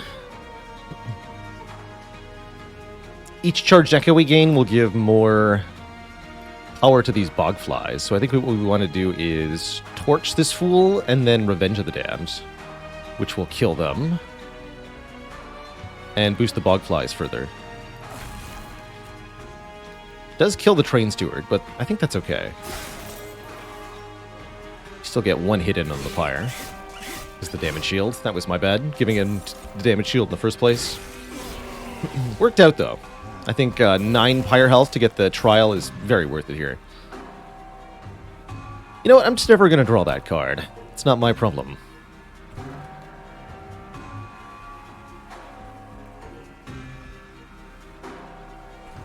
And I think we just want a ton of armor here. Can't do much damage to this Discipled Foot Soldier. What we want to do is max out the charged echoes so the bog flies are stronger and apply a bunch of armor. So I'll actually torch Echo Right to do that. I'll apply 10 armor to everybody. Full power. And that should win easily. Very good. Note that you can go over the end of turn cap of charged echoes during your turn, and the echoes won't disappear, the extra ones won't disappear until after the relentless phase of combat here. So these bog flies get to attack at 35 power.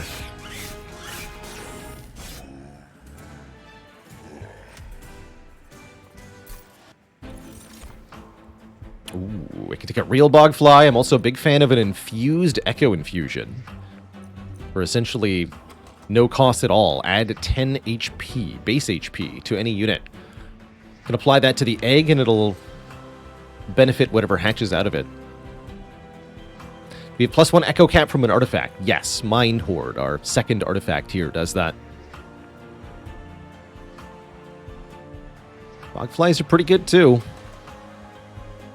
Do like me some bog flies, but I'm going to go with this echo infusion. When in doubt, clicky the infused card. Rage is questionable. Not sure I believe in Rage. What I do believe in is piercing spell damage. Perfect. I was hoping we would find another egg. Bog Chrysalis here is such a thing. I think what we want to do is take 1 or maybe even 2 egg units and deploy them alongside our Echo Right.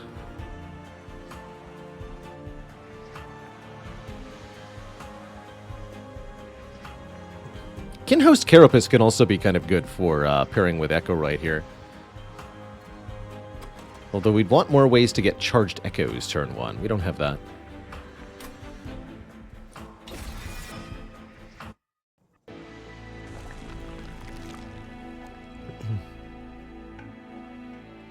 Yes, the DLC for Monster Train adds a ton, and I would strongly recommend. You get a 6th clan, which dramatically increases the number of clan combos there are. With 5 clans, there's only 20 combos. With 6 clans, there are 30 combos. So 1 added clan is actually 50% more clan combinations.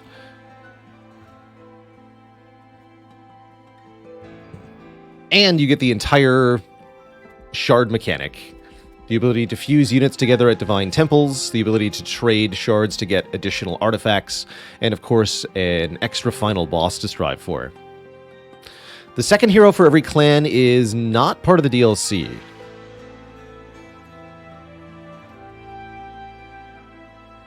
So you'll have 10 heroes normally, 12 with the expansion.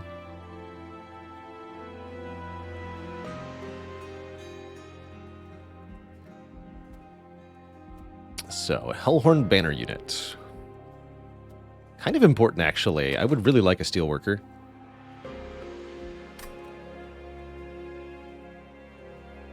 What about a Merchant of Steel? Or Merchant of Magic? Not that important, although there's definitely some upgrades we could get that would help.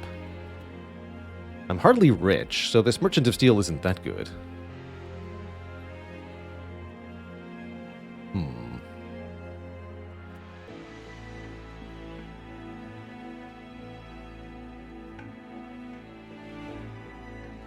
Guess it's a question of how badly we need a good infusion for this egg.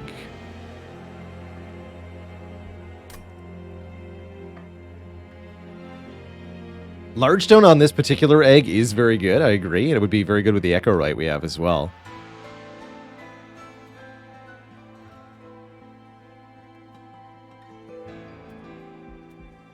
I think we do want that extra banner unit. So, quick is being offered. What's here? Oh, we do get Steelworker. Okay. Excellent. Let's go tanky flies. Yeah, especially when we got shelters too. Perfect. We fuse next floor? Yes. Excellent. Steelworker applies armor 5 to all units on the same floor at the end of each turn. That's definitely what we want here. Is this game worth getting over the art style? I think so, Oddity. Yes. Yes, there's a lot of depth, a lot of enjoyability, a lot of replayability here in this game. Ooh. Not fighting the Scourgefell, which makes Sinner's Salve not that important. I do like Broken Horn to allow us to preserve Ember from turn to turn. Extra upgrade slot on spells can be strong, but we don't have any great spells yet. Let's take the Ember Preservation. So, do I want to make anything quick here? I can have quick Bogflies. Not sure how I feel about that.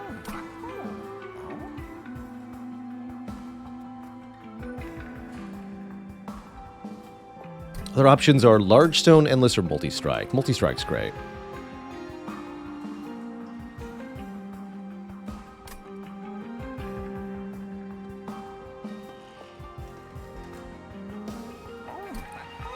We're getting a Wormkin banner next floor. Nazar, thanks for the full year. 12 months of support.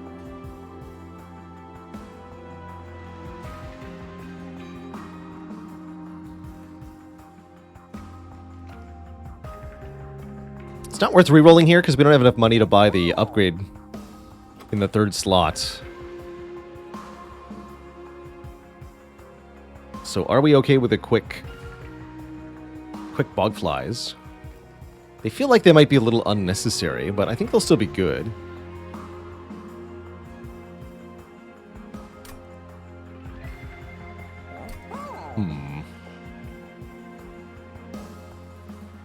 If I don't buy anything, we can afford the reroll here. I think I'm not going to take any of these upgrades. Feels odd to refuse, but let's try it. Spikes 3 for 75 bucks. We should be able to handle that because we have so many damage spells. And these Molting Imps, which can kill an entire floor. Our boss is the Sweeping Boss. Means they could attack our whole floor at once. That's a bit sad. Wait, we can put Echo right on top?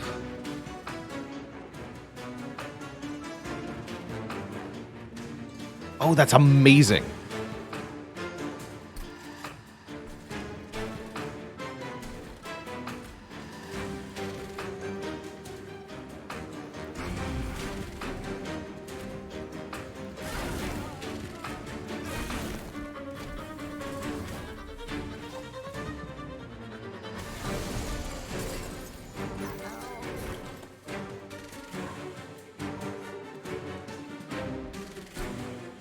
Because normally, we play Echo Right turn 1, Echo Right summons an egg, the top floor is full. By using Cheater's Hand to put Echo Right on top, we can get both of our banner units in play before we summon Echo Right in the egg. Very interesting. I want the Steelworker in the back. No, I don't.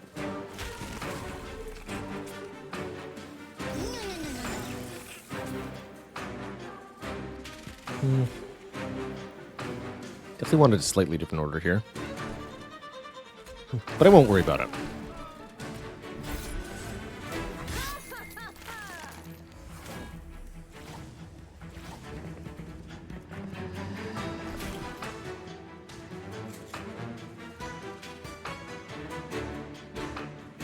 No room for the Molting Imp, but it does go on this floor. Which is fine.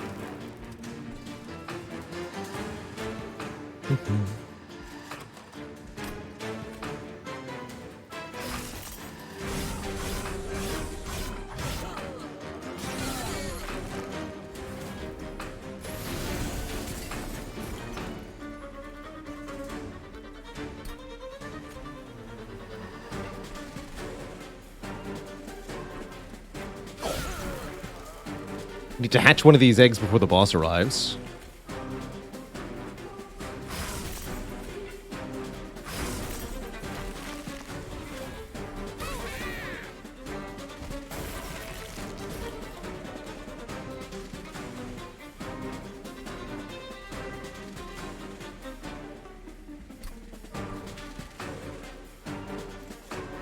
Okay, Echo Break will hatch this egg. That's good enough. Just having one.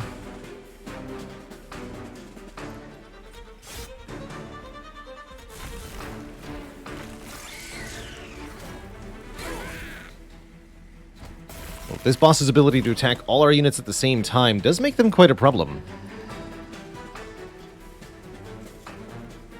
Actually, currently the bogflies don't do any damage. That's kind of embarrassing. We might not actually win this. We could shoot the egg instead. Perhaps that was more correct in some way, shape, or form. Now we definitely want to just shoot the boss, though. Yeah, actually, we don't beat the boss directly. Fortunately, the pyre will. Oh, because the egg consumes all of the echoes and the bogflies don't get to attack. That's why this is so bad. That makes sense. I thought Echo Right would be able to hatch the two eggs. Ow. So actually playing the second egg with the cheater's hand was a total misplay. That's what we learned there. But now it won't be. Because we'll be able to hatch the eggs actually correctly. With bounding echoes there.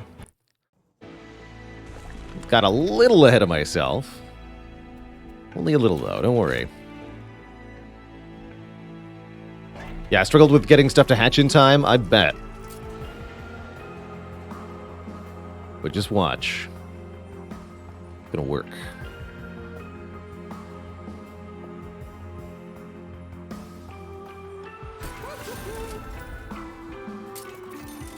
Oh, we got it. Hell yeah.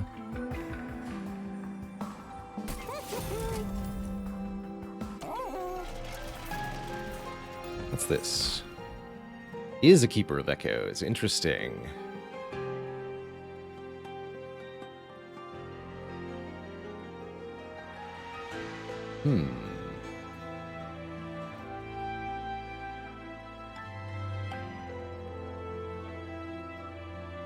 Keeper of Echoes infused into Bogfly is kind of cool.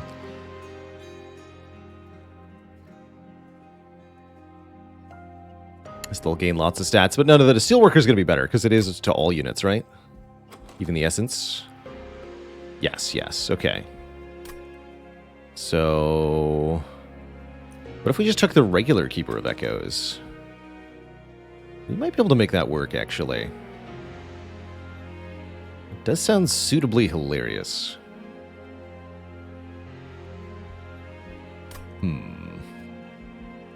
I'll try it.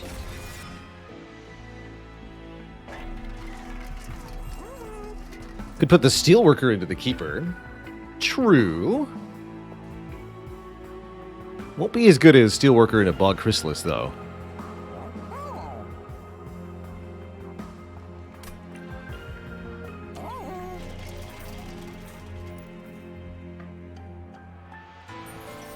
sealed caverns have? Oh, somebody was saying half. Here's half.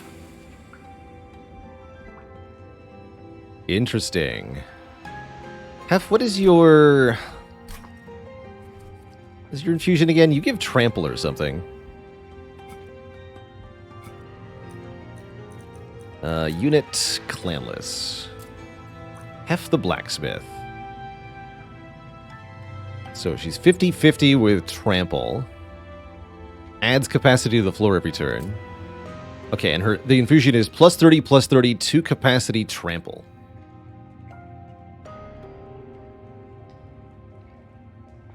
That'd be kind of amazing in the egg.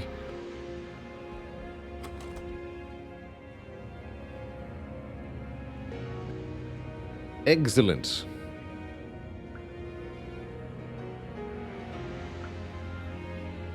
But then the steelworker is unresolved. Oh yeah, we can also refuse and get her upgrade, which makes a unit have +10 attack power and be smaller. So we could bring the bog chrysalis back down to base size, which makes life a lot easier, actually. Let's do that. So if you say no to her,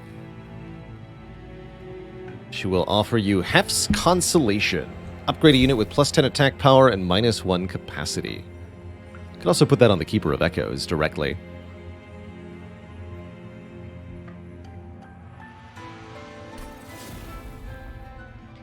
Damn cold. Spicy cold. And this becomes a really good duplication, this Bog Chrysalis. Would be pretty happy with 2 of these. We want to add magic power to any spell. Super-powered Hornbreak's kind of cool. But we already have a lot of shards.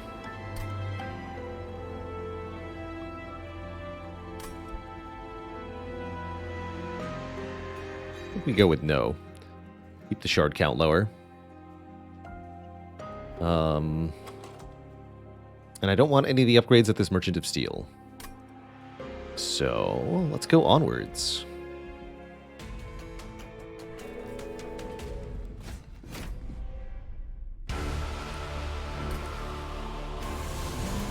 Three health is plenty, right? Easy.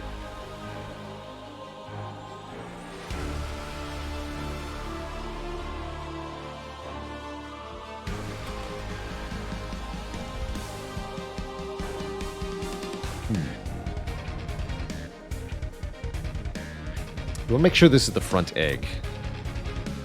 Whatever we do.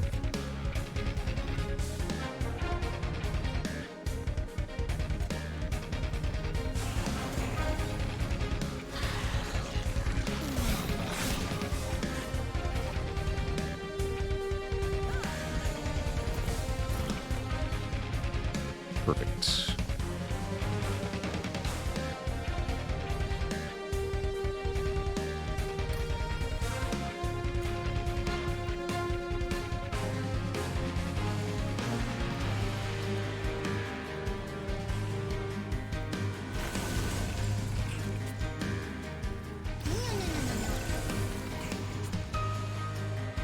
Yes, yes, yes.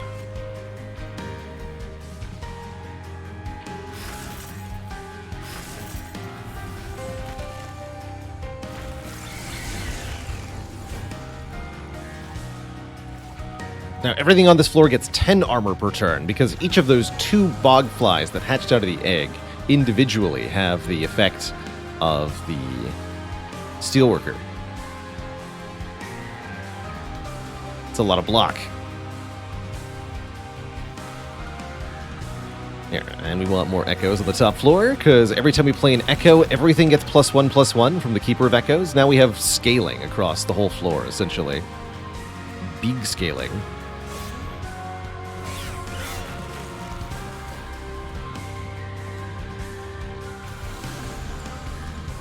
Kalima Arzi, thanks for the Prime sub. Welcome to the Cozy Sub Club.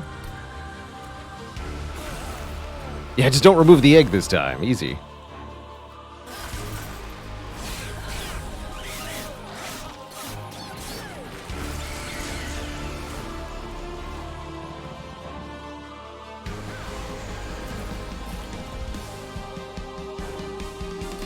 Easy peasy.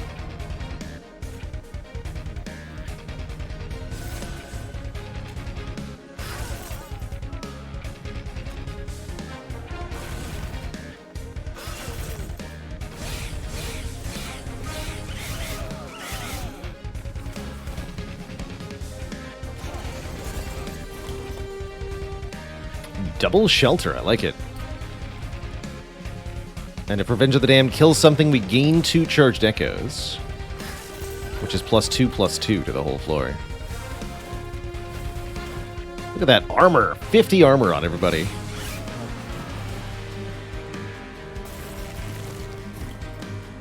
Dang.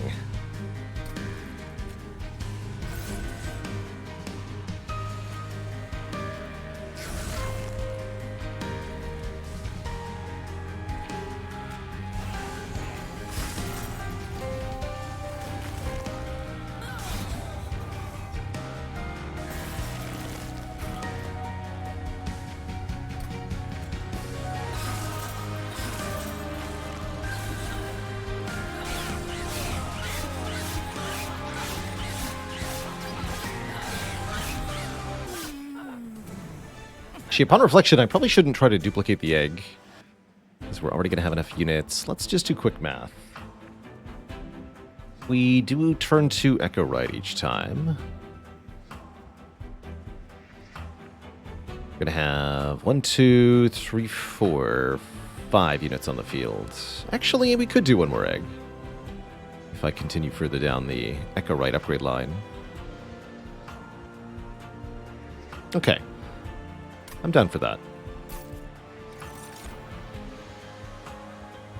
Ooh, and a charged echo that cannot be removed. That's good for hatching eggs or just ensuring that your bogflies are powerful overall.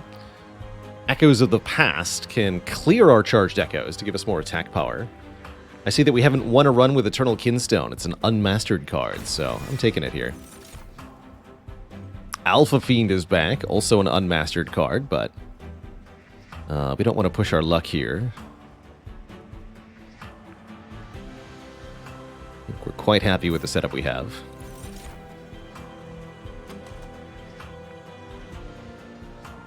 So if I want to dupe the egg, I probably want more floor capacity, although I don't need it immediately. I think we take the draw and the extra egg now, and then take the extra capacity later. Let's try that. Would I infuse anything into the Keeper of Echoes? I could see that potentially happening.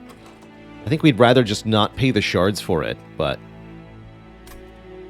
there are a couple of infusions that could be smart.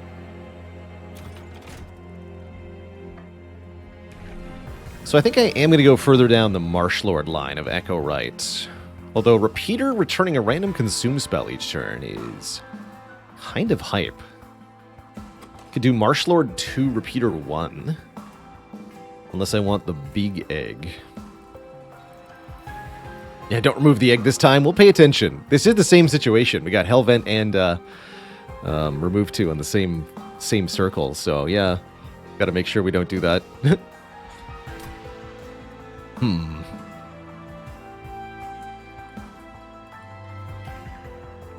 The really big egg has Trample. We're going to go Repeater 1, Marsh Lord 2. What's the Etch keyword? Etch is whenever a card is consumed on this floor. Which means Etch plus Resolve Return to Consumed spell is really good.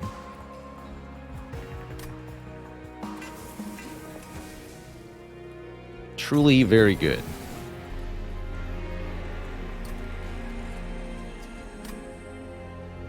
Intrinsic.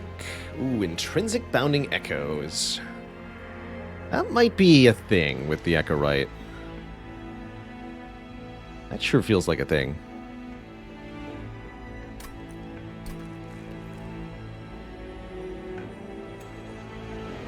But also Intrinsic this, actually.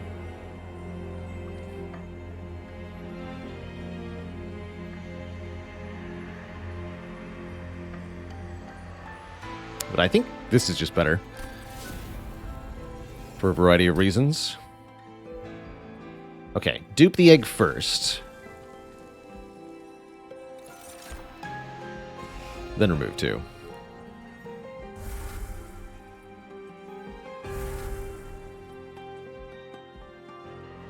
All right. Good luck to us. This 4th ring fight, often one of the most dangerous. I'm not sure we can afford to give enemies 6 additional attack power here.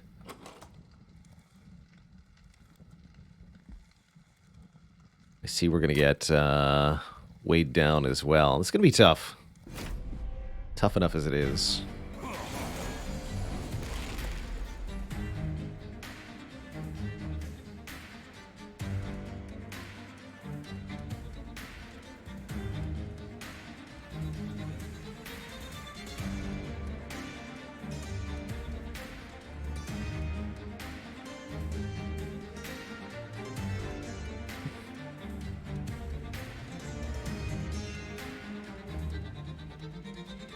We put Echo right back on top? No, we gotta play Echo right, or we're not gonna get Bounding Echoes back.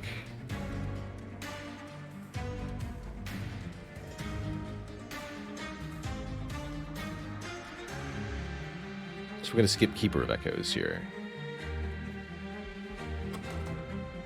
That's the hope. Okay, let's do this.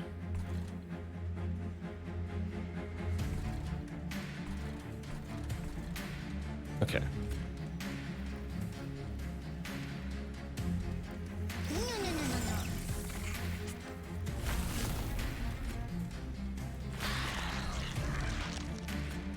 Don't want this to hatch too quickly.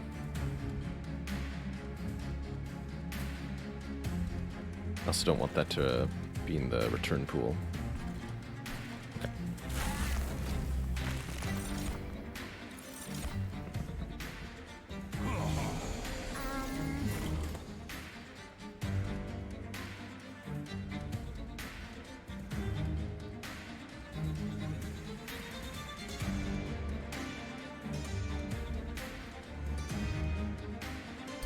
Make that Future Bailer's problem.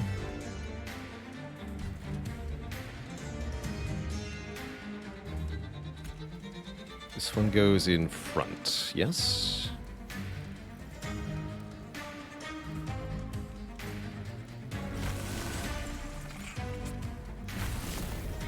Good.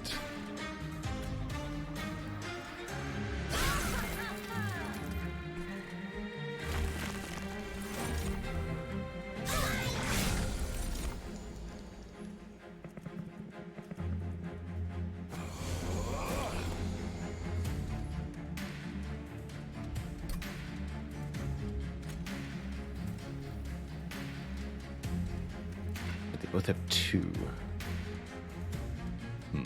It's not quite what I meant to do. Stop. So you probably end up taking 3 here, yes?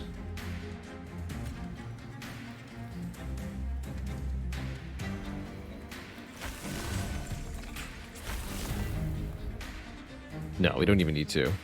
Okay, cool.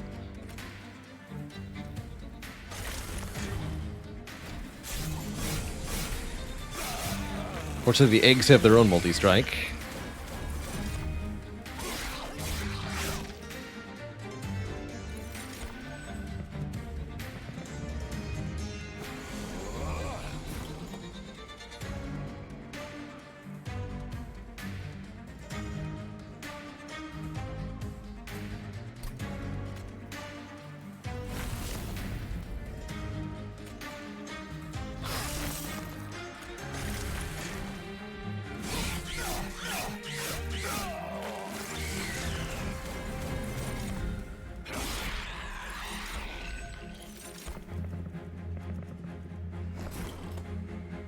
Okay, but that's a little bit much, don't you think? Suppose not.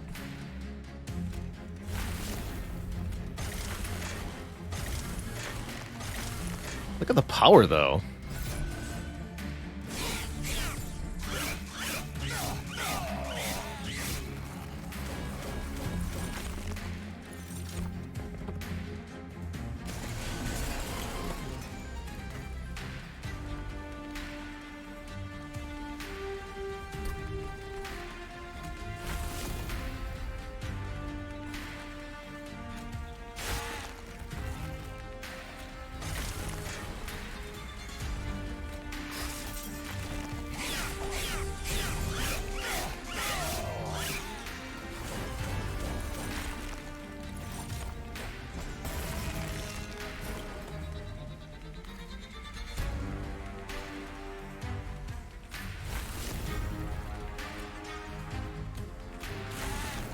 that. Break this.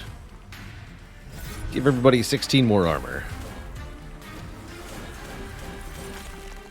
Alright, maybe I didn't need to be afraid of the enemies having extra attack power. Either way, I'm glad we're out of this ring of hell. Enjoy your hundreds of armor.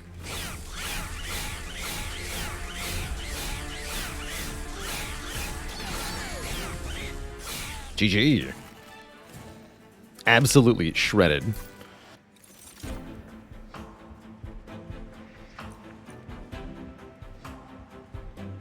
Cane and Ember per echo. Is that useful? I don't think so. I don't think any of this is useful. Skipping is useful. Battering Ram. Deal damage to the front enemy unit equal to 4 times the amount of armor on friendly units. Sure.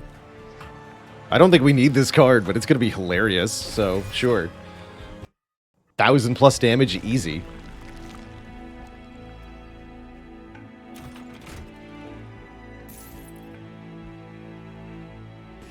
The battering tram. Our enemies will tremble before us.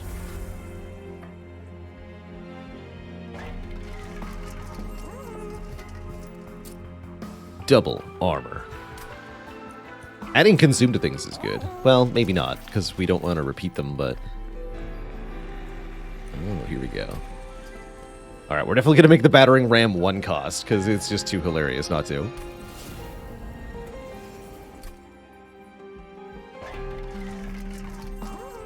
Make it a proper body slam. Here, you can consume.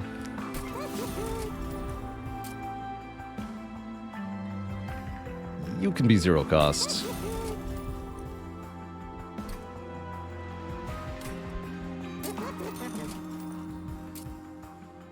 Can remove consume. I don't think I actually want to do that.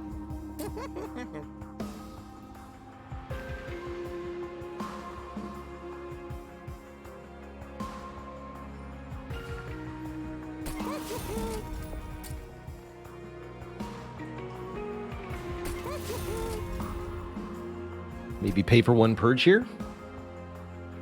Unless I think I'm going Merchant of Trinkets next floor. I don't think we are. I think we're going to go to another Merchant of Magic. So let's purge 1 torch here. Shrink this deck down a little bit. Actually, maybe we purge the Keeper of Echoes. Based on how that last fight went. Another boss with sweep. I think I do dare add armor to enemies here.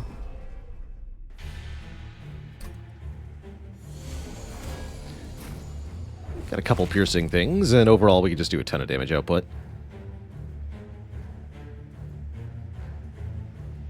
Do we think one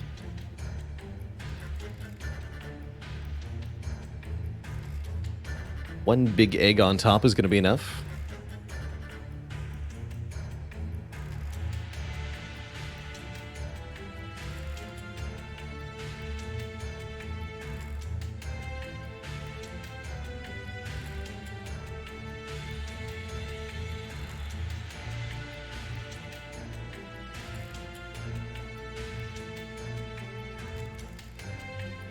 I think so.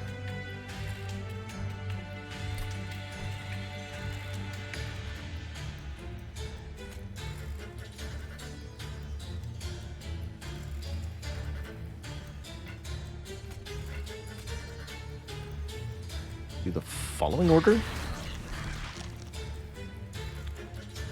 You're in front.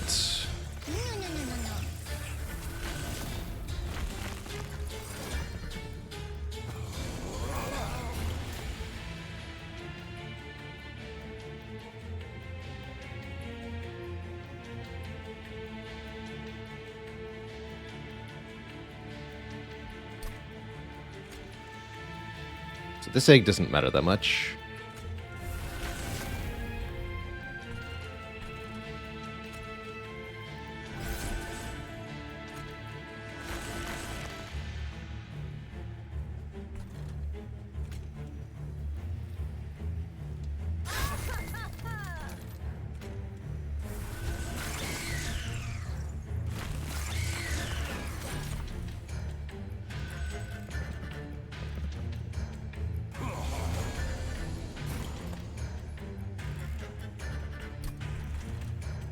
Alright, it feels like we're approximately no longer afraid of anything, really.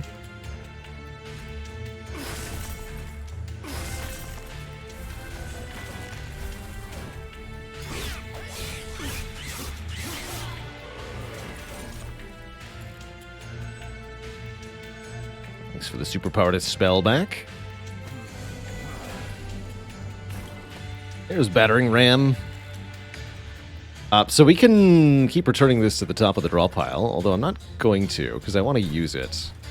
884 damage, by the way. Kabonk.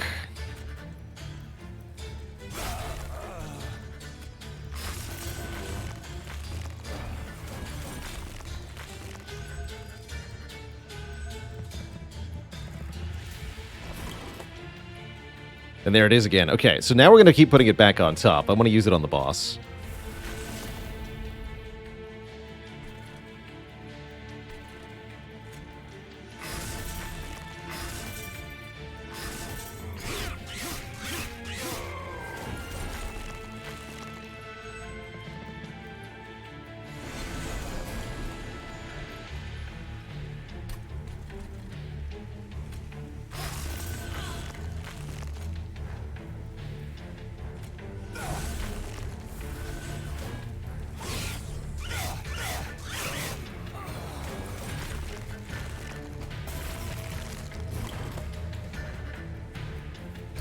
Poor boss. $24,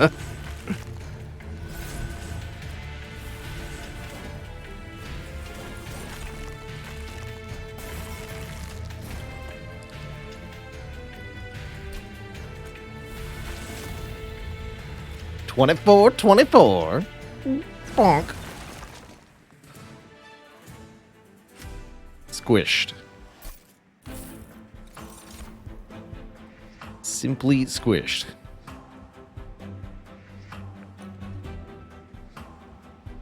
Actually, with Unbroken Horn, Forgotten Trait actually does seem pretty good, now that I think about it. I'll grab one of these.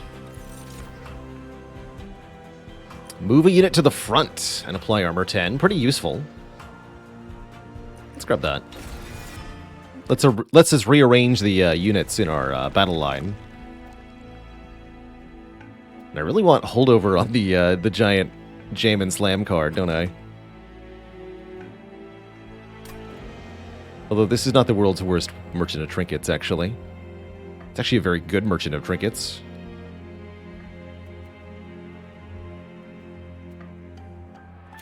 Permafrost is also good, though.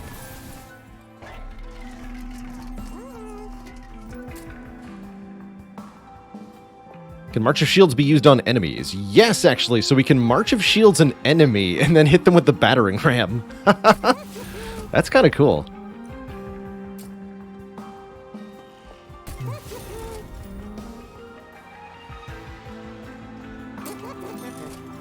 Ah, hold over. Okay, perfect. Just make the Jammin' Slammin' Batterin' Rammin' card.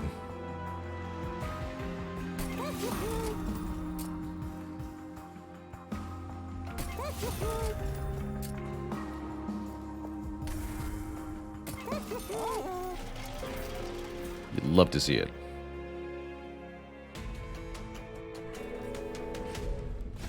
Get over here.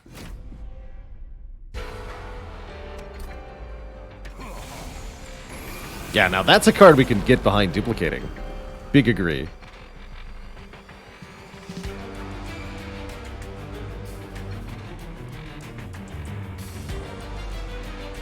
That's fine.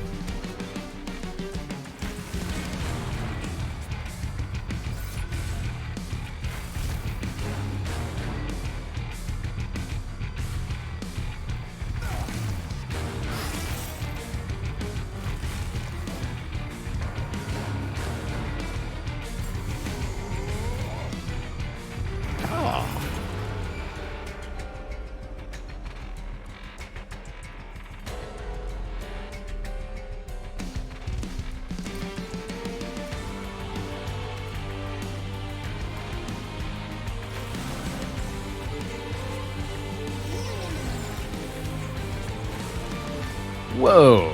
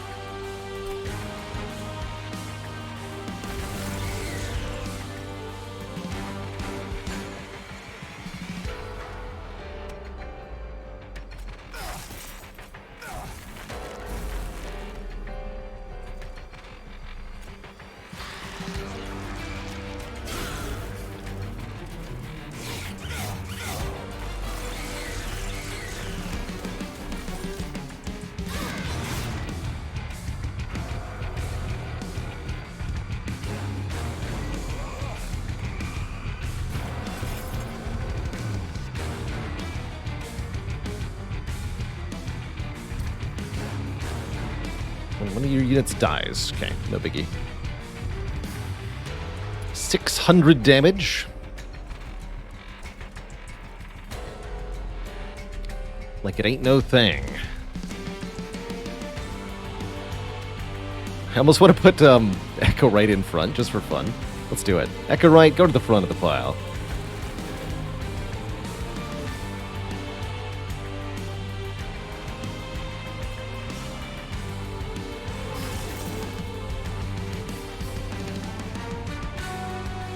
Don't want to use battering ram there. Actually, probably want to... No, it can only be used up the top floor. Don't be ridiculous.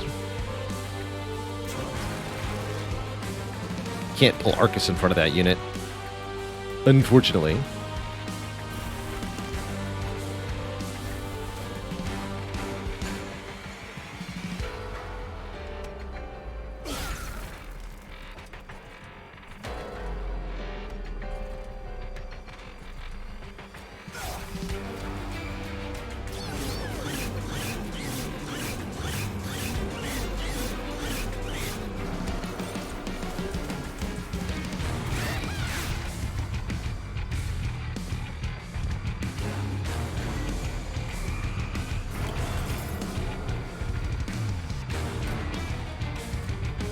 Bonk.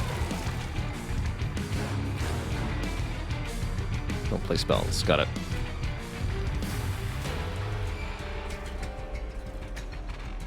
Alternately, do play spells, but be prepared to pay a lot for them. I do want this front guy dead. Guess it doesn't really matter, huh?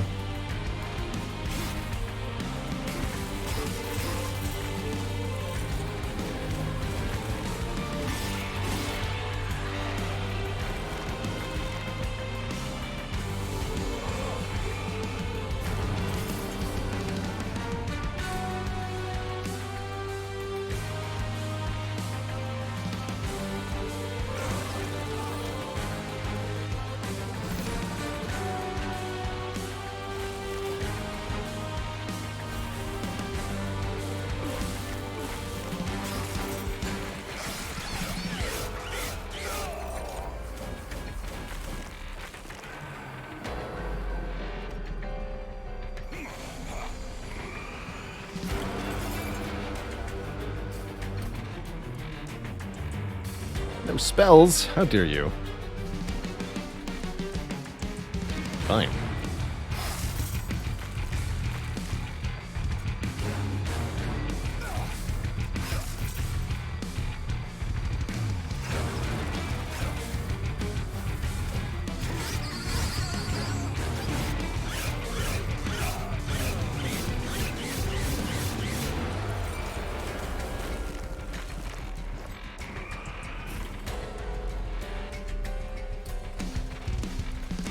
$4,000 damage.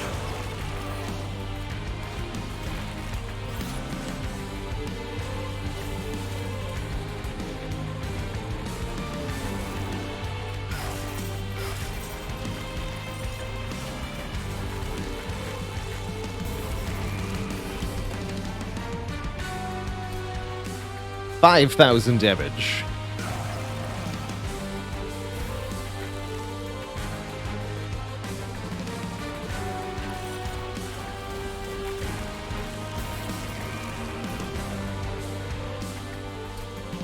$5,500. Bonk. One shot the boss. Not that we even needed to. Double buffs and armor on a unit.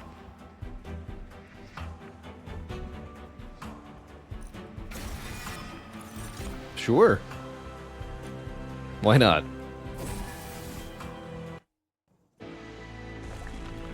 Why the heck not? More battering rams, please.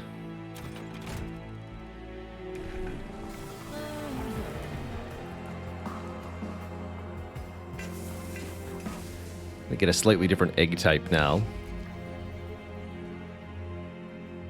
Actually wondering if I maybe just want to remove Keeper of Echoes. Food for thought.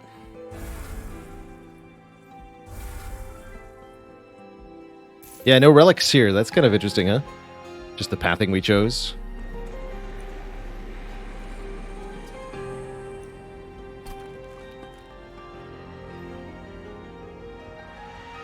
Spellchain Eternal Kinstone, Spellchain Forgotten Trade, both interesting.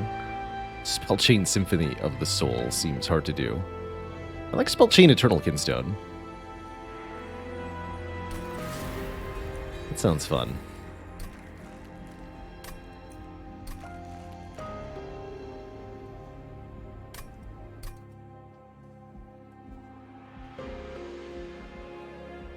Yeah, Shell 12 on the third egg. Still pretty good.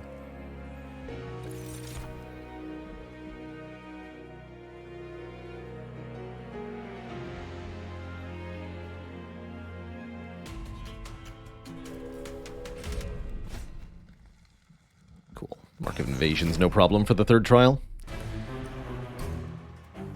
Consistently one of the easiest trials, in my opinion, the Mark of Invasion. You can just ignore it and pay a flat fee in Pyre health that's almost always manageable.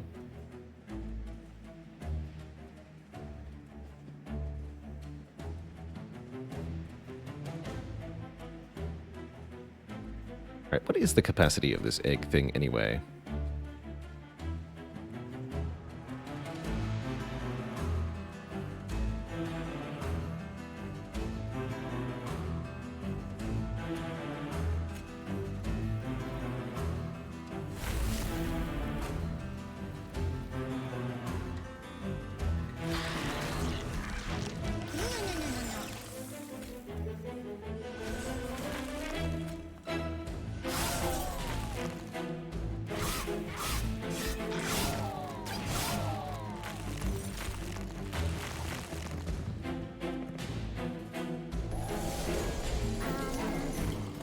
Still just a 1-pip egg. Good.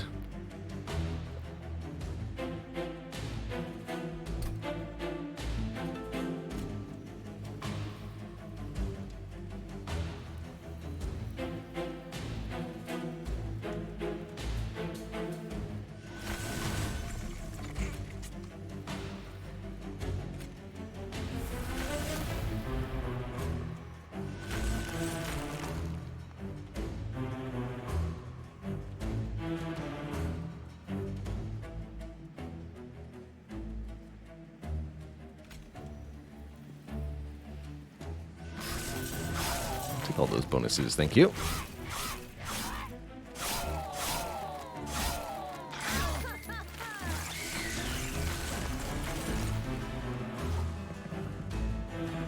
Excellent.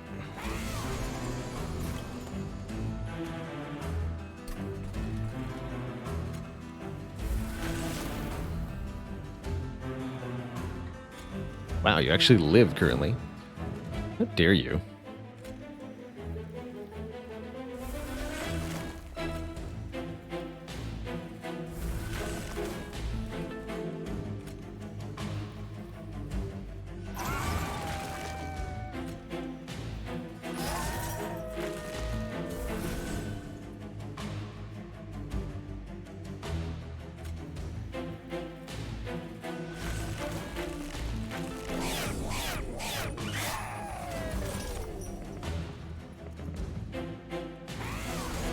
Could I double the armor on the one with the most armor rather than the one that was most in need of the armor?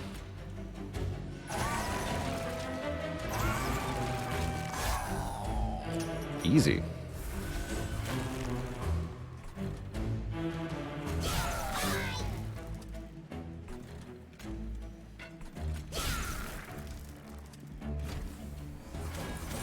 Gorilla Power, thanks for 23 months. So close to 2 years.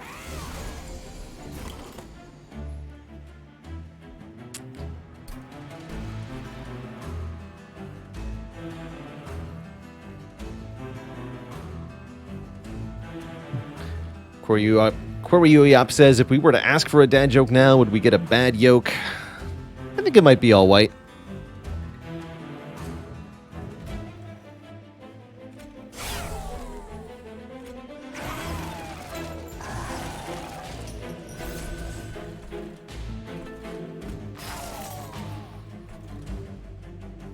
No, we actually don't need this egg.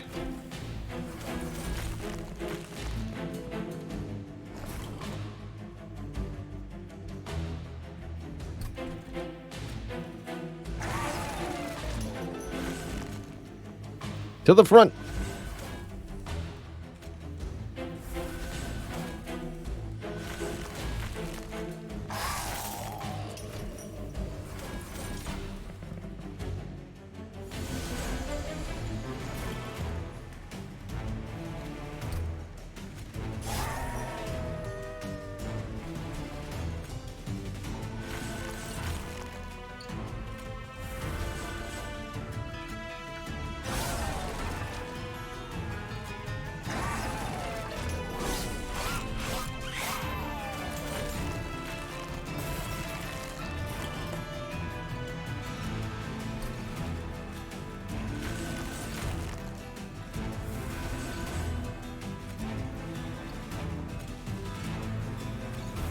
Those unremovable echoes. I love it.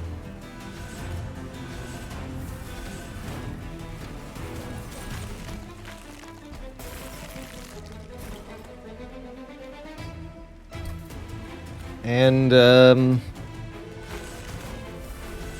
bonk. Smooshed once again.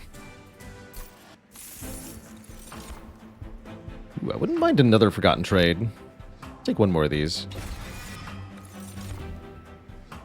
Apply armor. I don't want to use all of my energy.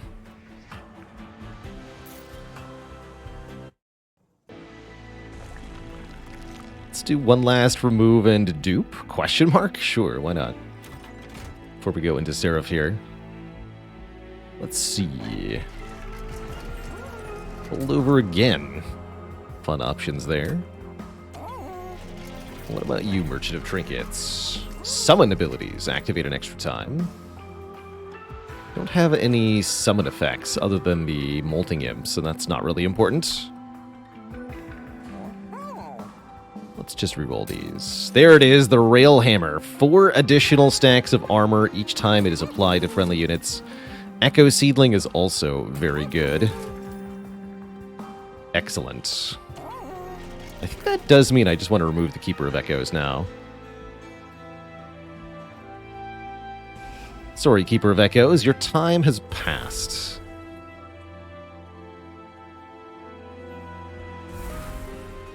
These Molting Imps are also pretty whatever.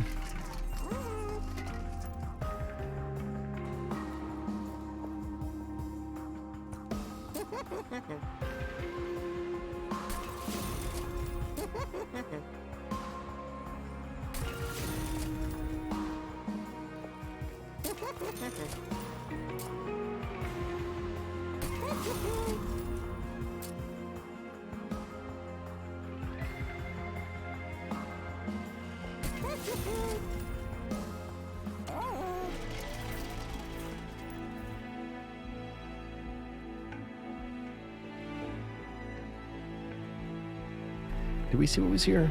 Spell chain. I mean, that seems like a strict upgrade, actually.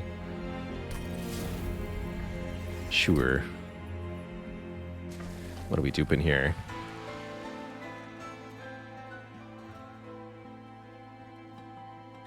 This card? That seems about right. Let's have some fun.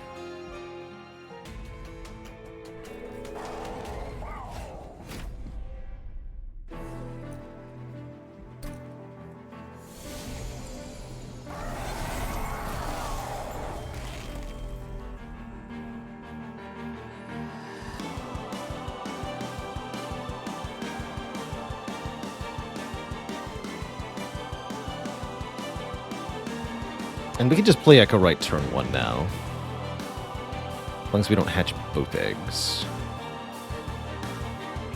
Because we don't want to hatch both eggs. Okay, fine.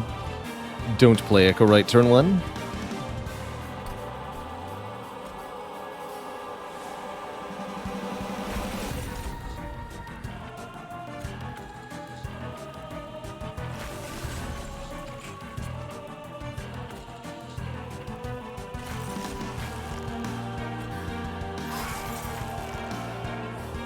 Oh, it hatches. Whoops. That's still fine. Yes, that's still fine.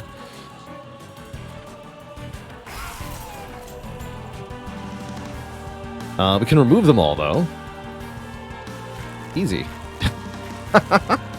Never a problem in my life.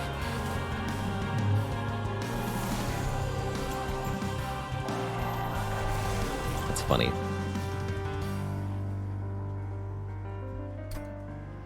Okay, now this works out correctly.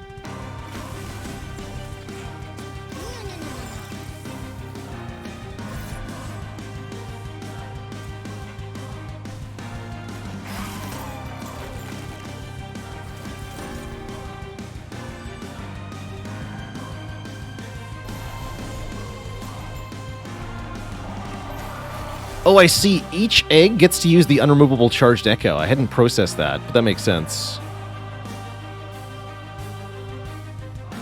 Oh, that's cool.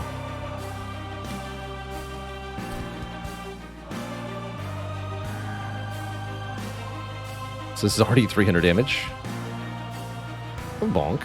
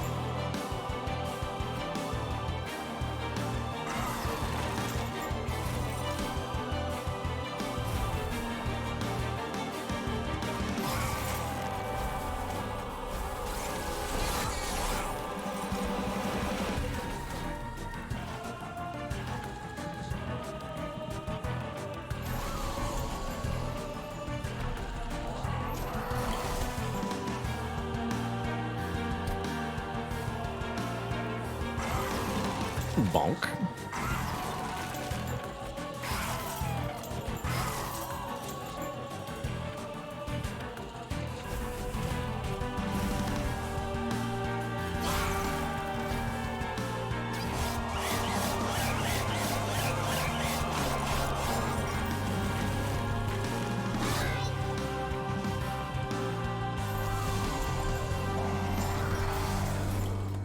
So I think Seraph is guaranteed to come to the top floor again next turn, so ideally we'd like to remove these two somehow. I don't think we can quite do that. Oh well.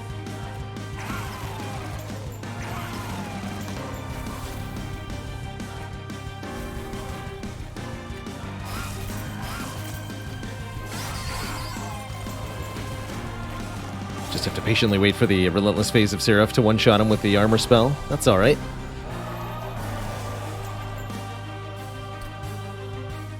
Because again, we can't March of Shield Seraph here. You wish it worked that way, but it don't.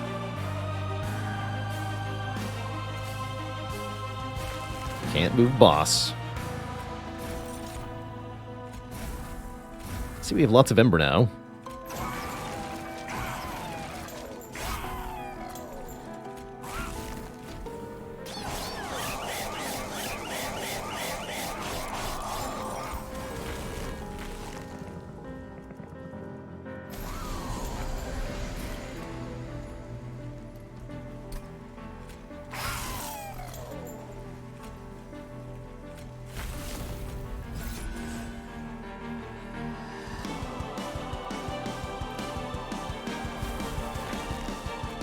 Double your armor. 7,000 damage.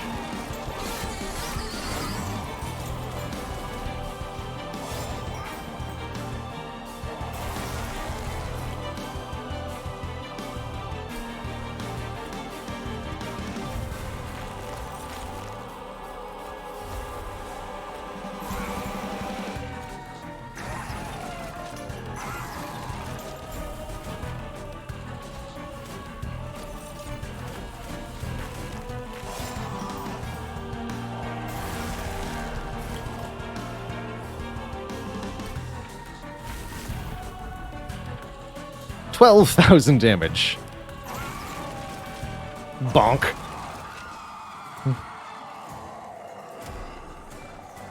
I think he's dead. But can we do more? Probably not, actually, because if we get to the point where we can just one-shot Last Divinity at any point, we'll do that. That is some truly enormous bonkage, that's for sure. He's dead, Jim. Oh, we got both eggs turn 1. What a blessed start. That's lucky. Wow. That could let me do bottom floor setup, maybe. Although, why would I want to do bottom floor setup? No, we want to go top floor here. It's only 12. Everybody lives, right? Yeah, everybody lives. Yeah, top floor has sweep, meaning it'll do 12 damage to every unit every turn. That will slow the armor growth. That's true. I guess we can deploy middle, right? Because we got rid of the third unit. Yeah, we can actually just deploy middle here. Well, that does seem correct.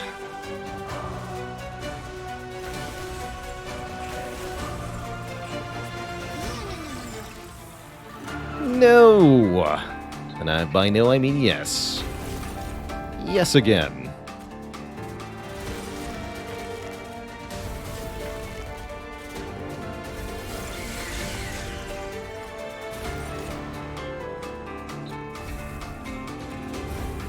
$16 Ember, by the way.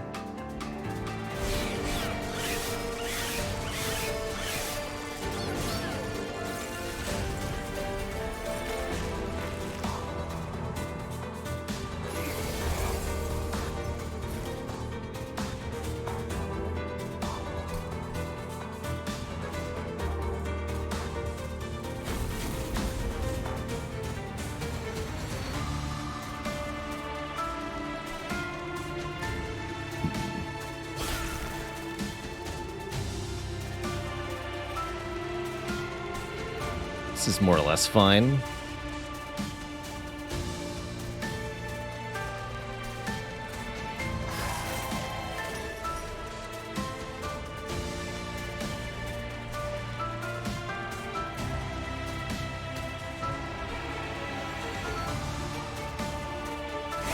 Just to get rid of some stuff here.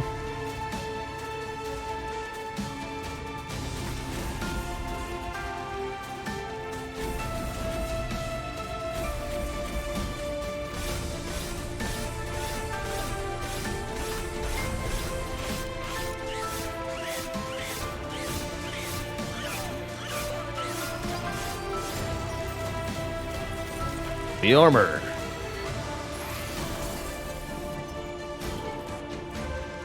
Still no battering rams.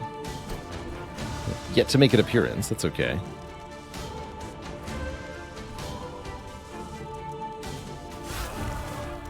Get rid of that lady. Nobody likes that lady.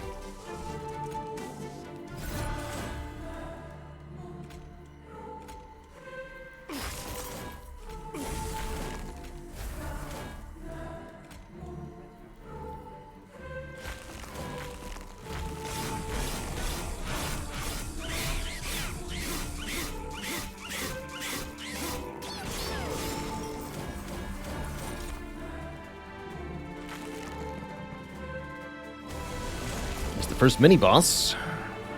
And that should be the first time we can actually hit Divinity with a battering ram, and that'll be an instant kill when we do. So, we just want to kill the front guy. Might not actually be able to do that.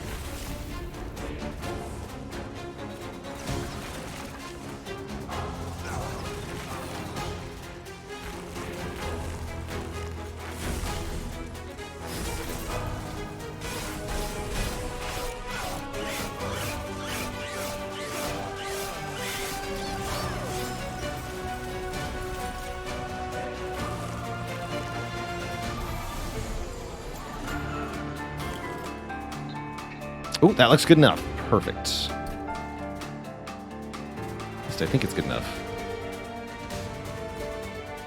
16. Ooh, maybe it's not. That looks Looks like we can't quite get there, actually. Bummer.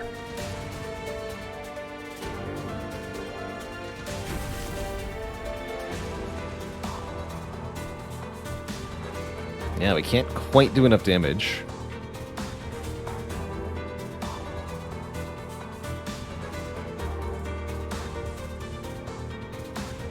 Right, you have 16 health left. We can not boost this enough. Can't get enough echoes to make the echo break do more damage. No, we're like 8 short here. So let's kill something on the lower floor.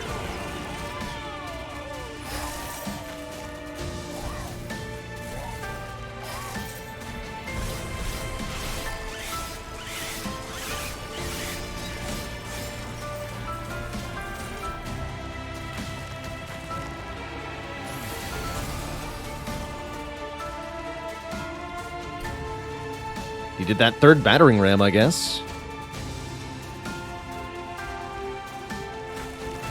Armor can go over 1,000, I was wondering.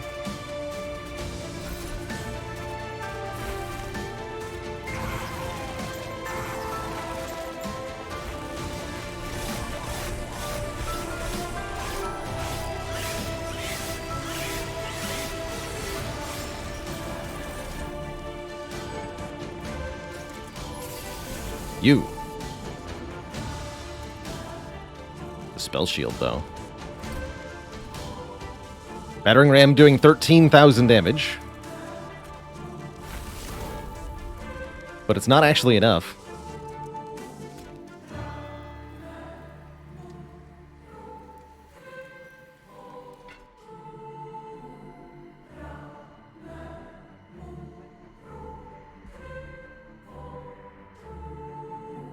I don't want Ever Drain.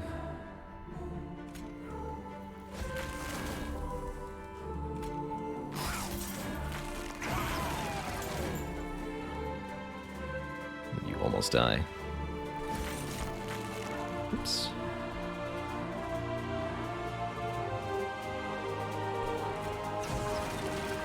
Doesn't absorb spell shield, that makes sense.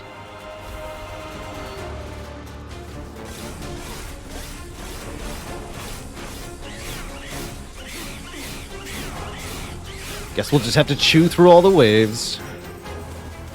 Oh, he does live. Yeah, Battering Ram needs Trample. Exactly. Where's Trample? It's so close again.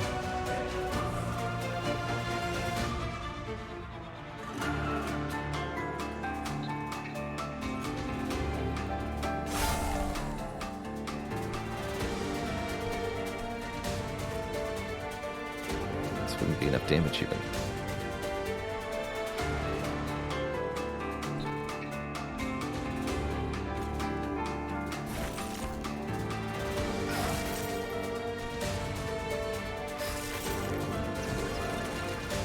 Bonk. Wait. He lived!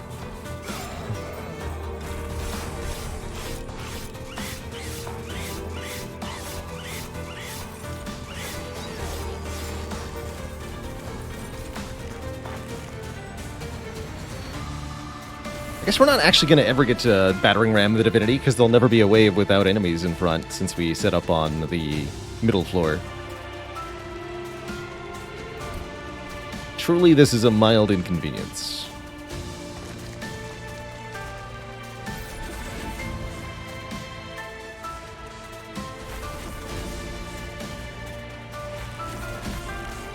$24,000 damage.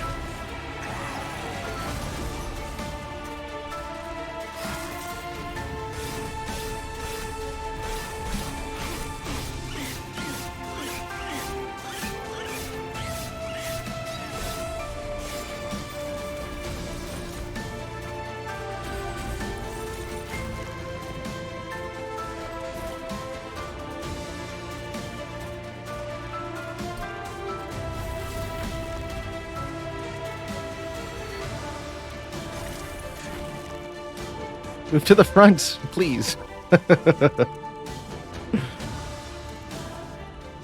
25,400 damage. Wait, we could do a little bit better. 25,456 damage. Kabonk. GG.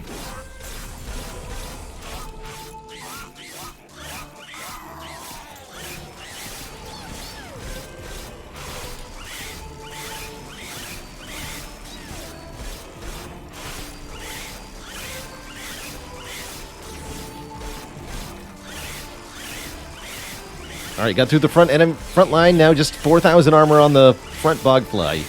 Good luck, Divinity. GG. Well, that was certainly a good time.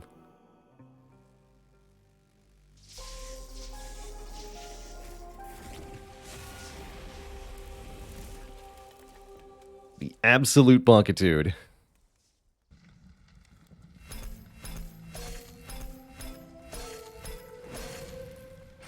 See if that's a new record for spell damage. Probably, is my guess. Yeah, that is a new record for armor. We topped 8,000 and set a new record of 14,600.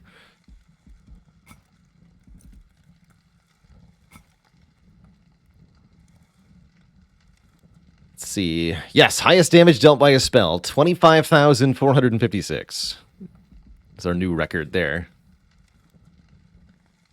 Well done.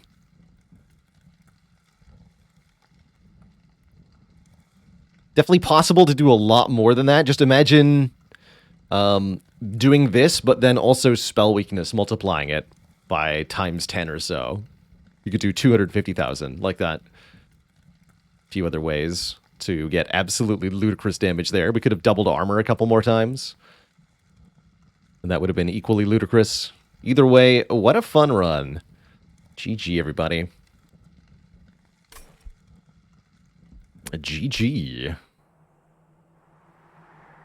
All right, folks, that is where I'm going to wind down our Friday stream here. Definitely had a great time. Can't believe the Spire streak is still going. Had a great run of Monster Train besides. Tomorrow, we're going to be playing some variety stuff. I'm thinking we'll revisit Against the Storm tomorrow. Play some cozy settlement building. And maybe something else as well. But that's where I'll be going. Yeah, you'd have to be Stygian for that. So imagine... you wouldn't be able to use Bogflies, but let's say you've got a bunch of armor totems with the Railhammer. You're getting armor on Incant for every unit on the floor. And then you can spell weakness with the Stygian and Battering Ram. That'd be a way to get many hundreds of thousands of spell damage. See you later, Terrorish. Martin scores easy. Carissa. Incal. And all my lovely Lurker crew, thank you so much for watching. We'll be back at it tomorrow. And then hopefully full power next week. Again, on the 30th, we'll be celebrating my birthday on stream here. Doing a special